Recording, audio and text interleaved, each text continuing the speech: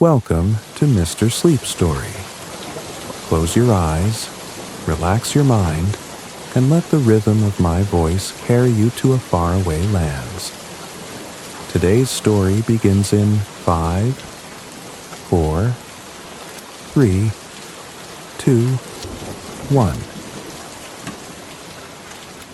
The moors stretched vast and untamed, cloaked in a melancholy that clung to the air like a mournful song.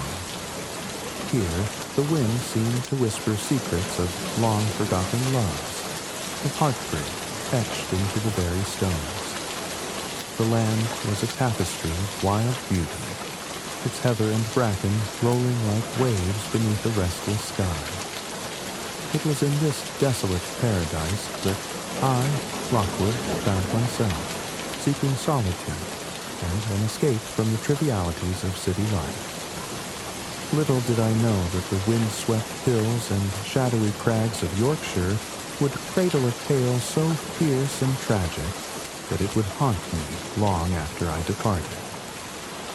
My destination was Thrushcross Grange, a stately manor nestled in the embrace of the moors, far removed from the clamor of the world. Its sturdy stone walls and serene gardens promised peace, but as I rode through the moorland, my gaze was irresistibly drawn to a darker silhouette in the distance. Wuthering Heights. Even from afar, the house seemed to brood beneath the iron-gray sky, its jagged chimneys piercing the heavens like jaguar teeth. There was a raw, defiant energy about it, as if the very winds that battered its walls were its kin. It called to me, though I could not fathom why. My first visit to Wuthering Heights was unplanned, an impulsive journey born of idle curiosity. As I approached, the air seemed heavier, the silence deeper. The house loomed before me, a fortress of stone that seemed carved from the moor itself, its windows like watchful eyes. The gate resisted my attempts to enter, groaning in protest, and when I finally stepped into the courtyard, I felt as though I had crossed a threshold into another world, a world untamed, where passion and fury reigned supreme. The inhabitants of Wuthering Heights were as enigmatic as the house itself. Heathcliff, the master of this bleak domain, was a man of storm and shadow. His piercing gaze seemed to measure my very soul, and though his manner was brusque, there was an intensity about him that was magnetic, almost otherworldly. His very presence seemed to echo the wildness of the moors, as if he were born of their tempestuous spirit. Then there was the young woman, Catherine Earnshaw, whose beauty was as striking as her melancholy. Her eyes were mirrors of longing, pools of sorrow that hinted at a story too vast for words. The air between her and Heathcliff crackled with an unspoken tension, as if the very walls bore witness to a love so consuming that it had left them both in ruins. My second visit to Wuthering Heights was even stranger, a descent into a realm where dreams and reality blurred. I was given a room to rest, but the night offered no peace. It was there, in the shadows of that ancient house, that I encountered the unearthly presence of Catherine Earnshaw. Her voice, faint and desperate, called to me from the window, pleading to be let in. I awoke trembling, my heart pounding with the certainty that Wuthering Heights was more than a mere house. It was a place where the past clung to the present, where love and revenge were etched into the very stones. As I returned to Thrushcross Grange, shaken and perplexed, the housekeeper, Nellie Dean, offered to unravel the mystery for me. Her voice, warm and steady, promised a tale that would carry me through time, through storms of passion and seas of sorrow, to the very heart of Wuthering Heights. And so, with the moors whispering outside and the fire crackling within, I settled into my chair, ready to hear the story that had been written in blood, and tears upon this wild and untamed land. It was not long before I found myself drawn back to Wuthering Heights, compelled by a force I could not name. The winds howled as I made my way across the moors, their mournful cry urging me forward and warning me all at once. The path seemed more treacherous this time, the landscape more brooding. Yet there was a strange allure in the desolation, a siren song that promised secrets and stories untold. As I approached the house, its grim visage loomed larger, the very stones exuding a defiant, almost hostile air. The gate creaked open reluctantly, as though resenting my intrusion. Once inside, I was greeted with the same dour reception as before. The household seemed to exist in a perpetual state of simmering tension, each member an island of misery, isolated and impenetrable. Heathcliff greeted me with his characteristic brusqueness, his dark eyes piercing through me as though he sought to divine my purpose in returning. Catherine Earnshaw, surly and unkempt, lingered nearby, his presence a brooding shadow.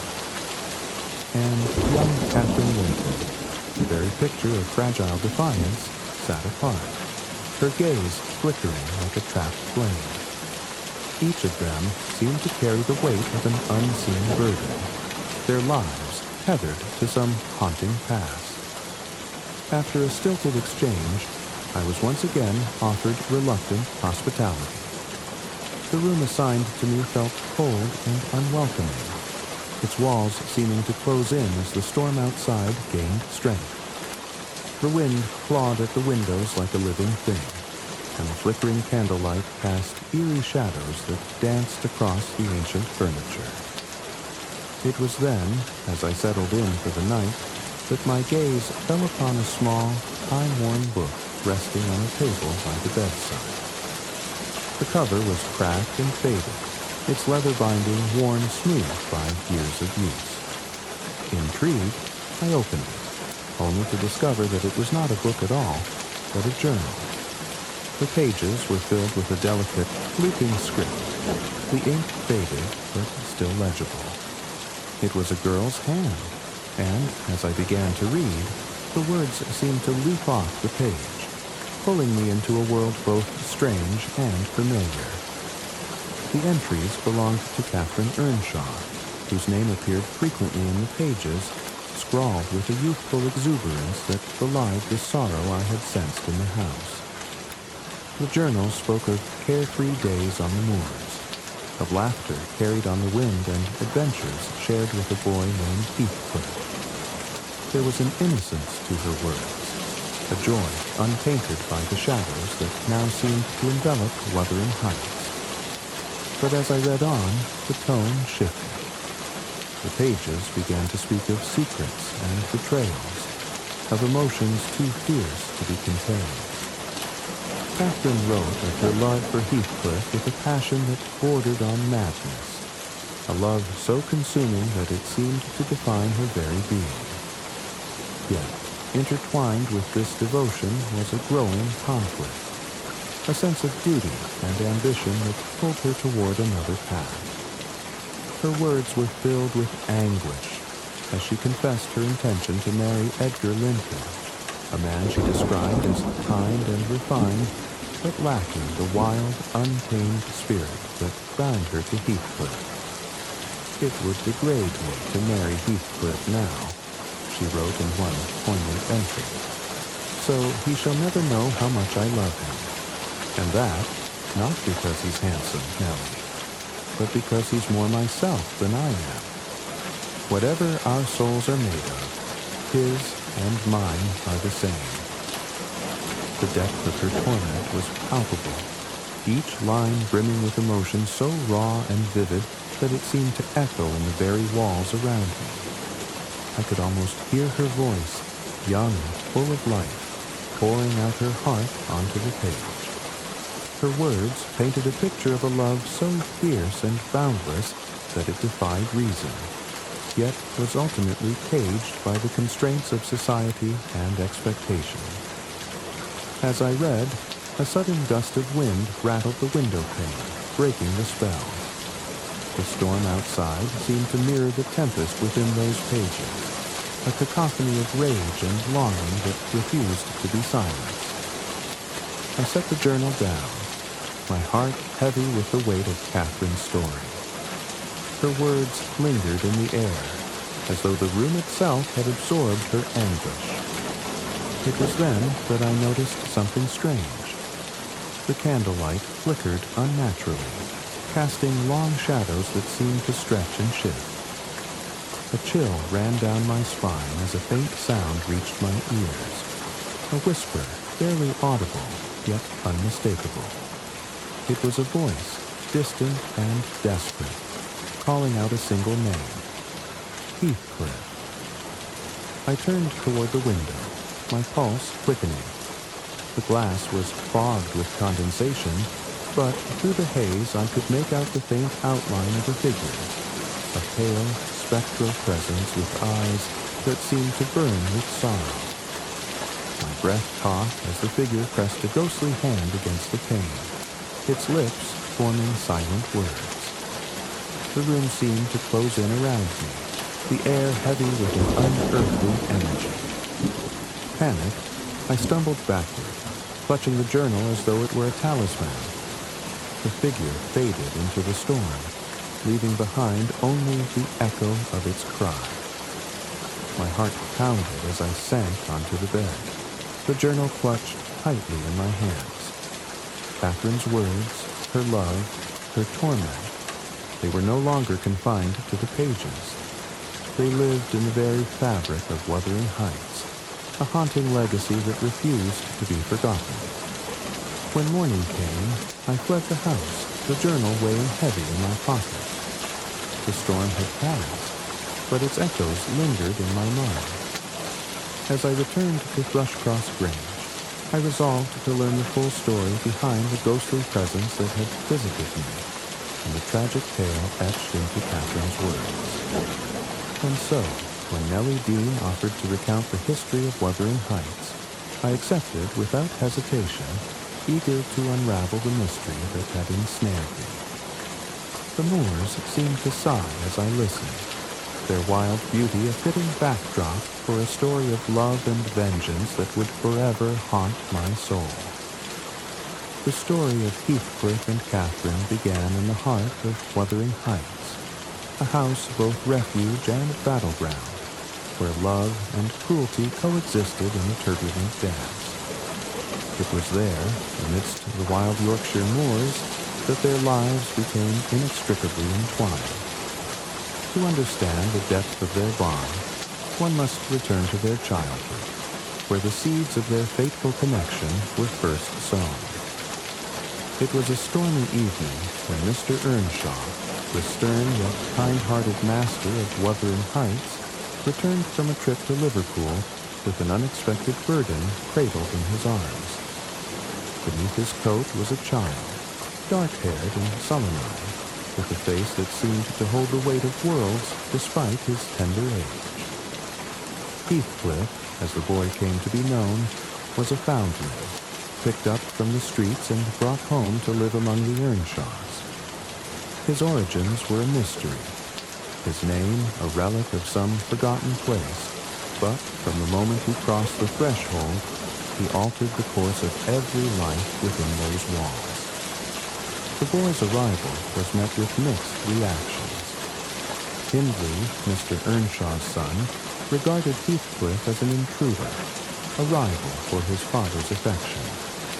His resentment burned hot and immediate, manifesting in taunts and cruelties that would only deepen with time. But Catherine, the fiery, untamed daughter of the house, saw something in Heathcliff that others overlooked. Perhaps it was his defiance, the spark in his dark eyes that refused to be extinguished despite the hardships he endured. Or perhaps it was simply that she, too, was a creature of the wild, drawn to kindred spirits like moth to flame. From the moment they met, Catherine and Heathcliff were inseparable. Together they roamed the moors, Their laughter carried on the wind like a melody only they could hear. They were children of the earth and sky, running barefoot through the heather, climbing rocks and chasing the clouds. The moors became their sanctuary, a boundless expanse where they could escape the confines of Wuthering Heights and the harsh realities that awaited them there. Their bond was forged in shared mischief and rebellion. They were often scolded for their wildness, for returning home with mud-streaked faces and torn clothes, but no reprimand could quell their spirits. Catherine, with her sharp wit and boundless energy, was the ringleader of their adventures, while Heathcliff, quieter but no less daring, followed her lead with unwavering loyalty. Together, they were an unstoppable force, a tempest that no one could tame. Yet, beneath the surface of their carefree camaraderie, a deeper connection was forming. Heathcliff, who had known nothing but hardship and rejection before arriving at Wuthering Heights, found in Catherine a source of light and warmth. She was the first person to truly see him, to look beyond his rough exterior and recognize the fierce, yearning soul beneath. For Catherine, Heathcliff was a reflection of her own wildness, a mirror that showed her who she was when freed from the constraints of propriety and expectation. But their idyllic days were shadowed by Hindley's growing animosity. When Mr. Earnshaw passed away, Hindley assumed control of Wuthering Heights, and with it, the power to make Heathcliff's life a living hell. Stripped of his status as an adopted son, Heathcliff was reduced to the role of a servant, forced to endure endless humiliation and hard labor. Yet, even as Hindley sought to crush him, Heathcliff's spirit remained unbroken, sustained by his bond with Catherine. Catherine, too, felt the weight of Hindley's cruelty, though in a different way. As the young mistress of Wuthering Heights, she was expected to conform to a certain standard of behavior, to shed her wild ways and become a proper lady. But Catherine was not so easily tamed. She continued to defy convention, sneaking away to the moors with Heathcliff whenever she could, their shared rebellion a balm for the wounds inflicted by life within the house. Their bond grew stronger with each passing year, but it was also becoming more complicated. What had begun as a childhood friendship was evolving into something deeper, something neither of them fully understood. There were moments when their laughter would falter, replaced by a tension that neither could articulate. In those moments, their gazes would meet, and the unspoken connection between them would pulse like a living thing, raw and undeniable. It was during one of their adventures that they first encountered Thrushcross Grange, the neighboring estate that stood in stark contrast to Wuthering Heights. While Wuthering Heights was rugged and wind-beaten, Thrushcross Grange was a picture of refinement, with its manicured gardens and grand facade.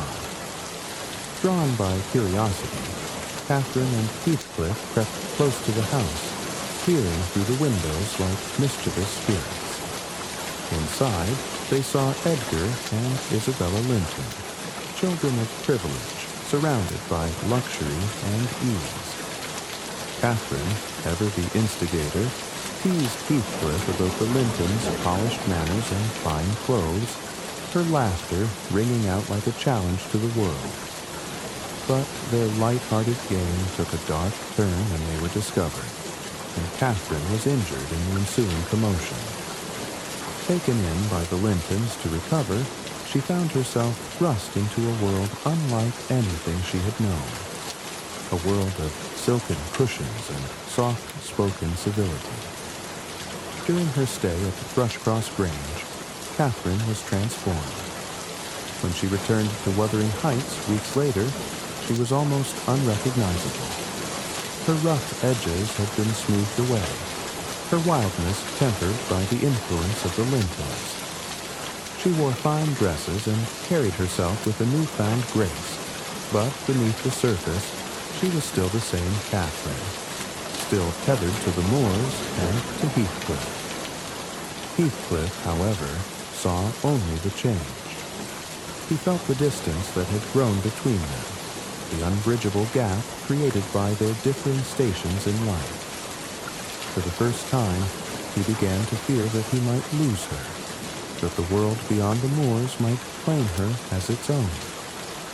His jealousy burned hot and bitter, fueling a resentment that would only grow with time. Yet, despite the changes and challenges, their bond endured.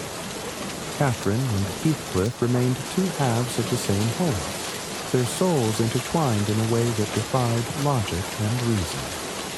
They were the storm and the fire, the wildness of the moors made flesh.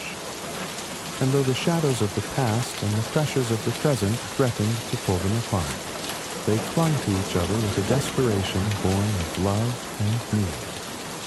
Their early years were a prelude to the tragedy that would follow, a foundation built on love, defiance, and an unyielding connection to the moors. They were children of the wild, bound by a force greater than themselves, destined to leave an indelible mark on the land and on each other. And, as their story unfolded, the winds of Wuthering Heights carried their laughter, their tears, and their passions across the moors, weaving them into the very fabric of the place they called home. The transformation began on a night drenched in chaos, when Catherine Earnshaw and Heathcliff, in their youthful mischief, ventured too close to Thrushcross Grange. The neighboring estate stood in regal contrast to Wuthering Heights, its polished facade a world away from the weather-worn stone and windswept wildness of their home. It was a place they viewed with equal parts disdain and curiosity, for what could that gilded cage offer compared to the untamed freedom of the moors?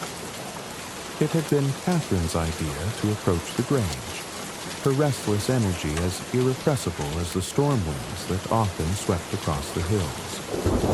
Heathcliff followed her lead, as he always did, their bond so unshakable that he would have followed her into the depths of hell itself. Together, they crept toward the grand house, their laughter low and conspiratorial as they pressed their faces to the windows, eager to glimpse the lives of the Lintons. What they saw inside was a tableau of luxury and refinement. Edgar and Isabella Linton, with their golden hair and delicate features, sat beside a roaring fire, surrounded by rich furnishings and golden light. The siblings bickered over a dog, their voices soft and measured even in disagreement. To Catherine and Heathcliff, the scene was both fascinating and absurd. The trivialities of the Lintons' lives a far cry from the raw, untamed existence they shared. But their laughter drew attention, and in the ensuing commotion, Catherine stumbled and fell, her ankle twisting beneath her. The Lintons' servants rushed out to investigate, and in the confusion, Catherine was carried inside, leaving Heathcliff to retreat into the shadows. His heart burned with anger and jealousy as he watched her disappear into the house, a wild creature plucked from her natural habitat and thrust into a world that seemed poised to devour her. Catherine's injury, though minor, became the catalyst for her prolonged stay at Thrushcross Grange. Over the weeks that followed, she was enveloped in the Lintons' world, a place of silken curtains, polished mirrors, and soft-spoken decorum. The experience was transformative, reshaping Catherine in ways that would leave her forever changed. At first, she chafed against the constraints of her new environment. She missed the wind on her face, the feel of the earth beneath her feet, and the freedom of the moors. The Lintons' house, for all its beauty, felt like a gilded cage, its air thick with the scent of roses and propriety. But as the days turned to weeks, Catherine began to adapt. Her sharp edges softened under the influence of Isabella's gentle manners and Edgar's quiet charm. She learned to sit still, to speak with measured words, and to move with a grace that had previously been foreign to her. Edgar Linton, in particular, became a significant figure in Catherine's transformation. With his golden hair and calm demeanor, he was everything Heathcliff was not. Steady, refined, and entirely unthreatening. Edgar admired Catherine with a quiet intensity, his affections expressed not through fiery passion but through gentle attentions. He brought her books and flowers, his gifts an attempt to draw her further into his world. And though Catherine missed Heathcliff with a longing that cut deep, she found herself intrigued by Edgar's quiet devotion. When Catherine finally returned to Wuthering Heights, the change in her was undeniable. She stepped into the house like a vision, her dress finer than anything the household had ever seen, her manner imbued with an air of sophistication that seemed almost foreign. Heathcliff, who had waited for her with a yearning that bordered on agony, could only stare in stunned silence. The girl who stood before him was still Catherine, but she was also someone else entirely, a stranger shaped by forces he could neither understand nor control. Catherine, too, felt the chasm that had opened between them. She greeted Heathcliff with the same affection as before, but his surly demeanor and rough appearance now seemed at odds with the polished world she had come to know. She teased him about his unkempt hair and muddy clothes, her laughter tinged with a new condescension that cut him like a knife. Yet, beneath her words was a desperation to bridge the gap between them, to hold on to the connection that had always defined them. Heathcliff, however, could not hide his pain. He saw in Catherine's transformation a threat to everything they had shared, a force that could have pulled her away from him and into the arms of Edgar Linton. His jealousy was a tempest, wild and consuming, and though he tried to mask it with his usual stoicism, it seeped into his every word and gesture. Catherine's time at Thrushcross Grange had not only altered her outward appearance, but also ignited an internal conflict that would come to define her. She loved Heathcliff with a passion that defied reason, a love that was as much a part of her as the blood in her veins. Yet, she also saw in Edgar a future that was safe, stable, and socially acceptable. The two men represented opposing forces in her life. One the wild, untamed spirit of the moors, the other the polished elegance of the Grange. This duality tore at Catherine's soul, her love for Heathcliff clashing with her desire for the comforts and status Edgar could provide. She confided her turmoil to Nellie Dean, her trusted confidant, in moments of raw vulnerability. "I am Heathcliff," she once declared, her voice trembling with the weight of her emotions. "Whatever our souls are made of, his and mine are the same." Yet, even as she spoke these words, she admitted her intention to marry Edgar, a decision born not of love, but of ambition and practicality. Catherine's transformation was, in many ways, a reflection of the larger forces at play in her life. She was caught between two worlds, two men, and two versions of herself. On one side was the wild, free-spirited girl who roamed the moors with Heathcliff, her laughter echoing in the wind. On the other was the refined young woman who had learned to navigate the social graces of the Lintons' world, her every step a calculated dance. This conflict would come to define not only Catherine's life, but also the lives of everyone around her. Her transformation at Thrushcross Grange was the beginning of a series of choices and consequences that would ripple through generations, shaping the fates of those who called Wuthering Heights and Thrushcross Grange home. It was a moment of change, a turning point that marked the end of innocence and the beginning of a tragedy that would echo across the moors like a mournful cry. As the days passed and Catherine settled back into life at Wuthering Heights, the tensions between her and Heathcliff grew more pronounced. Their love, once so pure and unshakable, was now shadowed by doubt, jealousy, and the weight of unspoken truths. And yet, even as the cracks began to form, the bond between them remained unbreakable, a force as wild and enduring as the moors themselves. It was a love that defied reason, a love that would endure even in the face of betrayal, heartbreak, and death. The air at Wuthering Heights seemed heavier after Catherine's return from Thrushcross Grange, as if the house itself sensed the shift in her heart. Heathcliff felt it most keenly. Though Catherine remained his constant companion, the transformation had created a distance between them, a distance she refused to acknowledge, and he could not bear. It was as if the moors, once a vast and endless realm of freedom, had become a chasm they could no longer cross together. Catherine's days were now divided between the rugged chaos of Wuthering Heights and the polished serenity of Thrushcross Grange. Her visits to the Lintons grew more frequent, and with them, her attachment to Edgar Linton deepened.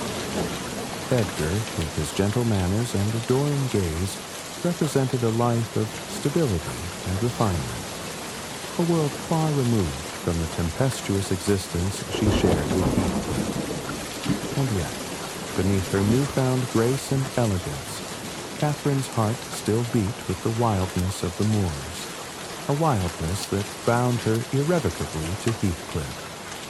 Heathcliff, however, could only see what was slipping away.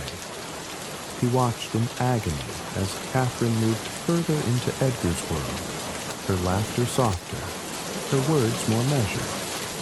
He felt the sting of her playful barbs, her teasing remarks about his roughness and lack of polish. Each word was a knife, cutting away at the fierce loyalty he had always felt from her. He began to retreat into himself, his silences growing longer, his gaze darker. His love for Catherine remained as fierce as ever, but it was now shadowed by doubt and fear. A fear that he would lose her to the very world she had once scorned. The turning point came on a fateful evening, when Catherine confided in Nellie Dean, the housekeeper, and reluctant witness to their unfolding tragedy. Catherine had been agitated all day, pacing the rooms of Wuthering Heights like a caged animal, her thoughts a storm she could not contain. Finally, she sought out Nellie, her trusted confidant, and poured out her heart in a torrent of words. "I love Heathcliff," she began, her voice trembling with the force of her emotions. "He's more myself than I am. Whatever our souls are made of, his and mine are the same. If all else perished and he remained, I should still continue to be. And if all else remained and he were annihilated, the universe would turn to a mighty stranger." Her words, so raw and passionate, seemed to fill the room with their weight. But even as she spoke them, a shadow crossed her face. She hesitated, her gaze distant, as if she were looking into a future she could not bear to imagine. "And yet," she continued, her voice softer now, "it would degrade me to marry Heathcliff. He has no money, no position. If I married him, we would be beggars, living in the dust. I must marry Edgar.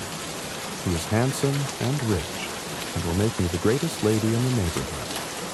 It's not that I love Edgar in the same way, but Heathcliff and I, we are one. He does not need to hear my words to know my heart."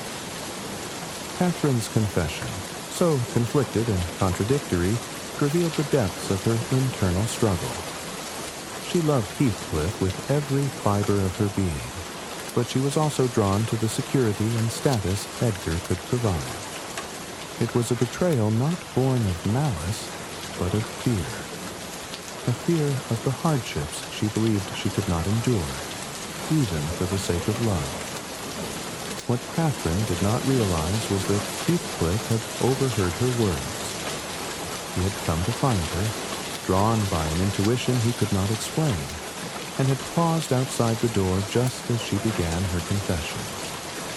Her declaration of love for him filled him with a fierce, fleeting joy, but it was swiftly eclipsed by the pain of her next words.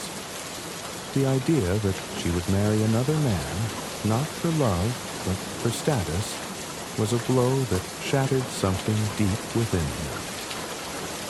Heathcliff left the house before Catherine could finish speaking, his footsteps heavy with despair.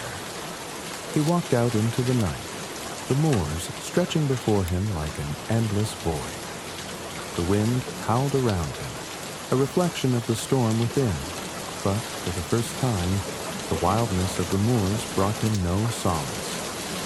He felt untethered, a ship cast adrift without anchor or compass. The one person who had always been his North Star had turned away, and he could see no path forward. When Catherine discovered his absence, she was inconsolable. She searched for him throughout the house, calling his name into the wind, but there was no answer. Days passed, then weeks, and still there was no sign of Heathcliff. Catherine's anguish grew with each passing moment, her vibrant spirit dimmed by the weight of her guilt and sorrow. She had not meant to drive him away. She had spoken those words out of fear, not rejection. But Heathcliff was gone, and with him, a piece of her soul. At Thrushcross Grange, Edgar sought to comfort her, unaware of the true depth of her despair. He mistook her melancholy for a natural reluctance to leave her childhood home, and did his best to make her happy. Catherine, for her part, threw herself into the preparations for their wedding with a desperate energy, as if by embracing her new life, she could bury the pain of losing Heathcliff. But her laughter was hollow, her smiles fleeting, and the moors, once her sanctuary, now seemed to mourn alongside her. As the days turned to months, the memory of Heathcliff lingered like a shadow over Wuthering Heights and Thrushcross Grange. Catherine's love for him had not diminished, but she had chosen a path that led away from him, a path she could not abandon without losing the fragile stability she had sought in Edgar. And so, she carried on, a woman divided, her heart forever torn between the wild, untamed passion of the past and the quiet, measured security of the present. Heathcliff's departure was not the end of their story, but the beginning of its darkest chapter. His absence left a void that could not be filled, a wound that festered in the hearts of those who loved him. And though Catherine tried to move forward, the echoes of her betrayal and Heathcliff's pain would haunt her for the rest of her days, a reminder of the love that had once burned so brightly, only to be consumed by the choices they had made. Years passed, and the moors seemed to shift with the seasons, though the pain of Heathcliff's departure remained a constant shadow over Wuthering Heights and Thrushcross Grange. Catherine had settled into her role as Edgar Linton's wife, her once fiery spirit tempered by the demands of her new life.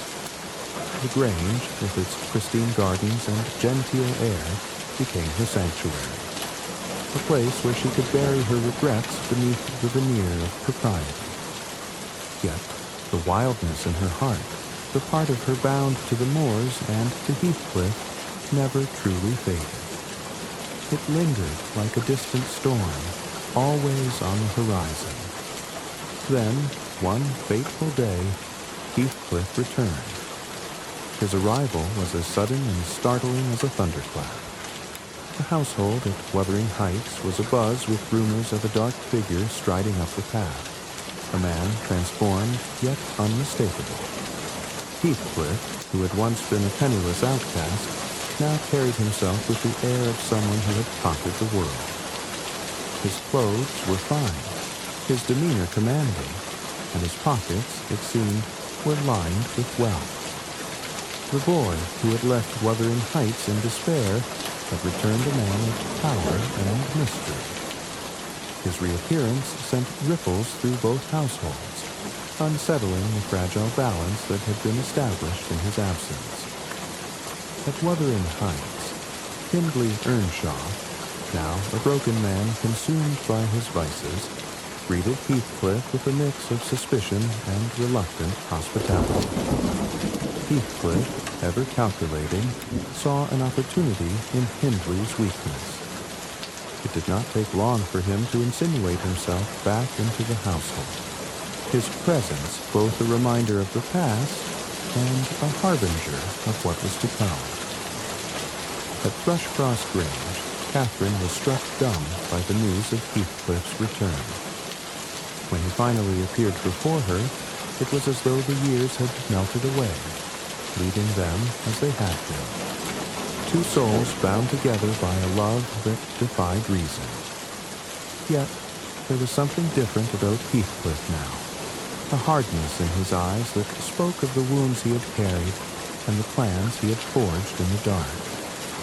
Their reunion was electric, charged with the tension of unspoken words and unresolved emotions. Catherine's joy at seeing him again was tempered by the knowledge of all that had transpired in his absence. She was a married woman now, her life tied to Edgar's gentle love and the comforts of Thrushcross Grange. Yet, the sight of Heathcliff stirred something deep within her, a longing she had tried to bury but could never forget. For his part, Heathcliff was a man torn between love and vengeance. The sight of Catherine, as beautiful and untamed as he remembered, reignited the fire that had never truly extinguished in his heart. But alongside that love was a bitterness that had festered during his years away, a need to avenge the wrongs he had suffered and reclaim what had been taken from him. His revenge began quietly, almost imperceptibly, as he set his sights on Hindley. Heathcliff exploited Hindley's gambling habit, lending him money with the full knowledge that he would never be able to repay it. Over time, Heathcliff gained control of Wuthering Heights, the house that had once been his prison and now became his stronghold. He transformed it into a place of power and menace, its walls echoing with the dark satisfaction of his triumph. But Heathcliff's plans extended beyond Hindley. His gaze turned toward Thrushcross Grange, where Edgar Linton lived in blissful ignorance of the storm gathering on the horizon. Heathcliff began to court Isabella Linton, Edgar's younger sister, with a charm that masked his true intentions. Isabella, naive and sheltered, was captivated by Heathcliff's dark allure, mistaking his intensity for passion. She fell for him with a reckless abandon, blind to the cruelty that lurked beneath his surface. Catherine, meanwhile, watched the unfolding drama with growing unease. She saw through Heathcliff's calculated charm and recognized the danger in his actions. Yet, she could not deny the pull he still had over her. Their encounters were charged with emotion, their words cutting and passionate in equal measure. Heathcliff accused her of betraying him, of choosing comfort over love, while Catherine lashed out in defense of the choices she had made. Their love, once so pure and boundless, had become a battlefield, each of them wounded and lashing out in turn. Heathcliff's marriage to Isabella was the culmination of his revenge against Edgar. It was not an act of love, but of spite, a means to hurt the man who had taken Catherine from him. Isabella, once so enamored of Heathcliff, quickly realized the truth of his nature. Her life at Wuthering Heights became a living nightmare, her every day filled with cruelty and despair. Heathcliff's treatment of her was a reflection of his inner torment, his love for Catherine twisted into a weapon against those around him. Catherine's health began to decline under the weight of the conflict. Torn between her loyalty to Edgar and her enduring love for Heathcliff, she found herself caught in a storm of her own making. Her fiery spirit, once her greatest strength, now consumed her, leaving her fragile and unwell. The strain of their love and its consequences was too much for her to bear, and she withdrew into herself, her once vibrant energy fading like the last rays of sunlight over the moors. Heathcliff, for all his bitterness and rage, could not ignore Catherine's suffering. His visits to Thrushcross Grange became more frequent, their encounters a tumult of love and fury. They spoke of the past, of what might have been, and of the love that still burned between them despite everything. In those moments, the walls they had built between themselves seemed to crumble, leaving only the raw, unfiltered connection that had always defined them. But their reconciliation was not enough to halt the trajectory of their tragedy.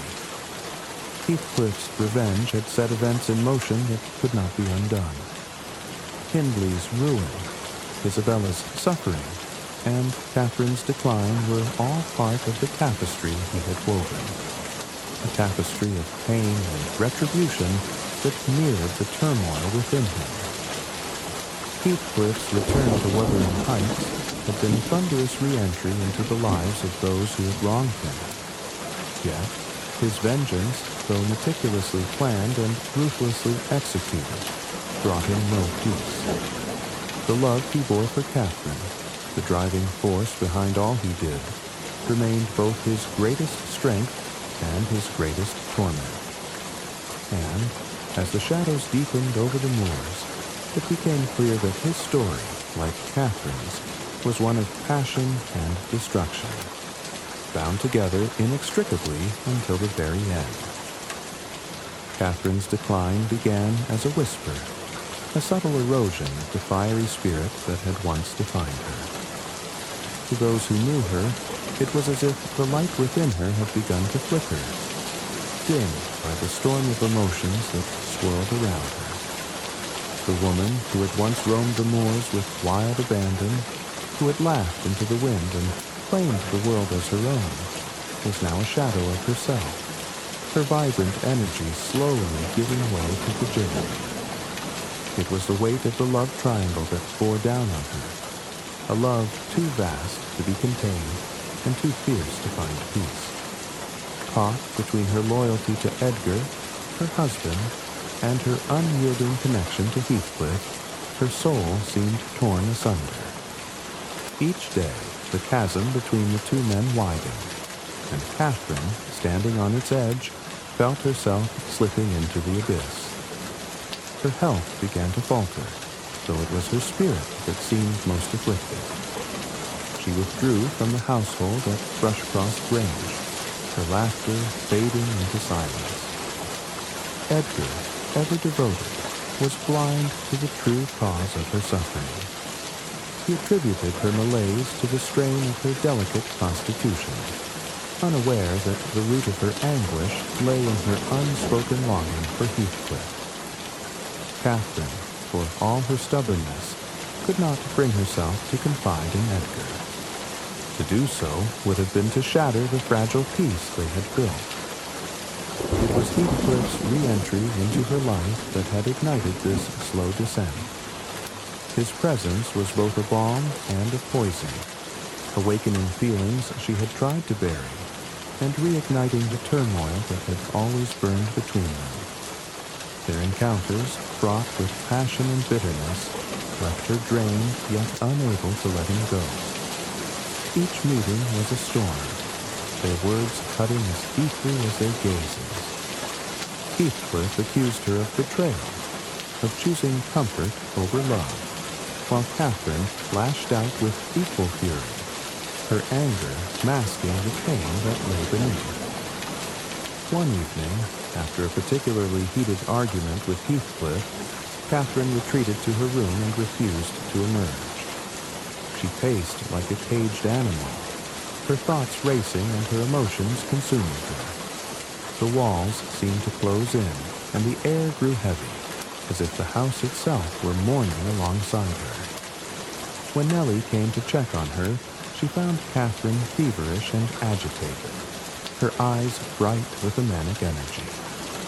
"I am dying, Nellie," Catherine declared, her voice trembling with a mix of despair and defiance. "And they shall both be sorry, Edgar for breaking my heart, and Heathcliff for tearing it in two." Nellie, though accustomed to Catherine's dramatic tendencies, felt a pang of fear at the intensity of her words. She tried to soothe her, convince her that she was merely unwell and would recover with rest, but Catherine would not be comforted. Her mind was consumed by visions of the past, of the moors, and the laughter she had shared with Heathcliff, of the days before her world had fractured. The days that followed saw Catherine confined to her bed, her condition deteriorating rapidly. Edgar, though distraught, did his best to care for her, his love evident in every gentle touch and whispered word. He brought her flowers from the garden, read to her from her favorite books, and sat by her side for hours on end.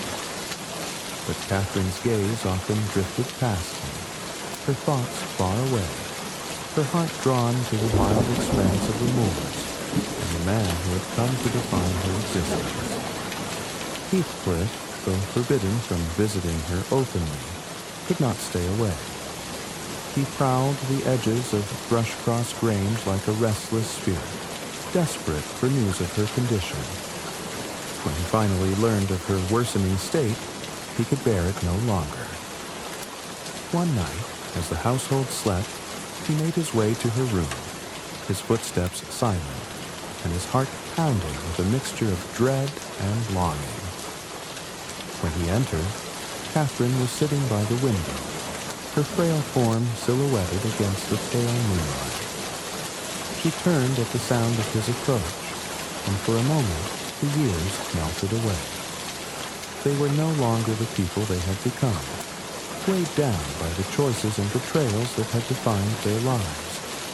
In that moment, they were simply Catherine and Heathcliff, two souls bound together by a love that had transcended time and reason. "You have come," Catherine said, her voice barely above a whisper. "I knew you would." Heathcliff crossed the room in a few strides, his dark eyes fixed on her as if trying to memorize every detail. "How could I not?" he replied, his voice thick with emotion. "You are my life, Catherine. Without you, there is nothing." Their conversation was raw, unfiltered, each word a declaration of the love and anguish that had consumed them. Catherine accused him of cruelty, of pushing her toward Edgar and away from him. Heathcliff countered with accusations of his own, railing against her betrayal and the pain it had caused him. Yet, beneath their anger was a desperate yearning, a need to hold on to each other despite everything that had passed between them. "I cannot rest without you," Catherine said, her eyes shining with tears. "I cannot die without knowing that you will not forget me." "Forget you?" Heathcliff echoed, his voice breaking. "You are in my very soul, Catherine. Wherever I go, whatever I do, I will carry you with me." Their reunion was both a solace and a torment, a fleeting moment of connection that only deepened the tragedy of their circumstances. When Heathcliff finally left her room, his heart was heavier than ever, weighed down by the knowledge that he could not save her. Catherine, too, was left with a profound sense of loss, her love for Heathcliff burning as brightly as ever, but unable to alter the course of her fate. The end came quietly, on a night when the wind howled through the moors like a mournful dirge. Catherine passed away in the early hours of the morning, her final breath a whisper of Heathcliff's name. Edgar, who had been by her side until the very end, was inconsolable, his grief a quiet, dignified thing that belied the depth of his love for her. Heathcliff's reaction, however, was anything but quiet. When he heard the news, he stormed onto the moors, his cries of anguish echoing into the night. He railed against the heavens, cursing the fate that had taken Catherine from him. His grief was a raw, terrible thing, a reflection of the love that had defined and destroyed him. Catherine's death marked the end of an era at Wuthering Heights and Thrushcross Grange, but her presence lingered, a ghostly echo in the lives of those she had left behind. The moors, once her sanctuary, seemed to mourn her passing, their winds whispering her name as they carried her spirit across the hills. And for Heathcliff, her loss was a wound that would never heal, a constant reminder of the love that had shaped his life and bound him to the wild, untamed beauty of the moors forever. The storm that had raged between Wuthering Heights and Thrushcross Grange for so many years finally began to abate, leaving in its wake a desolate calm. The passions that had consumed Heathcliff, Catherine, and those caught in their orbit seemed to settle into the soil of the moors, becoming part of the landscape itself. Yet, amidst the ruins of broken hearts and bitter vengeance, the seeds of redemption quietly took root. At the center of this fragile hope were Heathcliff Earnshaw and young Catherine Linton, the children of a generation marked by pain. Heathcliff, the neglected and mistreated son of Hindley, had grown up in the shadow of Heathcliff's cruelty, his natural intelligence stifled by years of degradation.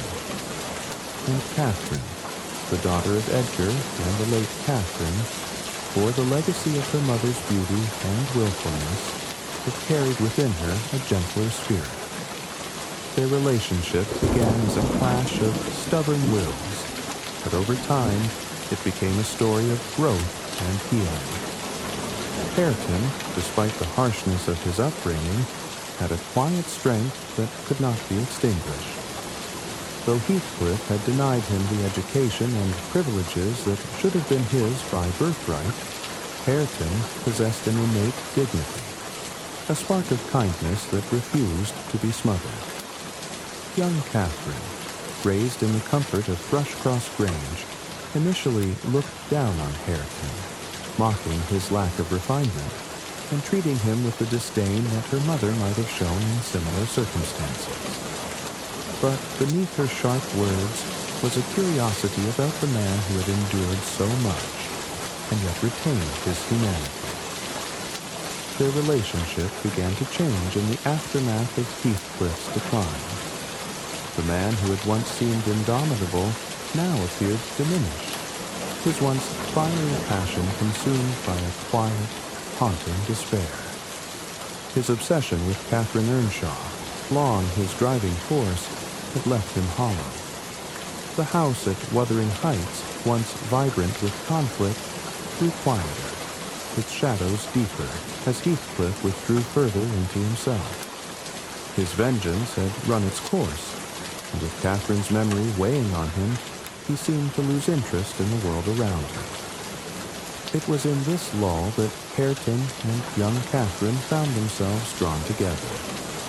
Their interactions, once marked by hostility, began to soften. Catherine, seeing the pain Heathcliff carried, began to feel shame for her previous cruelty. She reached out to him with small gestures of kindness, offering to teach him to read and sharing stories from her books. Heathcliff, though wary at first, accepted her help, his initial awkwardness giving way to a hunger for knowledge that mirrored his longing for connection.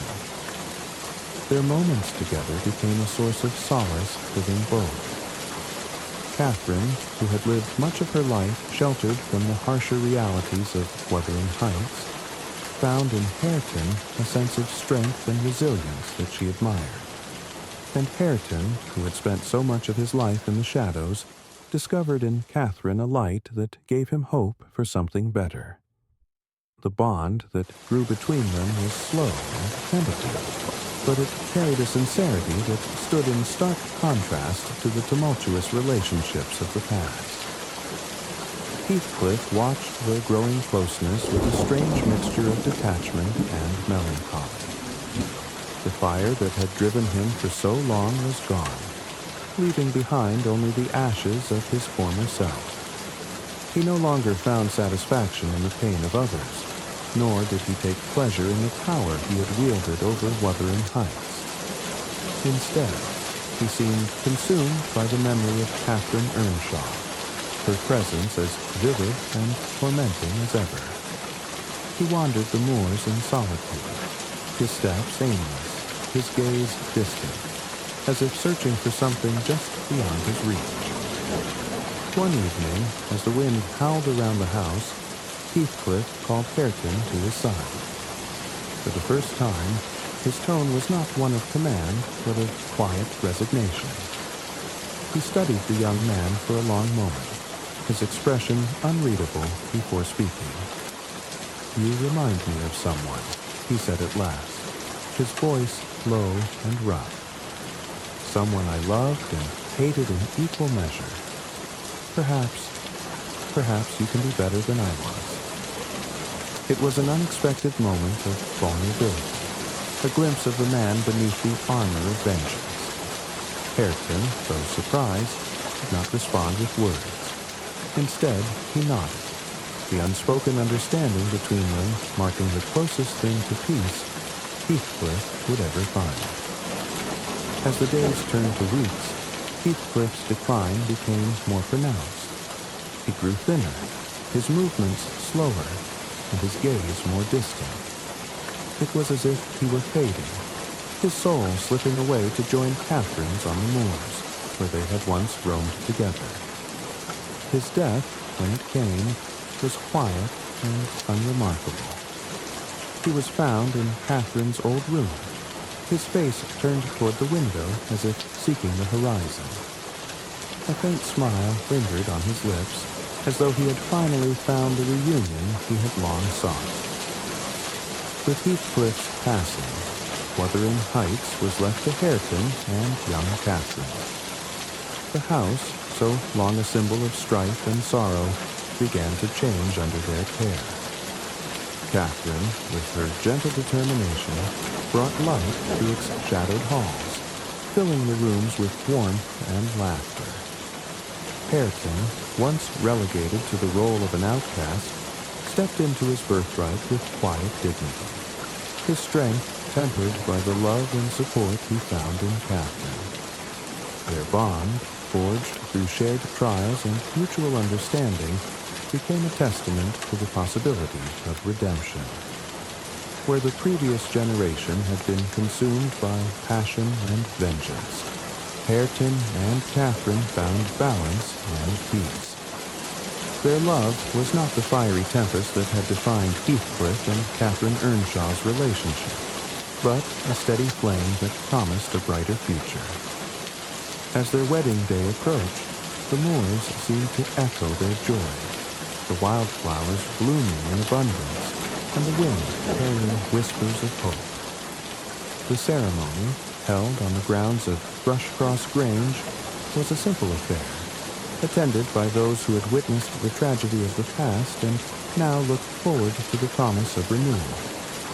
Nellie Dean, who had seen it all unfold, shed quiet tears of relief and happiness, her heart lightened by the knowledge that the cycle of pain had finally been broken. In the days that followed, the transformation of Wuthering Heights continued. The house, once a place of darkness, became a home filled with light and laughter. The scars of the past remained, but they no longer defined the lives of those who lived there. Instead, they served as reminders of the strength it took to overcome them. Hareton and Catherine's story was one of resolution and redemption, a testament to the resilience of the human spirit. Their love, born of hardship and healing, brought new life to the moors and to the houses that had once been steeped in sorrow. And, as they walked hand in hand across the hills, the wind carrying their laughter into the horizon, it was clear that they had found not just happiness, but a peace that would endure for generations to come. The moors, ever constant and eternal, bore witness to it all, their wild beauty a fitting backdrop for a tale of love, loss, and renewal. And though the echoes of the past remained, whispering through the heather and the bracken, they no longer haunted the living. Instead, they became part of the landscape, a reminder that even amidst the darkest storms, there is always the possibility of light. The story of Wuthering Heights lingers like the wind across the moors, ever present, ever haunting. Long after the passions that once raged within its walls have settled into memory, the house remains, a monument to love, vengeance, and the frailty of the human heart. Its stones, worn and weathered, seem to whisper the names of those who lived and loved there, their stories etched into the very fabric of the land. As Lockwood, I was but a passerby in this tale, an observer drawn into its depths by chance. When I first arrived at Thrushcross Grange, I sought nothing more than solitude, a respite from the clamor of the world. But the moors, with their wild beauty and untamed spirit, held more than mere peace. They held a story, ancient and eternal, of lives intertwined by faith and undone by choice. It was a story I could not resist, even as it unsettled my soul. The lives of Catherine Earnshaw and Heathcliff were the heart of that story, a bond forged in the fires of love and destruction. They were two halves of the same whole, their souls so deeply intertwined that even death could not sever their connection. Their love, fierce and unyielding, defied convention and reason. Yet it was also the source of their undoing.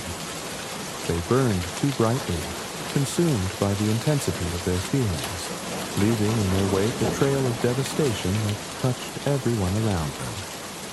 And yet, amidst the ruin, there was redemption. Hareton Earnshaw and young Catherine Linton, the heirs of this tragic legacy, emerged from the shadows to reclaim the light. Their love, so different from the tempestuous passion of their predecessors, was a balm to the wounds of the past. It was a love built on understanding, on mutual respect and healing, a love that promised a future unburdened by the sins of those who came before. When I returned to Wuthering Heights one final time, it was as if I were stepping into a different world. The house, once a place of shadows and sorrow, had undergone a transformation. The heavy air that had hung over it for so long had lifted, replaced by a quiet warmth that spoke of new beginnings. The halls, which had once echoed with the cries of anger and grief, now carried the gentle sounds of laughter and light. I found Hareton and Catherine in the garden, their hands intertwined, their faces alight with a joy that seemed to radiate from within. They spoke to me with kindness, their words carrying none of the bitterness or anger that had so long defined the inhabitants of Wuthering Heights. They were building something new, something hopeful, and in their presence, I felt the weight of the past begin to ease. Before I departed, I took one last walk across the moors, the wind tugging at my coat and the heather brushing against my boots. I visited the graves of those whose lives had been so deeply entwined with this land: Catherine Earnshaw, Edgar Linton, and Heathcliff. Their resting places, side by side, seemed to tell their own story, one of love and loss, of choices made and consequences endured. As I stood there, the wind carried with it the faintest echo of laughter, as though the spirits of Catherine and Heathcliff still roamed the moors they had loved so dearly. It was not a sound of sorrow, but of something deeper, something eternal. Their love, for all its pain and imperfection, had left an indelible mark on the world. It had shaped the lives of those who followed, forging a path to redemption that might otherwise have been lost. The moors, with their wild beauty and untamed spirit, remain unchanged by time, a reminder of the eternal nature of the human soul. They are a place of contrasts, both desolate and alive, harsh and forgiving. It is fitting that this land, so raw and untamed, should have borne witness to such a story, for it is a place where the boundaries between life and death, love and hate, seem to blur.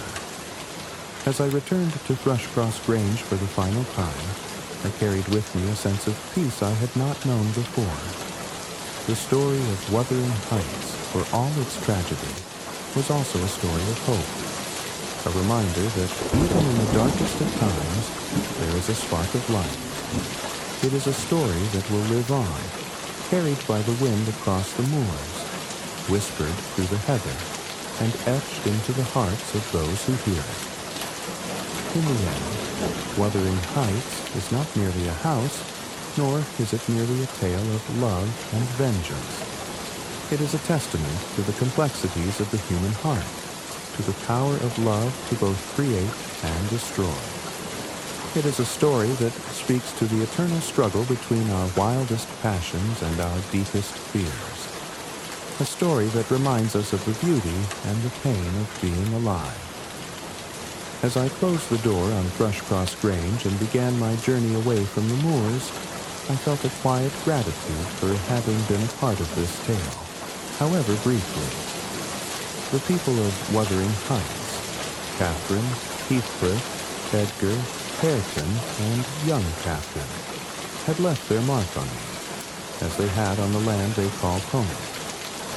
And though I would leave, their story would remain, woven into the very fabric of the moors, a tale as eternal as the wind that whispers through the heather.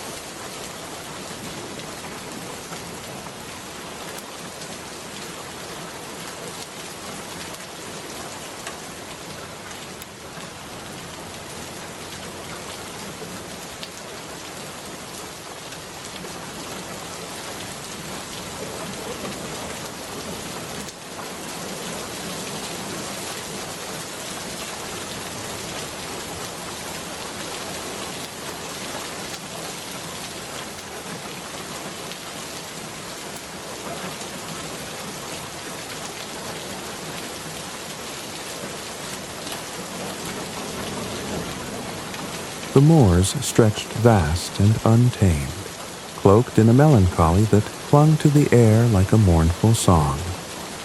Here, the wind seemed to whisper secrets of long-forgotten loves, of heartbreak etched into the very stones. The land was a tapestry of wild beauty, its heather and bracken rolling like waves beneath a restless sky. It was in this desolate paradise that I, Lockwood, found myself, seeking solitude and an escape from the trivialities of city life. Little did I know that the wind-swept hills and shadowy crags of Yorkshire would cradle a tale so fierce and tragic that it would haunt me long after I departed. My destination was Thrushcross Grange, a stately manor nestled in the embrace of the moors, far removed from the clamor of the world. Its sturdy stone walls and serene gardens promised peace, but as I rode through the moorland, my gaze was irresistibly drawn to a darker silhouette in the distance. Wuthering Heights. Even from afar, the house seemed to brood beneath the iron-gray sky, its jagged chimneys piercing the heavens like jaguar teeth. There was a raw, defiant energy about it, as if the very winds that battered its walls were its kin. It called to me, though I could not fathom why. My first visit to Wuthering Heights was unplanned, an impulsive journey born of idle curiosity. As I approached, the air seemed heavier, the silence deeper. The house loomed before me, a fortress of stone that seemed carved from the moor itself, its windows like watchful eyes. The gate resisted my attempts to enter, groaning in protest, and when I finally stepped into the courtyard, I felt as though I had crossed a threshold into another world, a world untamed, where passion and fury reigned supreme. The inhabitants of Wuthering Heights were as enigmatic as the house itself. Heathcliff, the master of this bleak domain, was a man of storm and shadow. His piercing gaze seemed to measure my very soul, and though his manner was brusque, there was an intensity about him that was magnetic, almost otherworldly. His very presence seemed to echo the wildness of the moors, as if he were born of their tempestuous spirit. Then there was the young woman, Catherine Linton, whose beauty was as striking as her melancholy. Her eyes were mirrors of longing, pools of sorrow that hinted at a story too vast for words.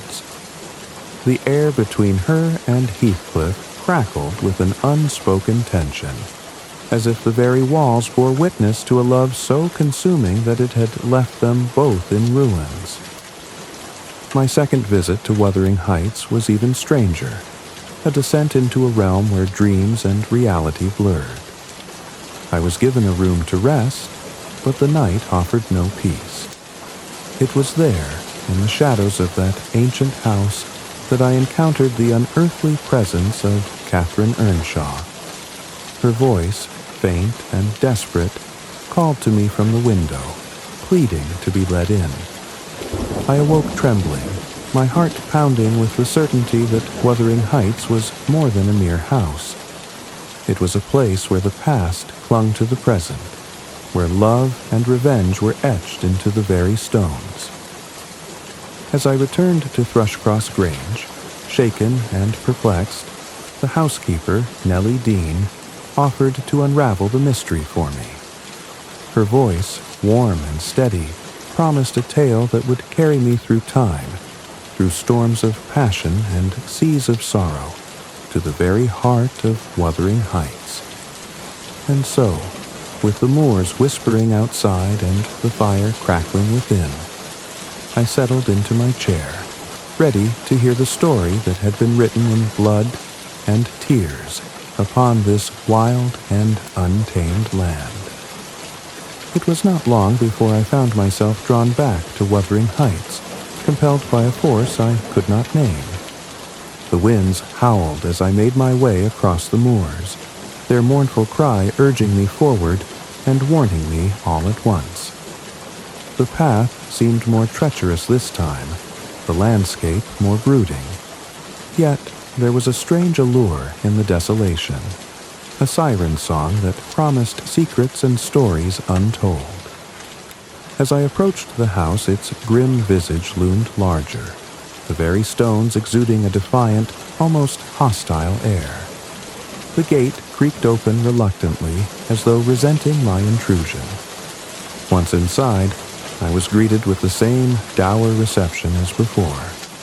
The household seemed to exist in a perpetual state of simmering tension, each member an island of misery, isolated and impenetrable.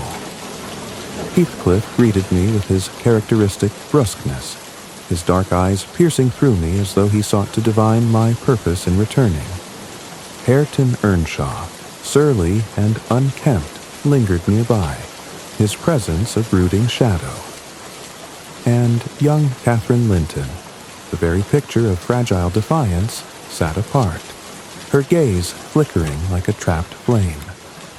Each of them seemed to carry the weight of an unseen burden, their lives tethered to some haunting past. After a stilted exchange, I was once again offered reluctant hospitality. The room assigned to me felt cold and unwelcoming, its walls seeming to close in as the storm outside gained strength. The wind clawed at the windows like a living thing, and the flickering candlelight cast eerie shadows that danced across the ancient furniture. It was then, as I settled in for the night, that my gaze fell upon a small, time-worn book resting on a table by the bedside. The cover was cracked and faded, its leather binding worn smooth by years of use. Intrigued, I opened it, only to discover that it was not a book at all, but a journal. The pages were filled with a delicate, looping script, the ink faded but still legible. It was a girl's hand, and as I began to read, the words seemed to leap off the page, pulling me into a world both strange and familiar. The entries belonged to Catherine Earnshaw, whose name appeared frequently in the pages, scrawled with a youthful exuberance that belied the sorrow I had sensed in the house. The journal spoke of carefree days on the moors, of laughter carried on the wind and adventures shared with a boy named Heathcliff. There was an innocence to her words, a joy untainted by the shadows that now seemed to envelop Wuthering Heights. But as I read on, the tone shifted. The pages began to speak of secrets and betrayals, of emotions too fierce to be contained. Catherine wrote of her love for Heathcliff with a passion that bordered on madness, a love so consuming that it seemed to define her very being. Yet, intertwined with this devotion was a growing conflict, a sense of duty and ambition that pulled her toward another path. Her words were filled with anguish as she confessed her intention to marry Edgar Linton, a man she described as kind and refined, but lacking the wild, untamed spirit that bound her to Heathcliff. "It would degrade me to marry Heathcliff now," she wrote in one poignant entry. "So he shall never know how much I love him. And that, not because he's handsome, Nellie, but because he's more myself than I am. Whatever our souls are made of, his and mine are the same." The depth of her torment was palpable, each line brimming with emotion so raw and vivid that it seemed to echo in the very walls around me. I could almost hear her voice, young and full of life, pouring out her heart onto the page. Her words painted a picture of a love so fierce and boundless that it defied reason, yet was ultimately caged by the constraints of society and expectation. As I read, a sudden gust of wind rattled the window pane, breaking the spell. The storm outside seemed to mirror the tempest within those pages, a cacophony of rage and longing that refused to be silenced. I set the journal down, my heart heavy with the weight of Catherine's story. Her words lingered in the air, as though the room itself had absorbed her anguish. It was then that I noticed something strange. The candlelight flickered unnaturally, casting long shadows that seemed to stretch and shift. A chill ran down my spine as a faint sound reached my ears, a whisper barely audible, yet unmistakable. It was a voice, distant and desperate, calling out a single name: Heathcliff. I turned toward the window, my pulse quickening. The glass was fogged with condensation, but through the haze I could make out the faint outline of a figure, a pale, spectral presence with eyes that seemed to burn with sorrow. My breath caught as the figure pressed a ghostly hand against the pane, its lips forming silent words. The room seemed to close in around me, the air heavy with an unearthly energy. Panicked, I stumbled backward, clutching the journal as though it were a talisman.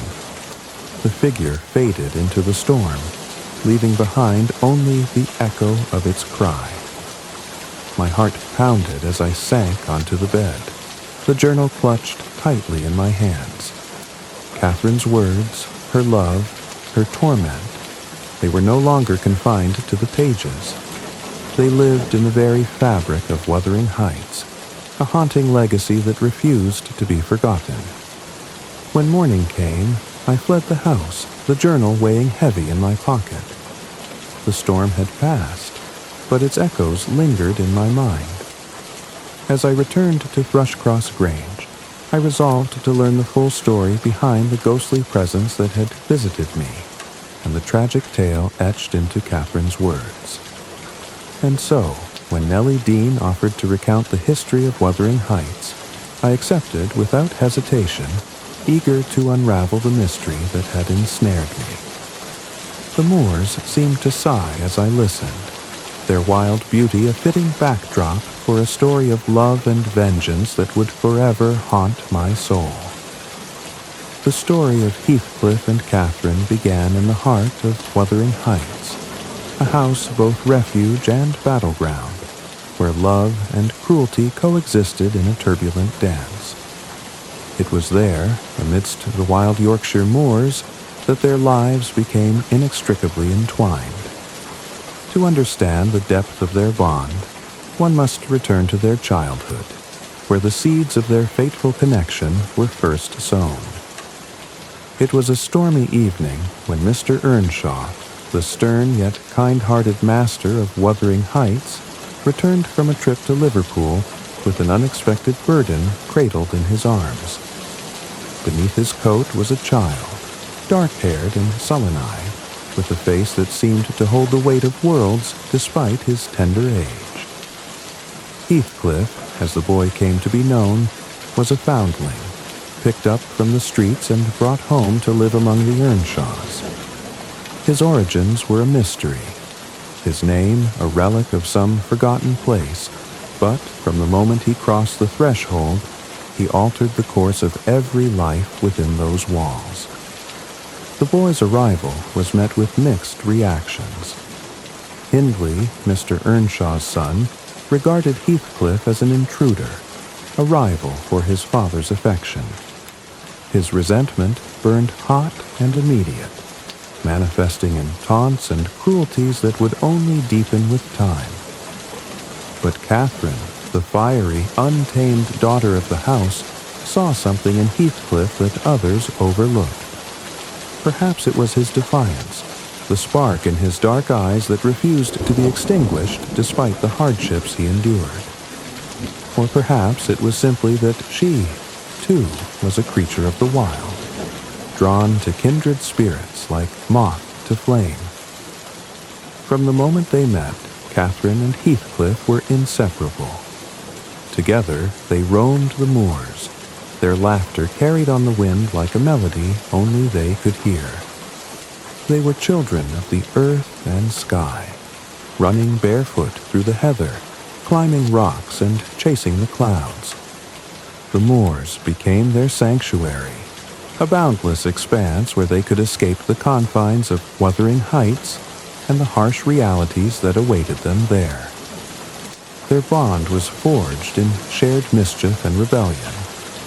They were often scolded for their wildness, for returning home with mud-streaked faces and torn clothes, but no reprimand could quell their spirits.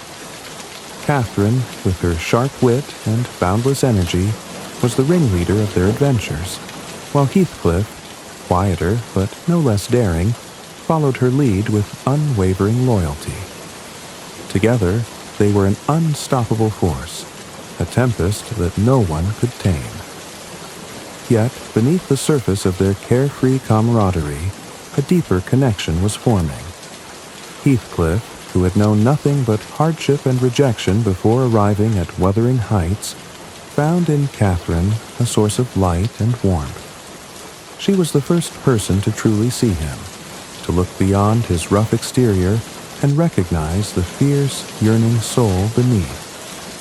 For Catherine, Heathcliff was a reflection of her own wildness, a mirror that showed her who she was when freed from the constraints of propriety and expectation. But their idyllic days were shadowed by Hindley's growing animosity.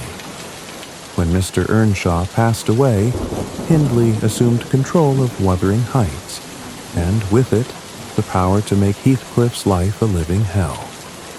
Stripped of his status as an adopted son, Heathcliff was reduced to the role of a servant, forced to endure endless humiliation and hard labor.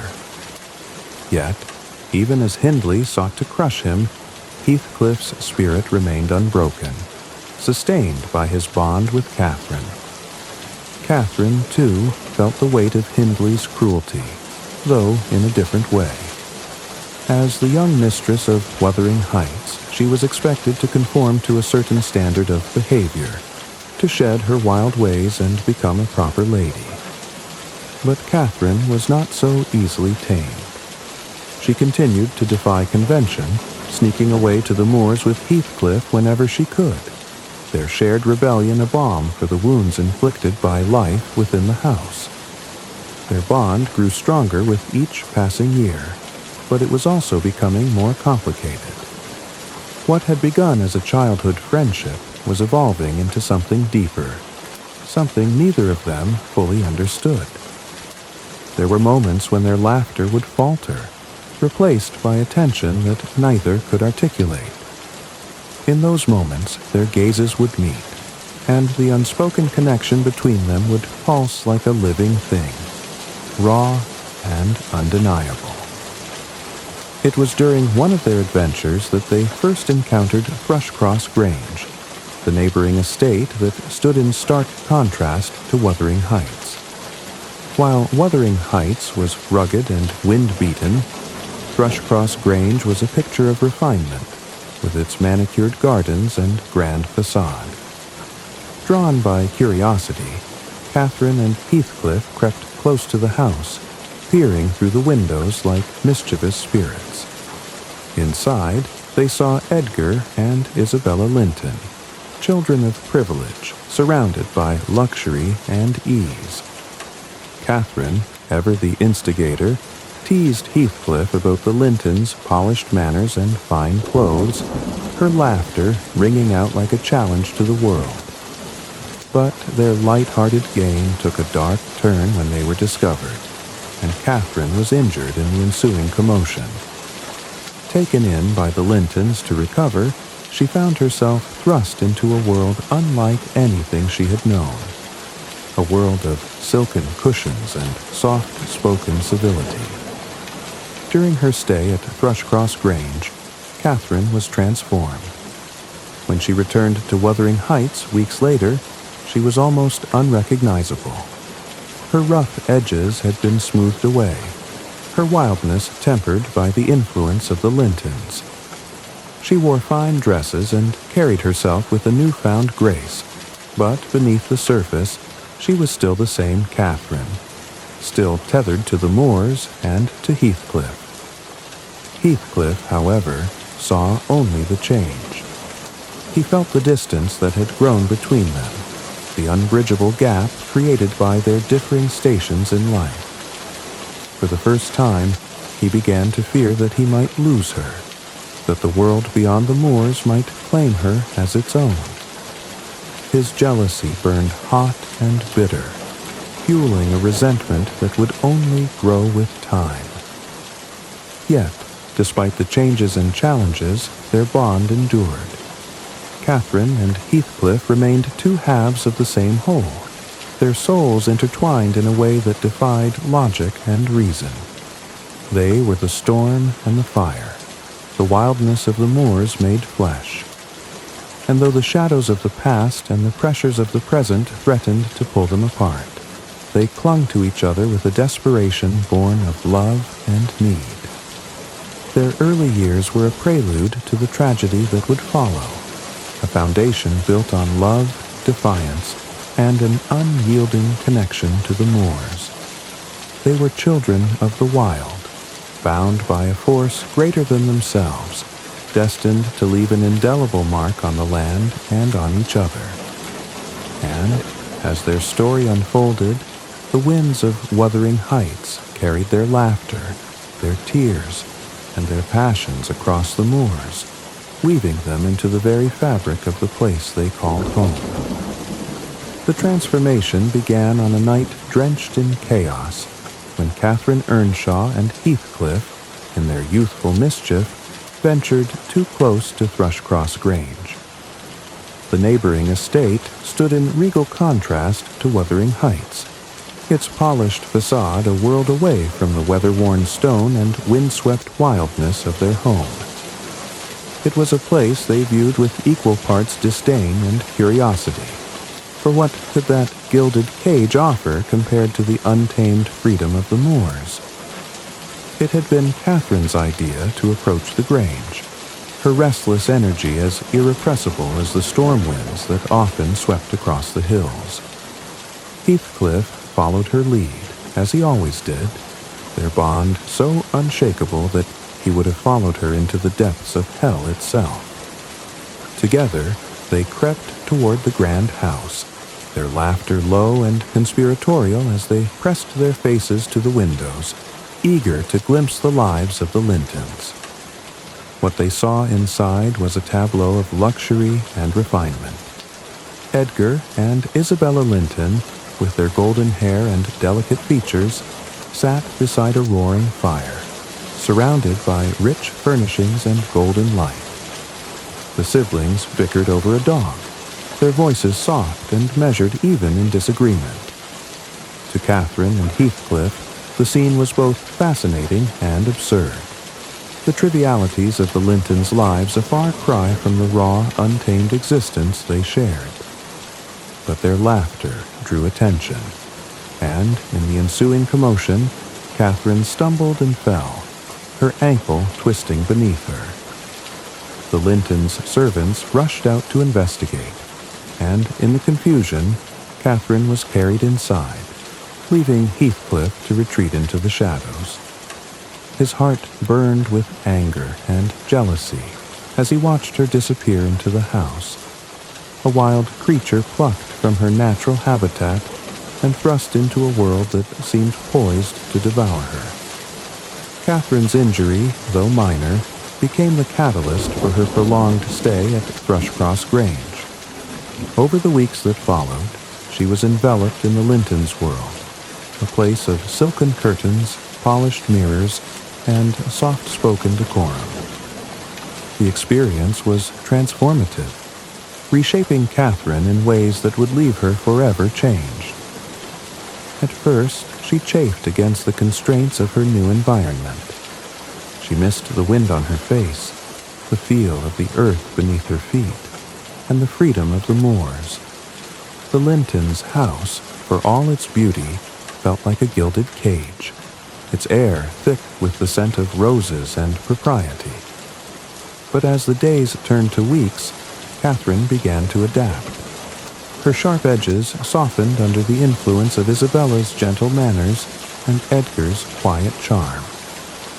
She learned to sit still, to speak with measured words, and to move with a grace that had previously been foreign to her. Edgar Linton, in particular, became a significant figure in Catherine's transformation. With his golden hair and calm demeanor, he was everything Heathcliff was not. Steady, refined, and entirely unthreatening. Edgar admired Catherine with a quiet intensity, his affections expressed not through fiery passion but through gentle attentions. He brought her books and flowers, his gifts an attempt to draw her further into his world.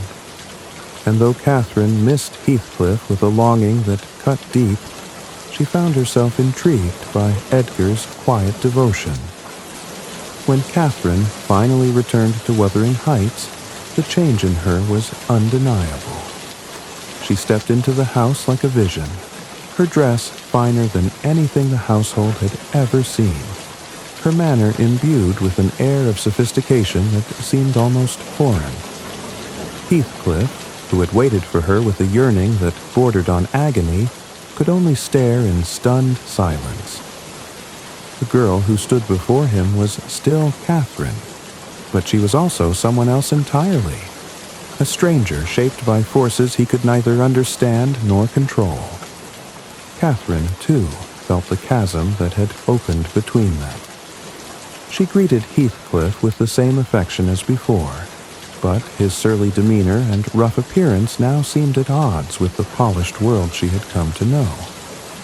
She teased him about his unkempt hair and muddy clothes, her laughter tinged with a new condescension that cut him like a knife. Yet beneath her words was a desperation to bridge the gap between them, to hold on to the connection that had always defined them. Heathcliff, however, could not hide his pain.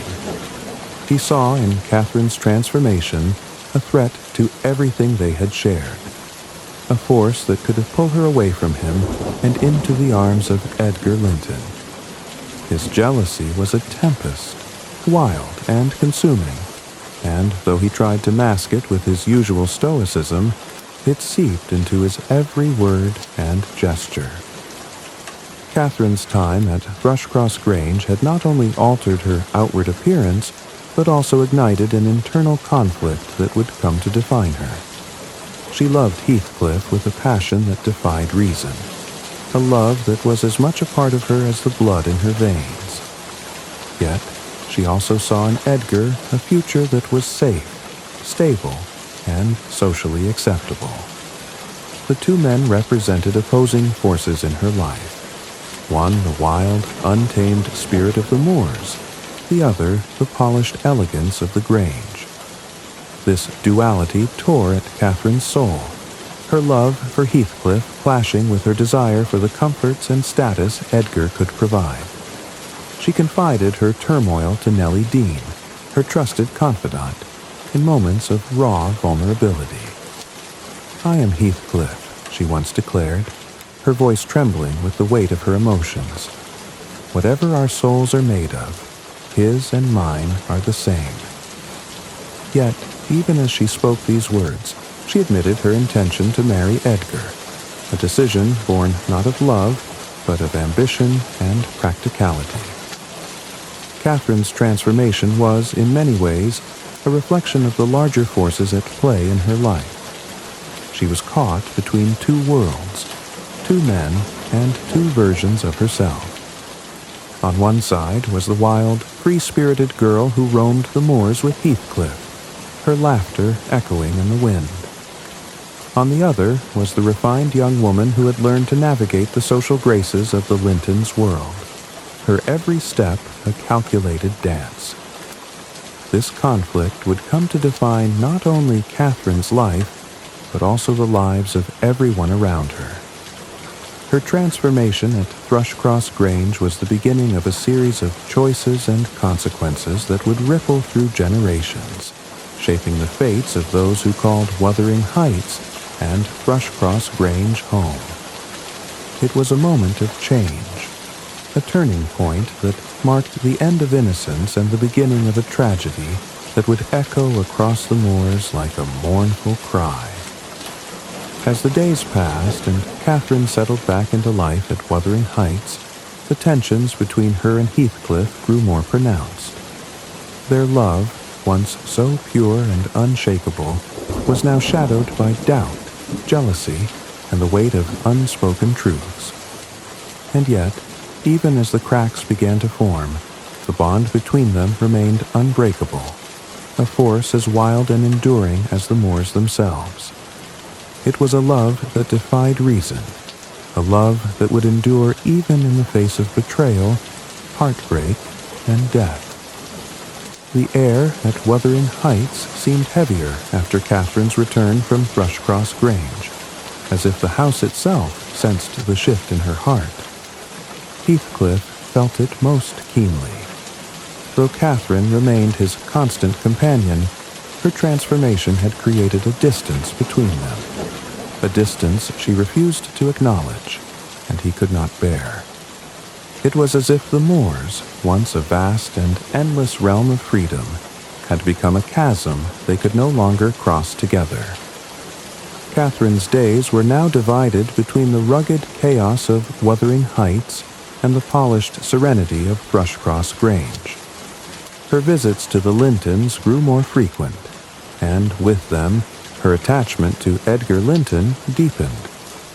Edgar, with his gentle manners and adoring gaze, represented a life of stability and refinement, a world far removed from the tempestuous existence she shared with Heathcliff. And yet, beneath her newfound grace and elegance, Catherine's heart still beat with the wildness of the moors, a wildness that bound her irrevocably to Heathcliff. Heathcliff, however, could only see what was slipping away. He watched in agony as Catherine moved further into Edgar's world, her laughter softer, her words more measured. He felt the sting of her playful barbs, her teasing remarks about his roughness and lack of polish. Each word was a knife, cutting away at the fierce loyalty he had always felt from her. He began to retreat into himself, his silences growing longer, his gaze darker. His love for Catherine remained as fierce as ever, but it was now shadowed by doubt and fear. A fear that he would lose her to the very world she had once scorned.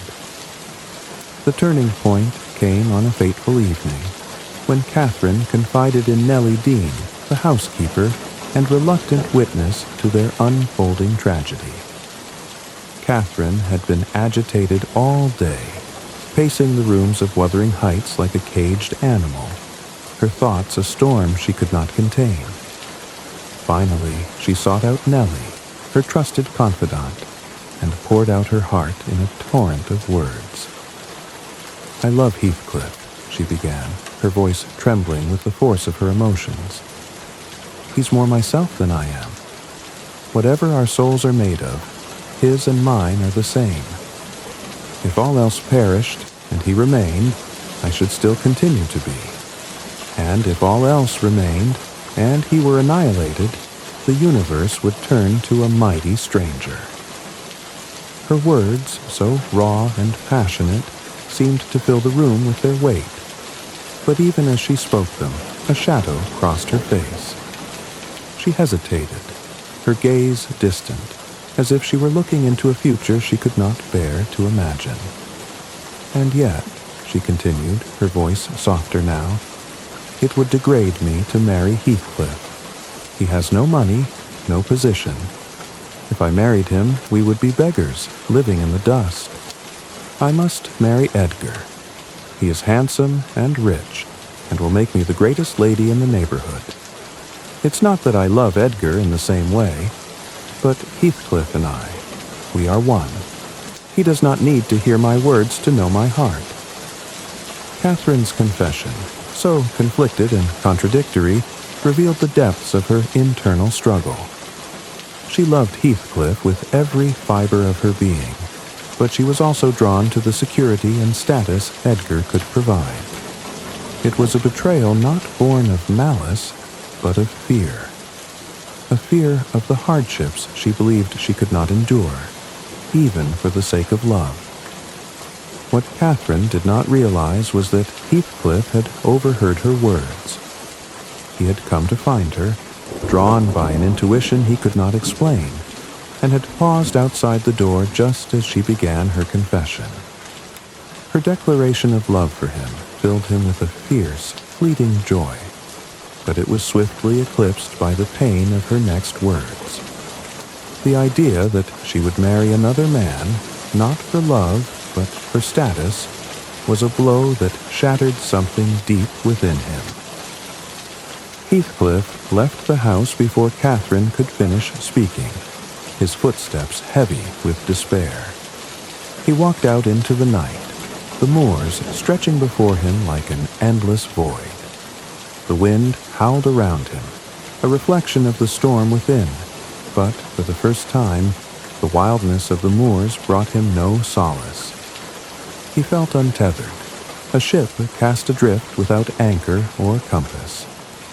The one person who had always been his North Star had turned away, and he could see no path forward. When Catherine discovered his absence, she was inconsolable. She searched for him throughout the house, calling his name into the wind, but there was no answer. Days passed, then weeks, and still there was no sign of Heathcliff. Catherine's anguish grew with each passing moment, her vibrant spirit dimmed by the weight of her guilt and sorrow. She had not meant to drive him away. She had spoken those words out of fear, not rejection. But Heathcliff was gone, and with him, a piece of her soul. At Thrushcross Grange, Edgar sought to comfort her, unaware of the true depth of her despair. He mistook her melancholy for a natural reluctance to leave her childhood home, and did his best to make her happy. Catherine, for her part, threw herself into the preparations for their wedding with a desperate energy, as if by embracing her new life she could bury the pain of losing Heathcliff. But her laughter was hollow, her smiles fleeting, and the moors, once her sanctuary, now seemed to mourn alongside her. As the days turned to months, the memory of Heathcliff lingered like a shadow over Wuthering Heights and Thrushcross Grange. Catherine's love for him had not diminished, but she had chosen a path that led away from him, a path she could not abandon without losing the fragile stability she had sought in Edgar.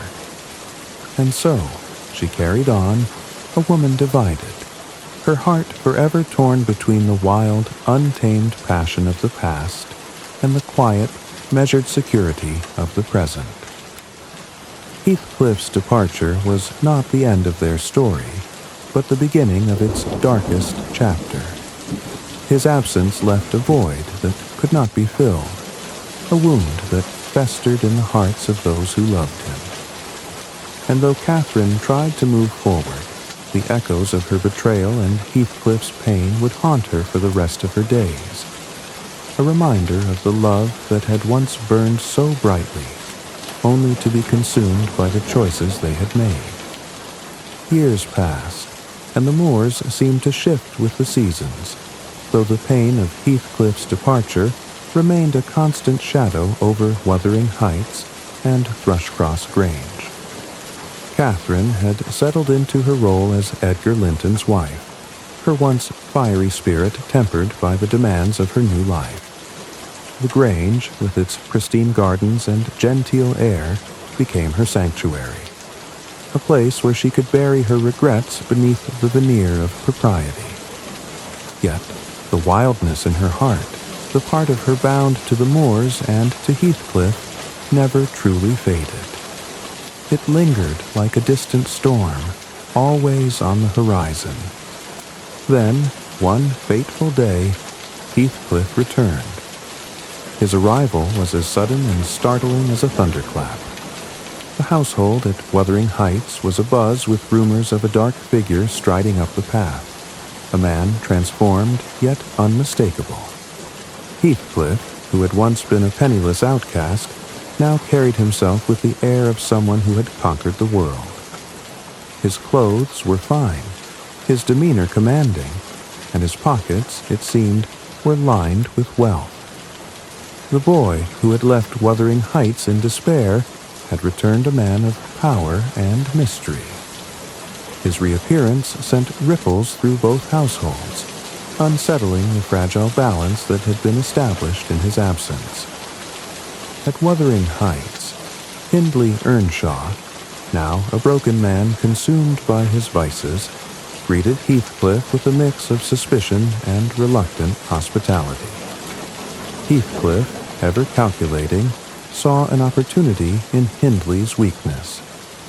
It did not take long for him to insinuate himself back into the household, his presence both a reminder of the past and a harbinger of what was to come. At Thrushcross Grange, Catherine was struck dumb by the news of Heathcliff's return. When he finally appeared before her, it was as though the years had melted away, leaving them as they had been. Two souls bound together by a love that defied reason. Yet, there was something different about Heathcliff now, a hardness in his eyes that spoke of the wounds he had carried and the plans he had forged in the dark. Their reunion was electric, charged with the tension of unspoken words and unresolved emotions. Catherine's joy at seeing him again was tempered by the knowledge of all that had transpired in his absence. She was a married woman now, her life tied to Edgar's gentle love and the comforts of Thrushcross Grange. Yet, the sight of Heathcliff stirred something deep within her, a longing she had tried to bury but could never forget. For his part, Heathcliff was a man torn between love and vengeance. The sight of Catherine, as beautiful and untamed as he remembered, reignited the fire that had never truly extinguished in his heart. But alongside that love was a bitterness that had festered during his years away, a need to avenge the wrongs he had suffered and reclaim what had been taken from him. His revenge began quietly, almost imperceptibly, as he set his sights on Hindley. Heathcliff exploited Hindley's gambling habit, lending him money with the full knowledge that he would never be able to repay it. Over time, Heathcliff gained control of Wuthering Heights, the house that had once been his prison and now became his stronghold. He transformed it into a place of power and menace, its walls echoing with the dark satisfaction of his triumph. But Heathcliff's plans extended beyond Hindley. His gaze turned toward Thrushcross Grange, where Edgar Linton lived in blissful ignorance of the storm gathering on the horizon. Heathcliff began to court Isabella Linton, Edgar's younger sister, with a charm that masked his true intentions. Isabella, naive and sheltered, was captivated by Heathcliff's dark allure, mistaking his intensity for passion.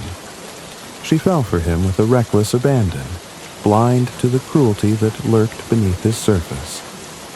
Catherine, meanwhile, watched the unfolding drama with growing unease. She saw through Heathcliff's calculated charm and recognized the danger in his actions. Yet, she could not deny the pull he still had over her. Their encounters were charged with emotion, their words cutting and passionate in equal measure. Heathcliff accused her of betraying him, of choosing comfort over love, while Catherine lashed out in defense of the choices she had made. Their love, once so pure and boundless, had become a battlefield, each of them wounded and lashing out in turn. Heathcliff's marriage to Isabella was the culmination of his revenge against Edgar. It was not an act of love, but of spite, a means to hurt the man who had taken Catherine from him. Isabella, once so enamored of Heathcliff, quickly realized the truth of his nature. Her life at Wuthering Heights became a living nightmare, her every day filled with cruelty and despair. Heathcliff's treatment of her was a reflection of his inner torment, his love for Catherine twisted into a weapon against those around him. Catherine's health began to decline under the weight of the conflict. Torn between her loyalty to Edgar and her enduring love for Heathcliff, she found herself caught in a storm of her own making. Her fiery spirit, once her greatest strength, now consumed her, leaving her fragile and unwell. The strain of their love and its consequences was too much for her to bear, and she withdrew into herself, her once vibrant energy fading like the last rays of sunlight over the moors. Heathcliff, for all his bitterness and rage, could not ignore Catherine's suffering. His visits to Thrushcross Grange became more frequent, their encounters a tumult of love and fury. They spoke of the past, of what might have been, and of the love that still burned between them despite everything. In those moments, the walls they had built between themselves seemed to crumble, leaving only the raw, unfiltered connection that had always defined them. But their reconciliation was not enough to halt the trajectory of their tragedy. Heathcliff's revenge had set events in motion that could not be undone. Hindley's ruin, Isabella's suffering, and Catherine's decline were all part of the tapestry he had woven. a tapestry of pain and retribution that mirrored the turmoil within him. Heathcliff's return to Wuthering Heights had been a thunderous re-entry into the lives of those who had wronged him. Yet, his vengeance, though meticulously planned and ruthlessly executed, brought him no peace. The love he bore for Catherine, the driving force behind all he did, remained both his greatest strength and his greatest torment. And, as the shadows deepened over the moors, it became clear that his story, like Catherine's, was one of passion and destruction, bound together inextricably until the very end. Catherine's decline began as a whisper, a subtle erosion of the fiery spirit that had once defined her. To those who knew her, it was as if the light within her had begun to flicker, dimmed by the storm of emotions that swirled around her. The woman who had once roamed the moors with wild abandon, who had laughed into the wind and claimed the world as her own, was now a shadow of herself, her vibrant energy slowly giving way to fragility. It was the weight of the love triangle that bore down on her, a love too vast to be contained and too fierce to find peace.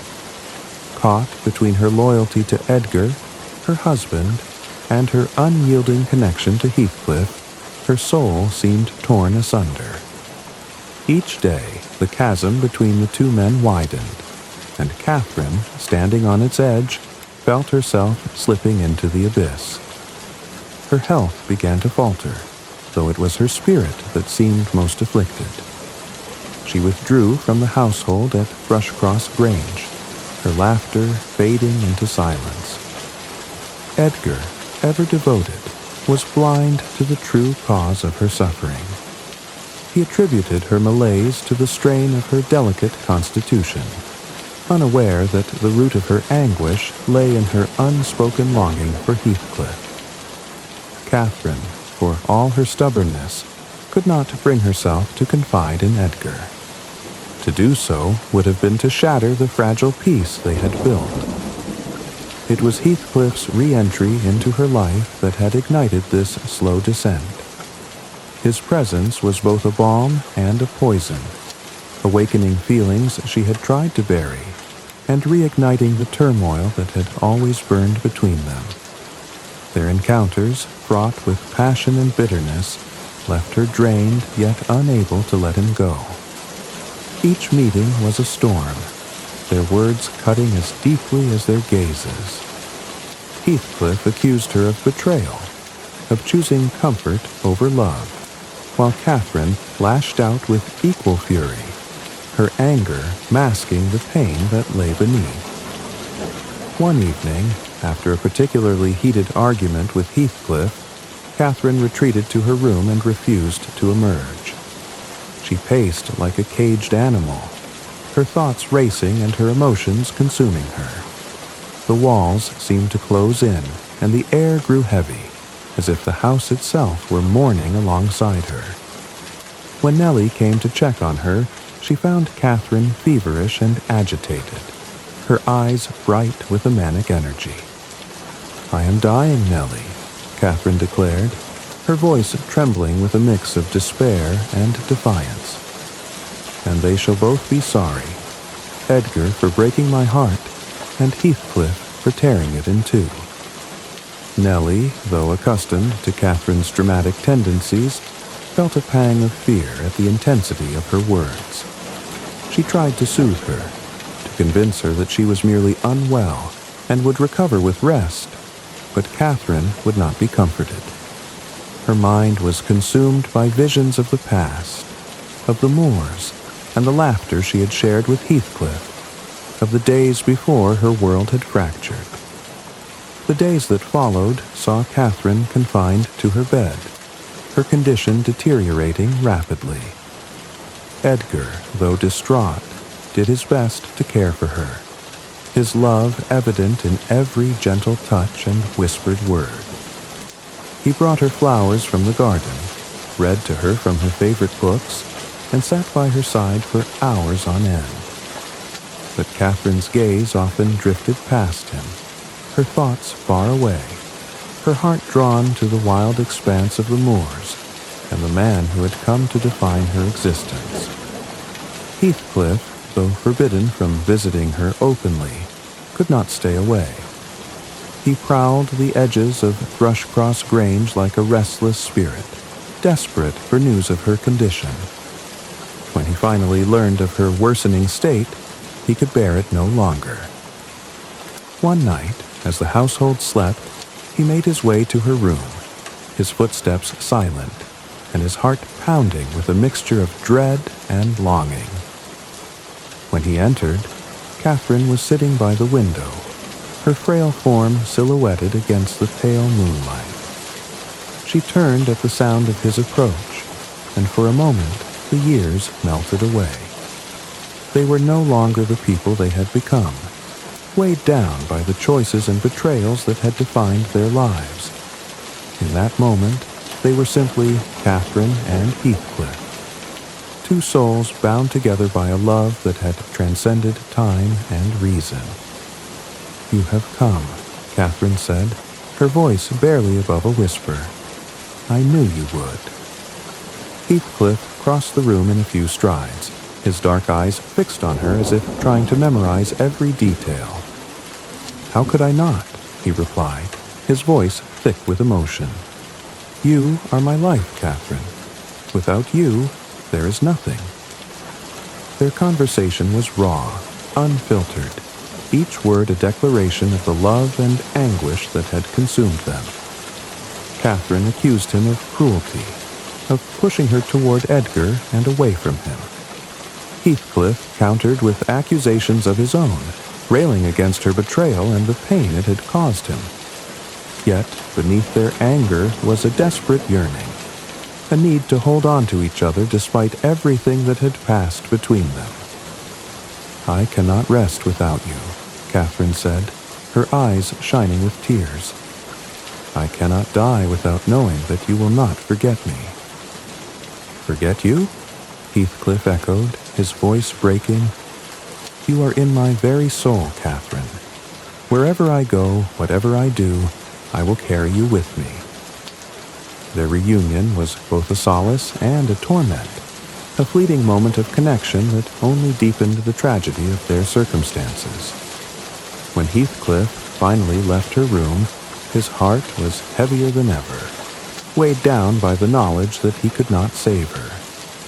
Catherine, too, was left with a profound sense of loss, her love for Heathcliff burning as brightly as ever, but unable to alter the course of her fate.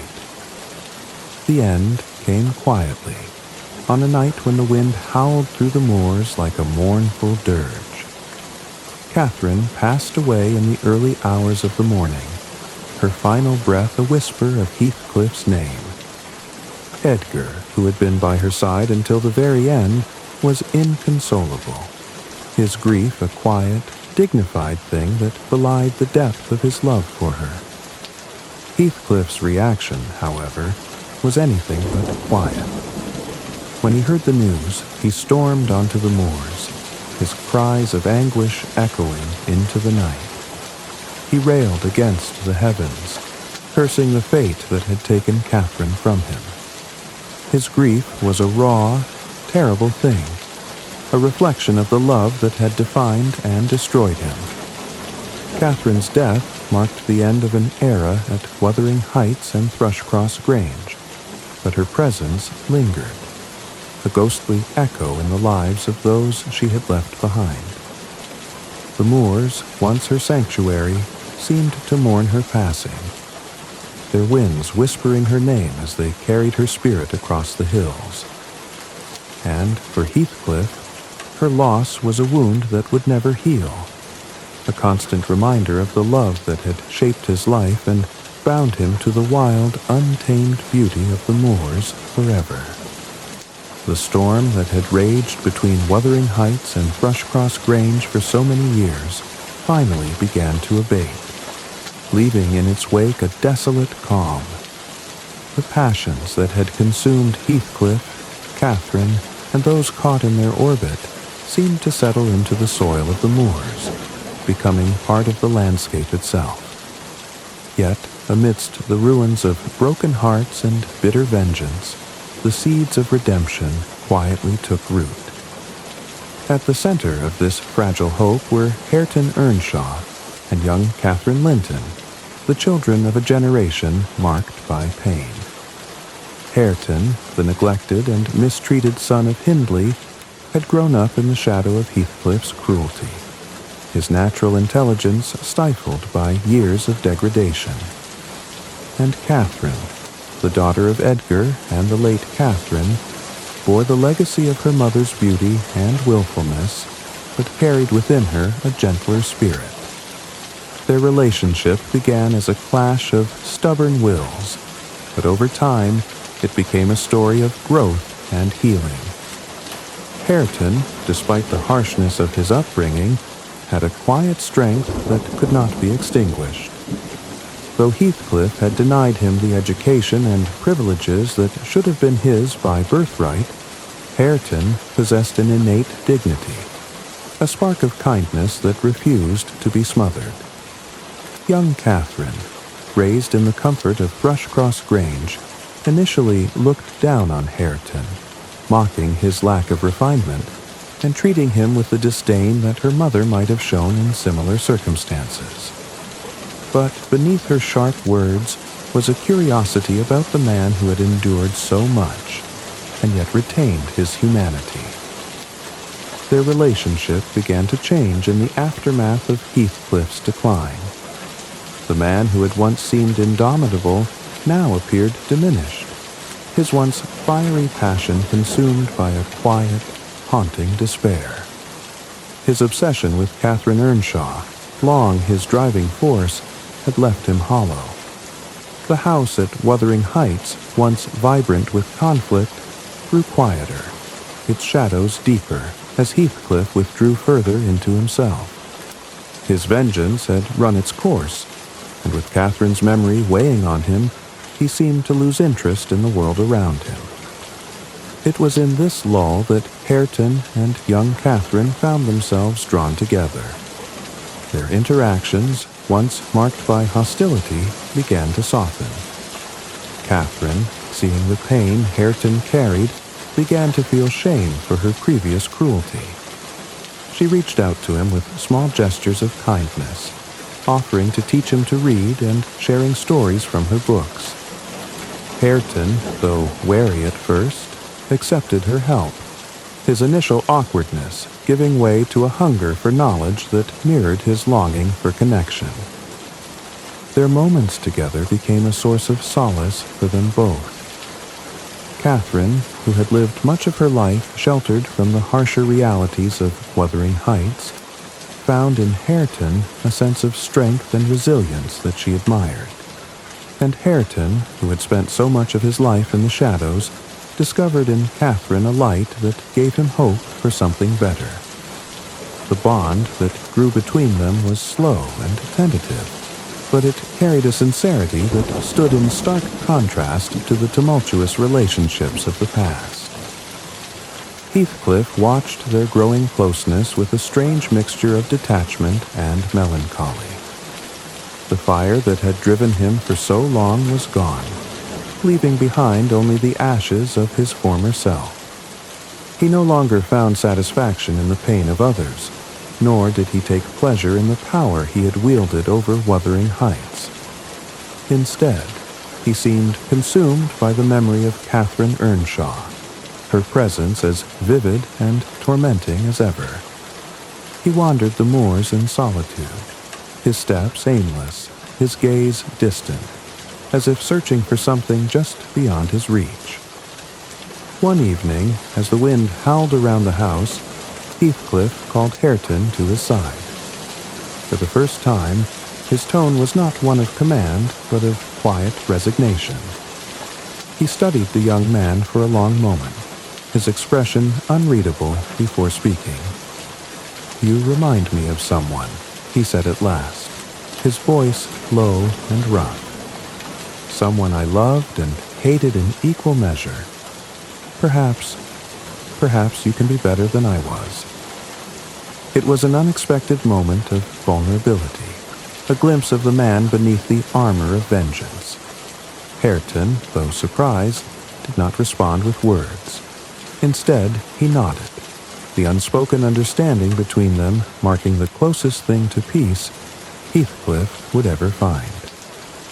As the days turned to weeks, Heathcliff's decline became more pronounced.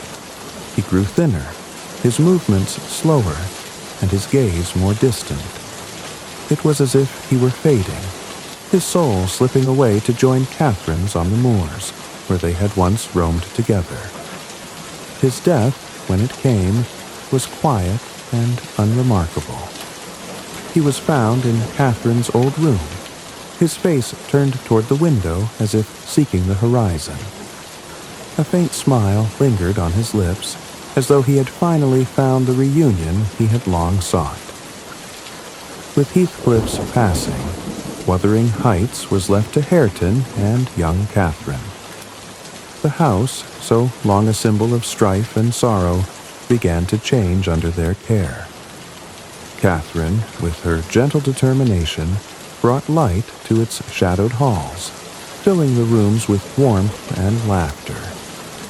Hareton, once relegated to the role of an outcast, stepped into his birthright with quiet dignity, his strength tempered by the love and support he found in Catherine. Their bond, forged through shared trials and mutual understanding, became a testament to the possibility of redemption. Where the previous generation had been consumed by passion and vengeance, Hareton and Catherine found balance and peace. Their love was not the fiery tempest that had defined Heathcliff and Catherine Earnshaw's relationship, but a steady flame that promised a brighter future. As their wedding day approached, the moors seemed to echo their joy, the wildflowers blooming in abundance, and the wind carrying whispers of hope. The ceremony, held on the grounds of Thrushcross Grange, was a simple affair, attended by those who had witnessed the tragedy of the past and now looked forward to the promise of renewal. Nellie Dean, who had seen it all unfold, shed quiet tears of relief and happiness, her heart lightened by the knowledge that the cycle of pain had finally been broken. In the days that followed, the transformation of Wuthering Heights continued.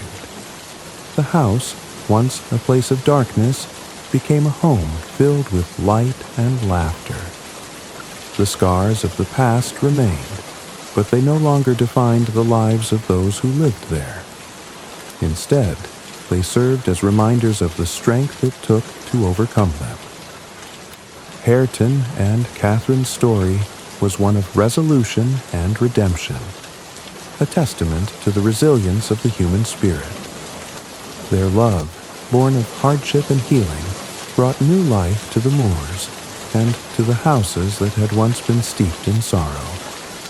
And, as they walked hand in hand across the hills, the wind carrying their laughter into the horizon, it was clear that they had found not just happiness, but a peace that would endure for generations to come.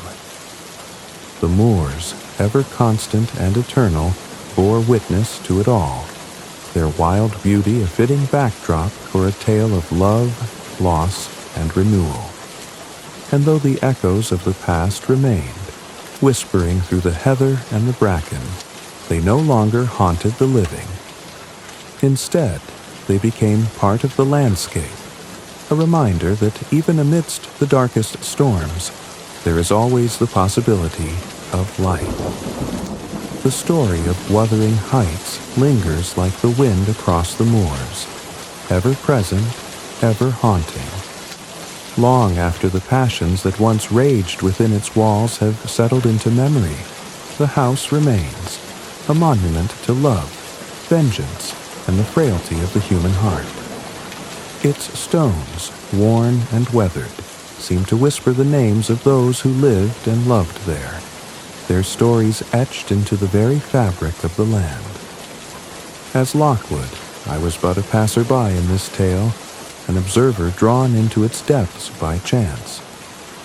When I first arrived at Thrushcross Grange, I sought nothing more than solitude, a respite from the clamor of the world. But the moors, with their wild beauty and untamed spirit, held more than mere peace. They held a story, ancient and eternal, of lives intertwined by fate and undone by choice. It was a story I could not resist, even as it unsettled my soul. The lives of Catherine Earnshaw and Heathcliff were the heart of that story, a bond forged in the fires of love and destruction. They were two halves of the same whole, their souls so deeply intertwined that even death could not sever their connection. Their love, fierce and unyielding, defied convention and reason. Yet it was also the source of their undoing. They burned too brightly, consumed by the intensity of their feelings, leaving in their wake a trail of devastation that touched everyone around them. And yet, amidst the ruin, there was redemption. Hareton Earnshaw and young Catherine Linton, the heirs of this tragic legacy, emerged from the shadows to reclaim the light.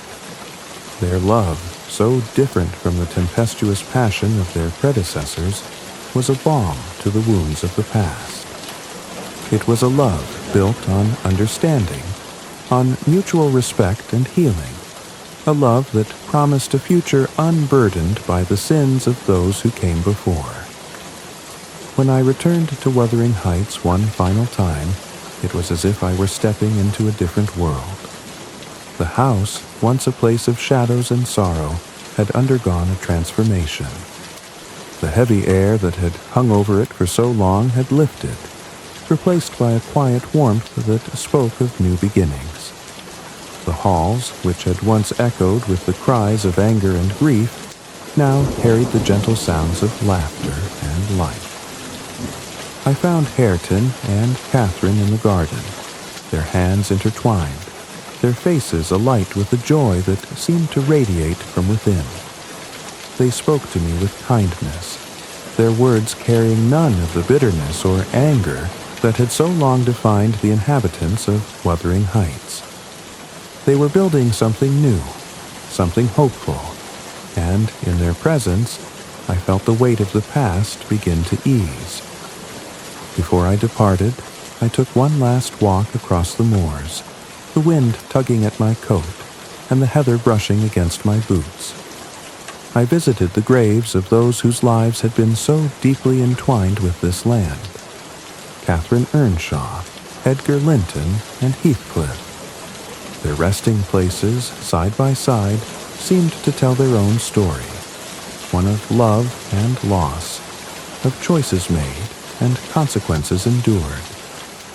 As I stood there, the wind carried with it the faintest echo of laughter, as though the spirits of Catherine and Heathcliff still roamed the moors they had loved so dearly. It was not a sound of sorrow, but of something deeper, something eternal. Their love, for all its pain and imperfection, had left an indelible mark on the world. It had shaped the lives of those who followed, forging a path to redemption that might otherwise have been lost. The moors, with their wild beauty and untamed spirit, remain unchanged by time, a reminder of the eternal nature of the human soul. They are a place of contrasts, both desolate and alive, harsh and forgiving. It is fitting that this land, so raw and untamed, should have borne witness to such a story, for it is a place where the boundaries between life and death, love and hate, seem to blur. As I returned to Thrushcross Grange for the final time, I carried with me a sense of peace I had not known before. The story of Wuthering Heights, for all its tragedy, was also a story of hope, a reminder that even in the darkest of times, there is a spark of light. It is a story that will live on, carried by the wind across the moors, whispered through the heather, and etched into the hearts of those who hear it. In the end, Wuthering Heights is not merely a house, nor is it merely a tale of love and vengeance. It is a testament to the complexities of the human heart, to the power of love to both create and destroy. It is a story that speaks to the eternal struggle between our wildest passions and our deepest fears. A story that reminds us of the beauty and the pain of being alive. As I closed the door on Thrushcross Grange and began my journey away from the moors, I felt a quiet gratitude for having been a part of this tale, however briefly. The people of Wuthering Heights, Catherine, Heathcliff, Edgar, Hareton, and young Catherine, had left their mark on me, as they had on the land they called home. And though I would leave, their story would remain, woven into the very fabric of the moors, a tale as eternal as the wind that whispers through the heather.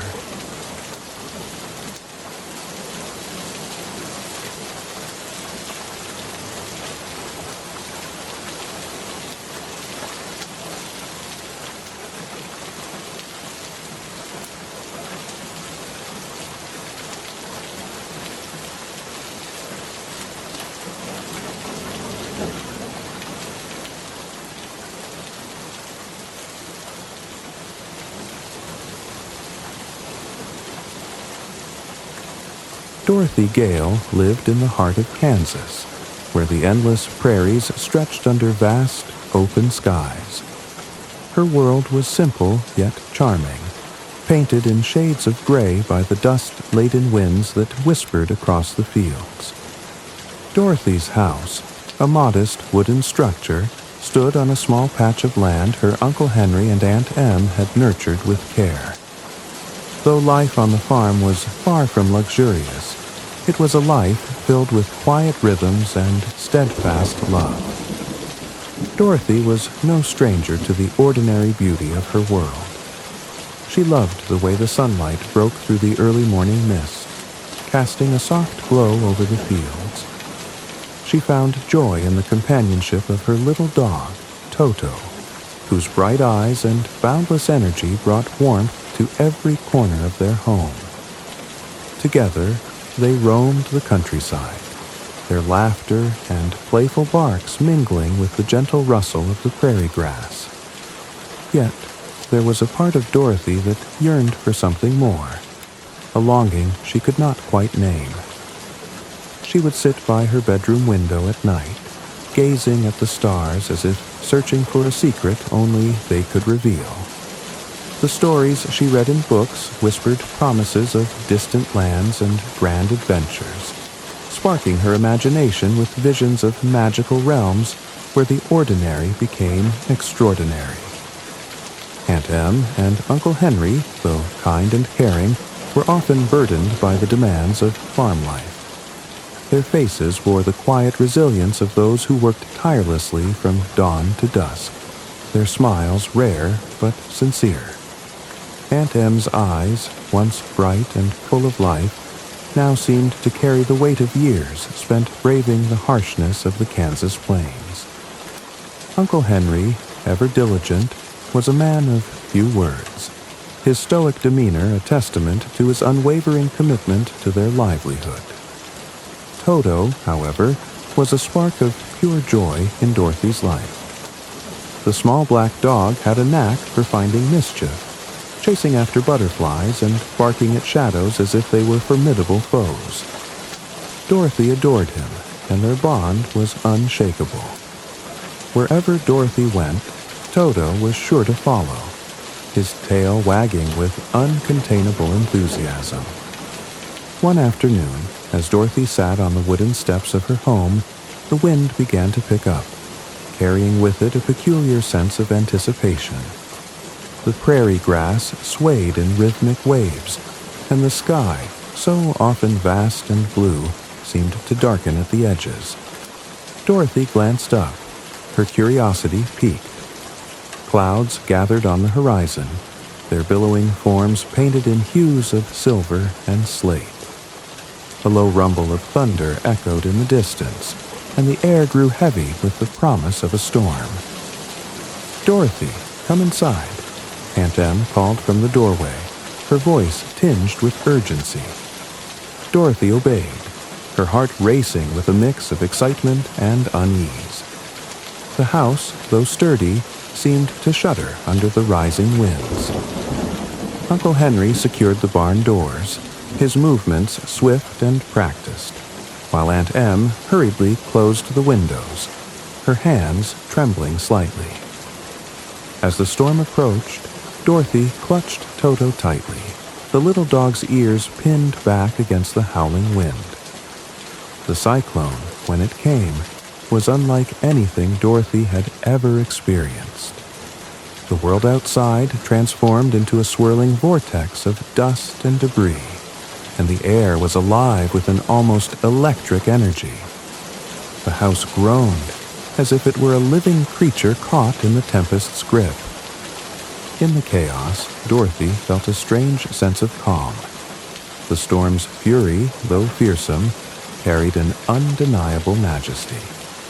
She closed her eyes, her thoughts a mix of wonder and trepidation, as the winds seemed to lift the house itself from the ground.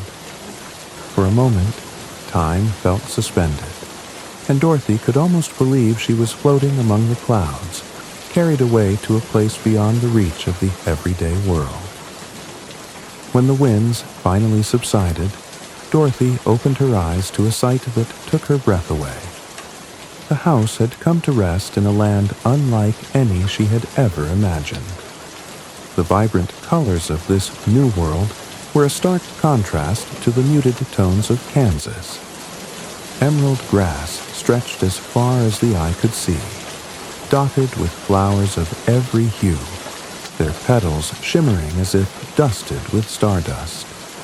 The air was sweet and filled with the soft melodies of birdsong, a symphony of life and beauty that seemed to welcome her. Dorothy stepped outside, Toto at her heels, and gazed in awe at her surroundings. In the distance, she could see a group of small, cheerful figures approaching, their smiles warm and inviting.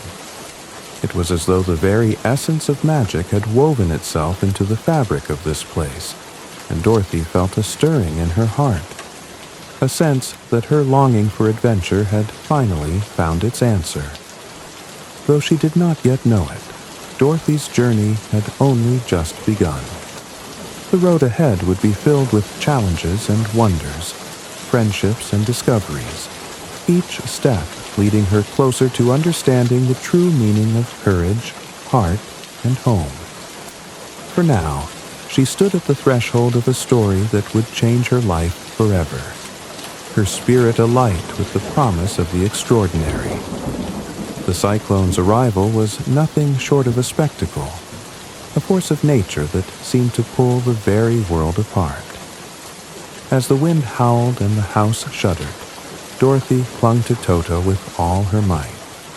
The little dog whimpered softly, burying his head against her side as the storm roared around them.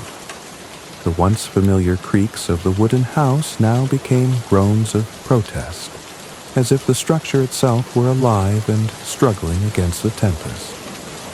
Dorothy's heart raced, her mind a whirl of fear and wonder. The sound of the wind was deafening, a constant roar punctuated by the sharp cracks of lightning and the rolling thunder that seemed to vibrate through her very bones. The sky outside the small windows had turned an eerie shade of green, a haunting backdrop to the chaos unfolding around her. And then, with a lurch so sudden it took her breath away, the house lifted off the ground. She gasped, clutching Toto tighter as the floor beneath her tilted. The sensation was unlike anything she had ever known, a strange mixture of weightlessness and motion, as though they were caught in a great wave rising higher and higher. The house spun slowly at first, then faster, the view outside the windows blurring into a dizzying spiral of color and light. Dorothy, pressed into a corner of her small room, shut her eyes and tried to steady her breathing. The noise of the cyclone began to change, its furious roar softening into a low hum. It was as though they had crossed into a different world, leaving behind the storm's fury for something far more peculiar. The air felt lighter, charged with a subtle energy that tingled against her skin. For a brief moment, the chaos seemed to fade into an almost dreamlike stillness.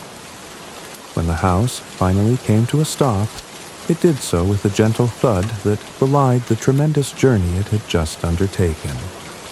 The sudden silence was startling, broken only by Toto's curious bark as he wriggled free from Dorothy's grasp. She opened her eyes cautiously, half expecting to see the familiar Kansas prairie through the windows. But what lay beyond was a scene so extraordinary that it left her breathless. The world outside was a symphony of color and light, a land unlike any Dorothy had ever imagined. The sky was a perfect, cloudless blue, its brilliance matched only by the vibrant emerald green of the grass that stretched out in every direction. Flowers of every hue dotted the landscape, their petals shimmering as if kissed by sunlight and morning dew. Trees with golden bark and leaves that sparkled like precious gems swayed gently in the breeze, their branches humming with a soft, melodic tune. Dorothy stepped cautiously to the doorway, her bare feet touching the warm, sunlit floor. Toto darted ahead, barking excitedly as he sniffed at the unfamiliar surroundings. The house had come to rest in a small clearing, surrounded by a ring of curious figures who now approached with cautious enthusiasm. They were small, barely reaching Dorothy's waist, and dressed in clothes that seemed woven from the colors of the rainbow. Their faces were round and cheerful, their eyes wide with a mix of awe and delight. "Welcome, dear traveler," one of them called, stepping forward with a low bow. "You have freed us from the tyranny of the Wicked Witch of the East." Dorothy blinked in confusion, glancing back at her house, which now seemed oddly out of place in this magical land.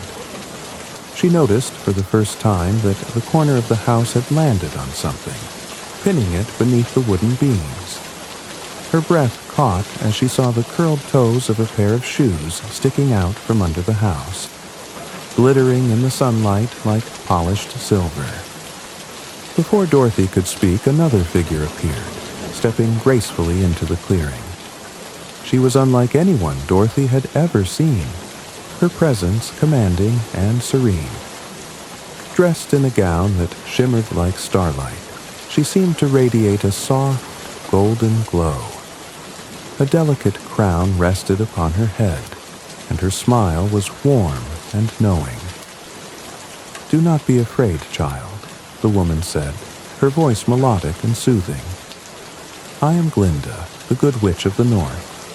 You have done a great service to the people of Munchkinland."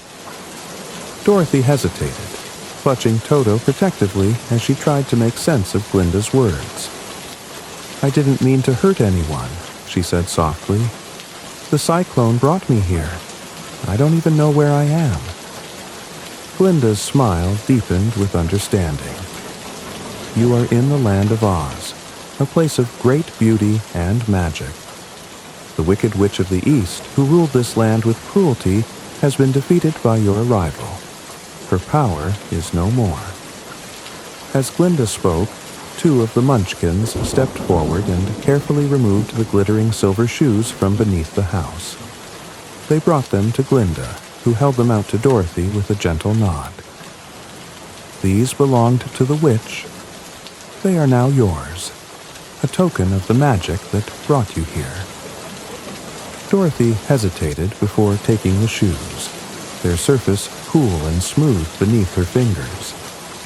As she slipped them on, a strange sensation washed over her, a subtle warmth that seemed to pulse with energy, as if the shoes themselves were alive. Toto barked and wagged his tail, his excitement uncontainable. "But how will I get home?" Dorothy asked, her voice tinged with worry. "I don't belong here. My Aunt Em and Uncle Henry must be so worried." Glinda's expression grew thoughtful. "The only one who can help you is the Wizard of Oz. He resides in the Emerald City at the end of the yellow brick road. It is a long journey, but if you follow the road, you will find him. Perhaps he can grant your wish."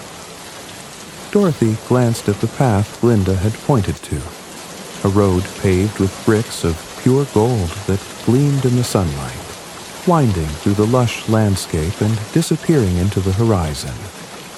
The idea of venturing into this unknown world filled her with both trepidation and excitement. She nodded resolutely, her hand tightening on Toto's leash. "I'll do it," she said, determination shining in her eyes. "I'll find the wizard and ask for his help." The Munchkins cheered, their voices rising in a harmonious chorus of encouragement.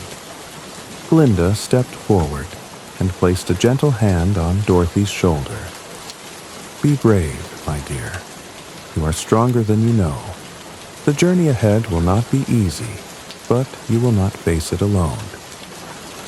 With a final wave, Glinda disappeared in a shimmering cloud of light, leaving Dorothy standing at the threshold of her new adventure. Taking a deep breath, she stepped onto the yellow brick road, her heart filled with a mix of fear, hope, and wonder. Toto trotted beside her, his tail wagging with every step. The land of Oz stretched out before them, its beauty and mystery beckoning Dorothy into a story that would change her forever. Dorothy's steps on the yellow brick road were tentative at first, the smooth, golden bricks cool beneath her bare feet. Toto trotted alongside her, his black fur gleaming in the sunlight as he sniffed eagerly at the air, his tail wagging like a metronome of enthusiasm. The road stretched out ahead of them, winding through a landscape that seemed alive with magic. Every tree and flower, every hill and stream seemed to hum with a quiet energy, as if the very land of Oz was welcoming Dorothy and Toto on their journey. Dorothy paused for a moment to look back. The Munchkins, now mere dots in the distance, waved farewell. Their cheerful voices carried faintly on the breeze. She took a deep breath, clutching the hem of her blue gingham dress. The idea of heading into the unknown was both thrilling and daunting, but Dorothy felt a flicker of resolve spark within her. With Toto as her faithful companion and the yellow brick road as her guide, she set her eyes forward and began walking with purpose. The first stretch of the journey was peaceful. The road meandered through rolling meadows where the grass swayed like waves in the ocean, dotted with wildflowers that seemed to bow in the breeze. Dorothy marveled at the vivid colors that surrounded her. In Kansas, everything had been muted, the palette of her life restricted to shades of gray and brown. Here in Oz, the world was painted with such vibrancy that it almost seemed too perfect to be real. Toto barked and darted ahead, his small figure chasing a butterfly that shimmered with wings of gold and sapphire.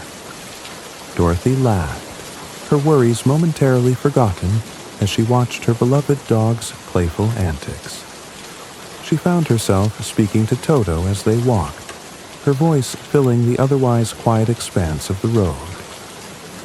"Toto, do you think this Wizard of Oz will really help us? He sounds so grand, doesn't he? I wonder what he's like. A great king, maybe, or a wise old man. Oh, I hope he knows how to send us home. Aunt Em and Uncle Henry must be so worried by now." Toto glanced back at her, tilting his head as if in response, before bounding ahead once more.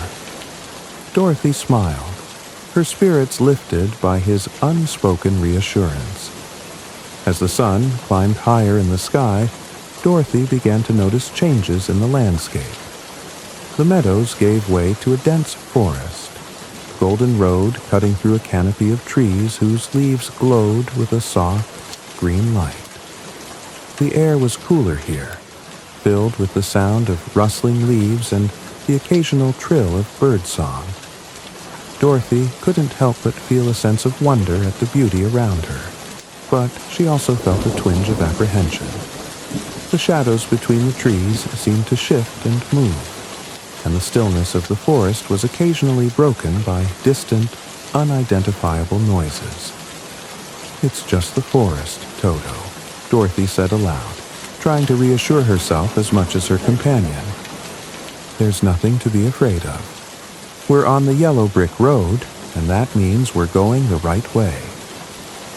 The forest grew denser as they walked, and Dorothy found herself gripping Toto's leash a little tighter. The road twisted and turned, and soon they came to a clearing where a peculiar sight stopped Dorothy in her tracks. In the middle of the clearing stood a tall wooden pole, and perched upon it was a scarecrow. It was unlike any scarecrow Dorothy had seen before. Its face was painted with a cheerful expression, its straw-stuffed body dressed in a patchwork of old clothes. But what caught Dorothy's attention most was the way its head turned to look at her. "Hello there," the scarecrow said, his voice warm and friendly despite the surprise of hearing him speak at all. Dorothy gasped, clutching Toto protectively. "You can talk?" "Why, of course I can," replied the scarecrow with a grin, "though I'm afraid talking is about all I can do at the moment. You see, I'm stuck up here on this pole. Would you mind helping me down?" Dorothy hesitated for a moment, but then stepped closer. The scarecrow's eyes, though painted, seemed kind, and there was a sincerity in his voice that made her trust him. She reached up, tugging at the ropes that held him in place, and with a bit of effort she managed to free him. The scarecrow tumbled to the ground in a heap of straw and cloth, but he quickly stood up, brushing himself off and offering Dorothy a bow. "Thank you, miss," he said. "I've been stuck up there for as long as I can remember. My name's Scarecrow. And who might you be?" "I'm Dorothy," she replied, "and this is Toto. We're on our way to the Emerald City to see the Wizard of Oz." "The Wizard of Oz, you say?"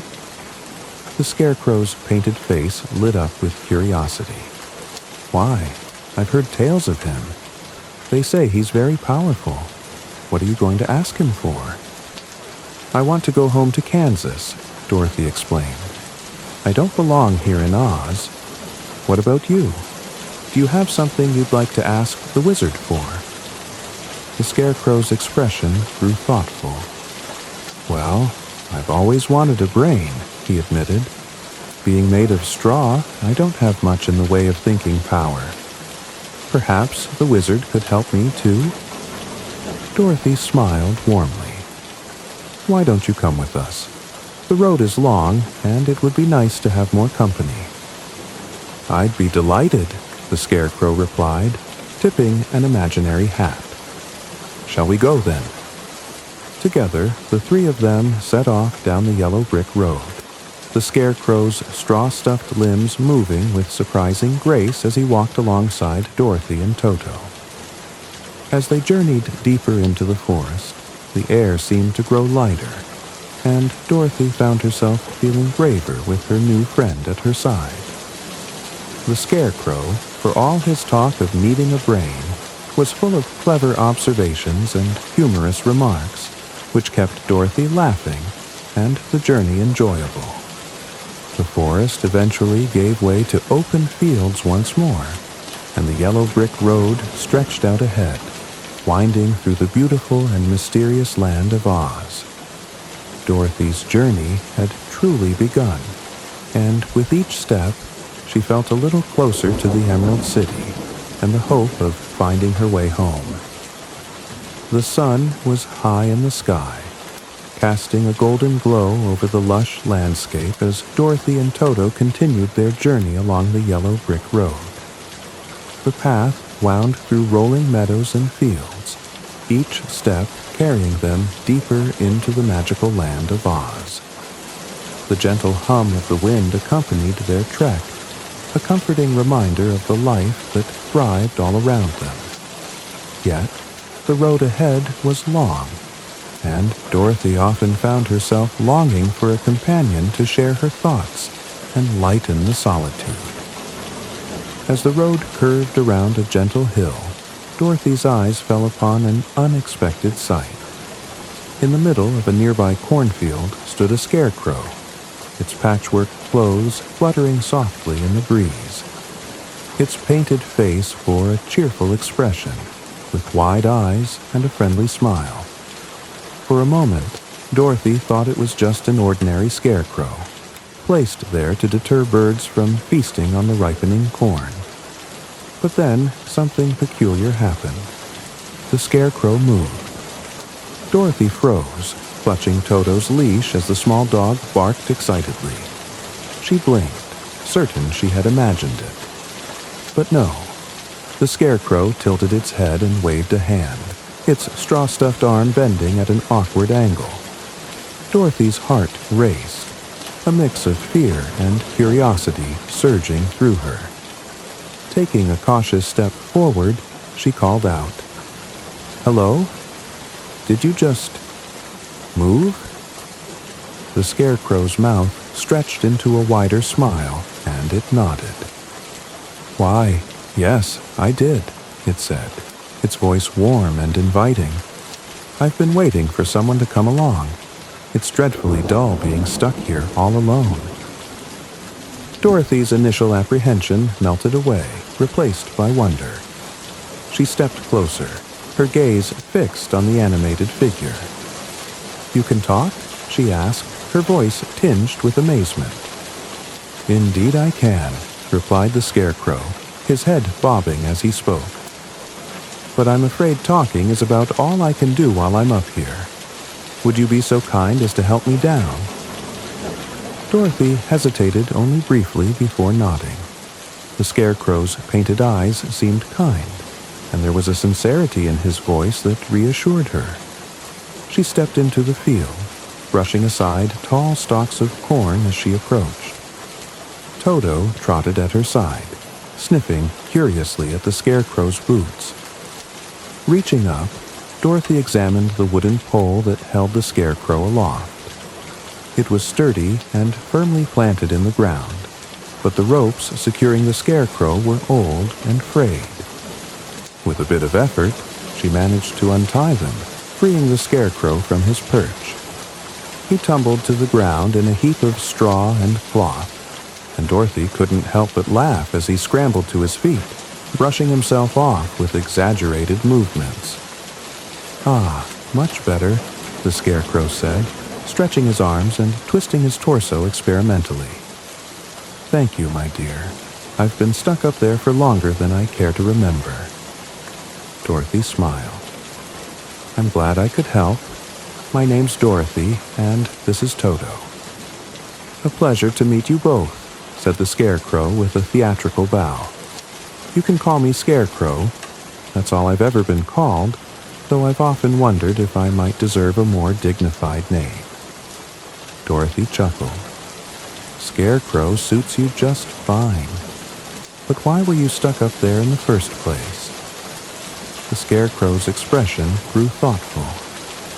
"Well, I was made to scare away the crows, of course. But it turns out I'm not very good at it. The crows would sit on my shoulders and laugh at me, telling me I was nothing but a bundle of straw. And maybe they were right. Without a brain, I'm not much good for anything." Dorothy's heart ached at the sadness in his voice. "I think you're wonderful just the way you are," she said gently. "But if having a brain is what you want, why don't you come with me? I'm on my way to see the Wizard of Oz in the Emerald City. They say he's very powerful, and he might be able to help you." The scarecrow's face lit up with hope. "Do you think he would? Oh, that would be marvelous. To be able to think and reason like real people do. Why, I could do all sorts of things. Imagine the possibilities." "Then it's settled," Dorothy said with a smile. "You'll come with us." "Thank you, Dorothy," the Scarecrow said, his voice brimming with gratitude. "I promise I'll be the best companion I can be, though I'm afraid I won't be much help without a brain." "You're already helping," Dorothy replied. "It's much nicer to have someone to talk to on the road." With that, the trio set off down the yellow brick road, the Scarecrow walking beside Dorothy with an awkward yet endearing gait. His straw-stuffed limbs moved stiffly, but he seemed to take joy in every step, marveling at the sights and sounds of the world around him. He asked endless questions about Dorothy's life in Kansas, each one more curious than the last. "What's it like to have a brain?" he asked at one point. "Do thoughts just appear in your head, or do you have to pull them out like a magician pulling rabbits from a hat?" Dorothy laughed. "It's not quite like that. Thoughts just come to you naturally, like breathing. You don't have to think about thinking. It just happens." The Scarecrow nodded, though his painted face betrayed a hint of envy. "It sounds wonderful. I can't wait to experience it for myself." As they walked, the road led them through a patch of forest where the trees stood tall and close together, their branches forming a canopy that filtered the sunlight into dappled patterns on the ground. The air was cool and filled with the scent of pine, and the soft rustle of leaves provided a soothing backdrop to their journey. The Scarecrow proved to be a lively companion, full of humor and curiosity. Though he insisted he lacked a brain, Dorothy found his observations surprisingly insightful. He noticed details she might have overlooked, like the delicate patterns on the leaves, or the way the sunlight glinted off Toto's fur. "Perhaps you already have a brain," Dorothy teased. "You're certainly clever enough." The Scarecrow waved the idea away with a laugh. "Oh, no, I'm sure I don't. But thank you for saying so. It means a lot to hear that." Their journey continued, and as the day wore on, Dorothy felt a growing sense of camaraderie with her new friend. The Scarecrow's optimism and charm were infectious, and even Toto seemed to warm to him, occasionally nuzzling his straw-stuffed leg as they walked. Though the road ahead was still long and uncertain, Dorothy felt a renewed sense of hope. With the Scarecrow by her side, the journey to the Emerald City seemed a little less daunting, and the promise of meeting the wizard felt closer than ever. Dorothy, Toto, and the Scarecrow continued along the yellow brick road, the golden path weaving through a patchwork of enchanting meadows and dense, mysterious forests. The companionship of the Scarecrow lightened Dorothy's heart. Despite his insistence that he had no brain, the Scarecrow's cheerful musings and curious questions filled their journey with laughter and thoughtful conversations. As they ventured deeper into the woods, the air grew cooler and a hush fell over the surroundings. The dense canopy of leaves filtered the sunlight, casting dappled patterns on the ground. The quiet was broken only by the occasional rustle of leaves and the faint chirping of distant birds. Dorothy clutched Toto's leash a little tighter, her eyes scanning the trees for any sign of danger. "This forest feels different," Dorothy remarked, glancing at the Scarecrow. "It's beautiful, but it's so quiet, almost like it's waiting for something to happen." The Scarecrow nodded, his painted face showing a trace of concern. "Let's hope it's nothing too unpleasant. I'd prefer not to meet anything with a taste for straw." Toto barked suddenly, his small body tensing as he tugged at the leash. Dorothy followed his gaze and saw a gleam of light ahead, flickering like a mirror catching the sun. As they approached cautiously, the source of the gleam became clear. Standing motionless among the trees was a figure unlike anything Dorothy had ever seen. It was a man made entirely of tin. His body glinted in the patches of sunlight, and every part of him, from his head to his boots, was crafted from shining metal. His face, though expressionless, was finely shaped, with a pointed nose and kind, sculpted eyes. He stood frozen mid-action, one hand gripping an axe, the other outstretched as though reaching for something. Dorothy stepped closer, her curiosity overcoming her caution. "Oh my, he looks like a statue," she said softly, marveling at the craftsmanship. The Scarecrow tilted his head, studying the figure. "Do you think he's alive? Or was alive?" Toto barked again, sniffing at the Tin Woodman's feet. Dorothy knelt to examine the ground around him and noticed a small, rusted oil can lying nearby. She picked it up, turning it over in her hands. "Maybe he's not a statue at all," she mused. "What if he's just rusted stiff?" The Scarecrow's eyes widened. "That could be it. Try the oil can. If he's alive, he might be able to tell us what happened." Dorothy nodded, stepping closer to the Tin Woodman. She lifted the oil can and carefully applied a few drops to his neck and shoulders. Nothing happened at first, but as she moved to oil his arms and legs, a faint creaking sound broke the silence. She stepped back as the Tin Woodman's fingers twitched, his joints groaning as they began to move. "Oh, thank goodness," the Tin Woodman said, his voice low and gravelly from disuse.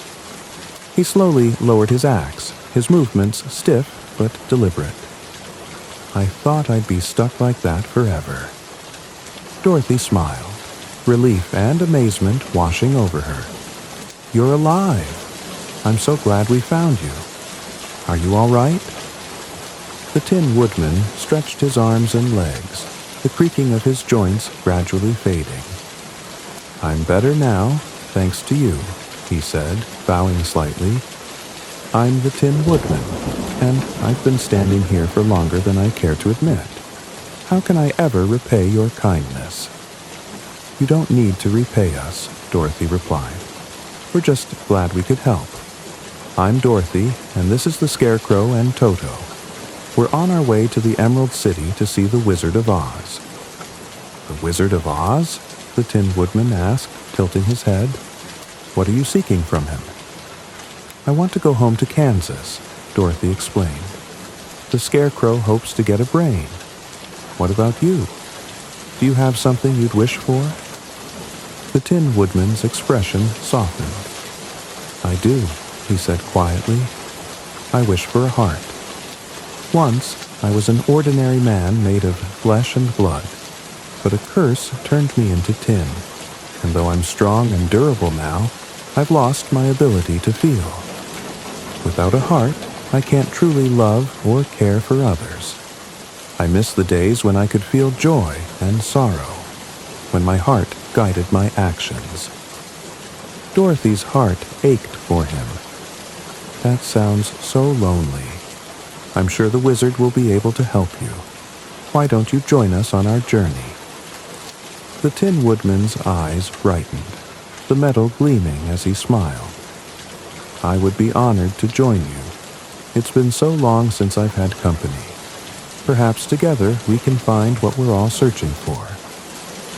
With the Tin Woodman now part of their group, the journey continued. Dorothy oiled his joints thoroughly to ensure he could move freely, and the Tin Woodman carried his axe with ease, ready to clear any obstacles they might encounter. As they walked, he shared stories of his past, painting a picture of a life that was both tragic and hopeful. "There was a time when I was a woodcutter," he said, his voice tinged with nostalgia. "I lived alone in a small cottage in the woods, content with my simple life. But one day, I fell in love with a beautiful girl. She was kind and gentle, and I wanted nothing more than to spend my life with her. But the wicked witch of the east cursed me, turning my body to tin piece by piece until I was no longer human. Dorothy listened intently, her heart breaking for him. That's so cruel. Did you ever see her again? The Tin Woodman shook his head. No. By the time I realized what had happened, I was already immobile. The girl I loved is likely long gone, but the memory of her is what keeps me going. I'd do anything to feel love again, even just for a moment. The Scarecrow, who had been quietly listening, spoke up. It sounds to me like you've already got the heart of a true romantic. Maybe the wizard can restore what the curse took from you. The Tin Woodman chuckled softly. Perhaps you're right, my friend. And maybe, together, we'll find the courage, brains, and heart we seek. Their bond grew as they traveled, the Tin Woodman's strength and resourcefulness proving invaluable. When a fallen tree blocked the road, he quickly used his axe to clear the path.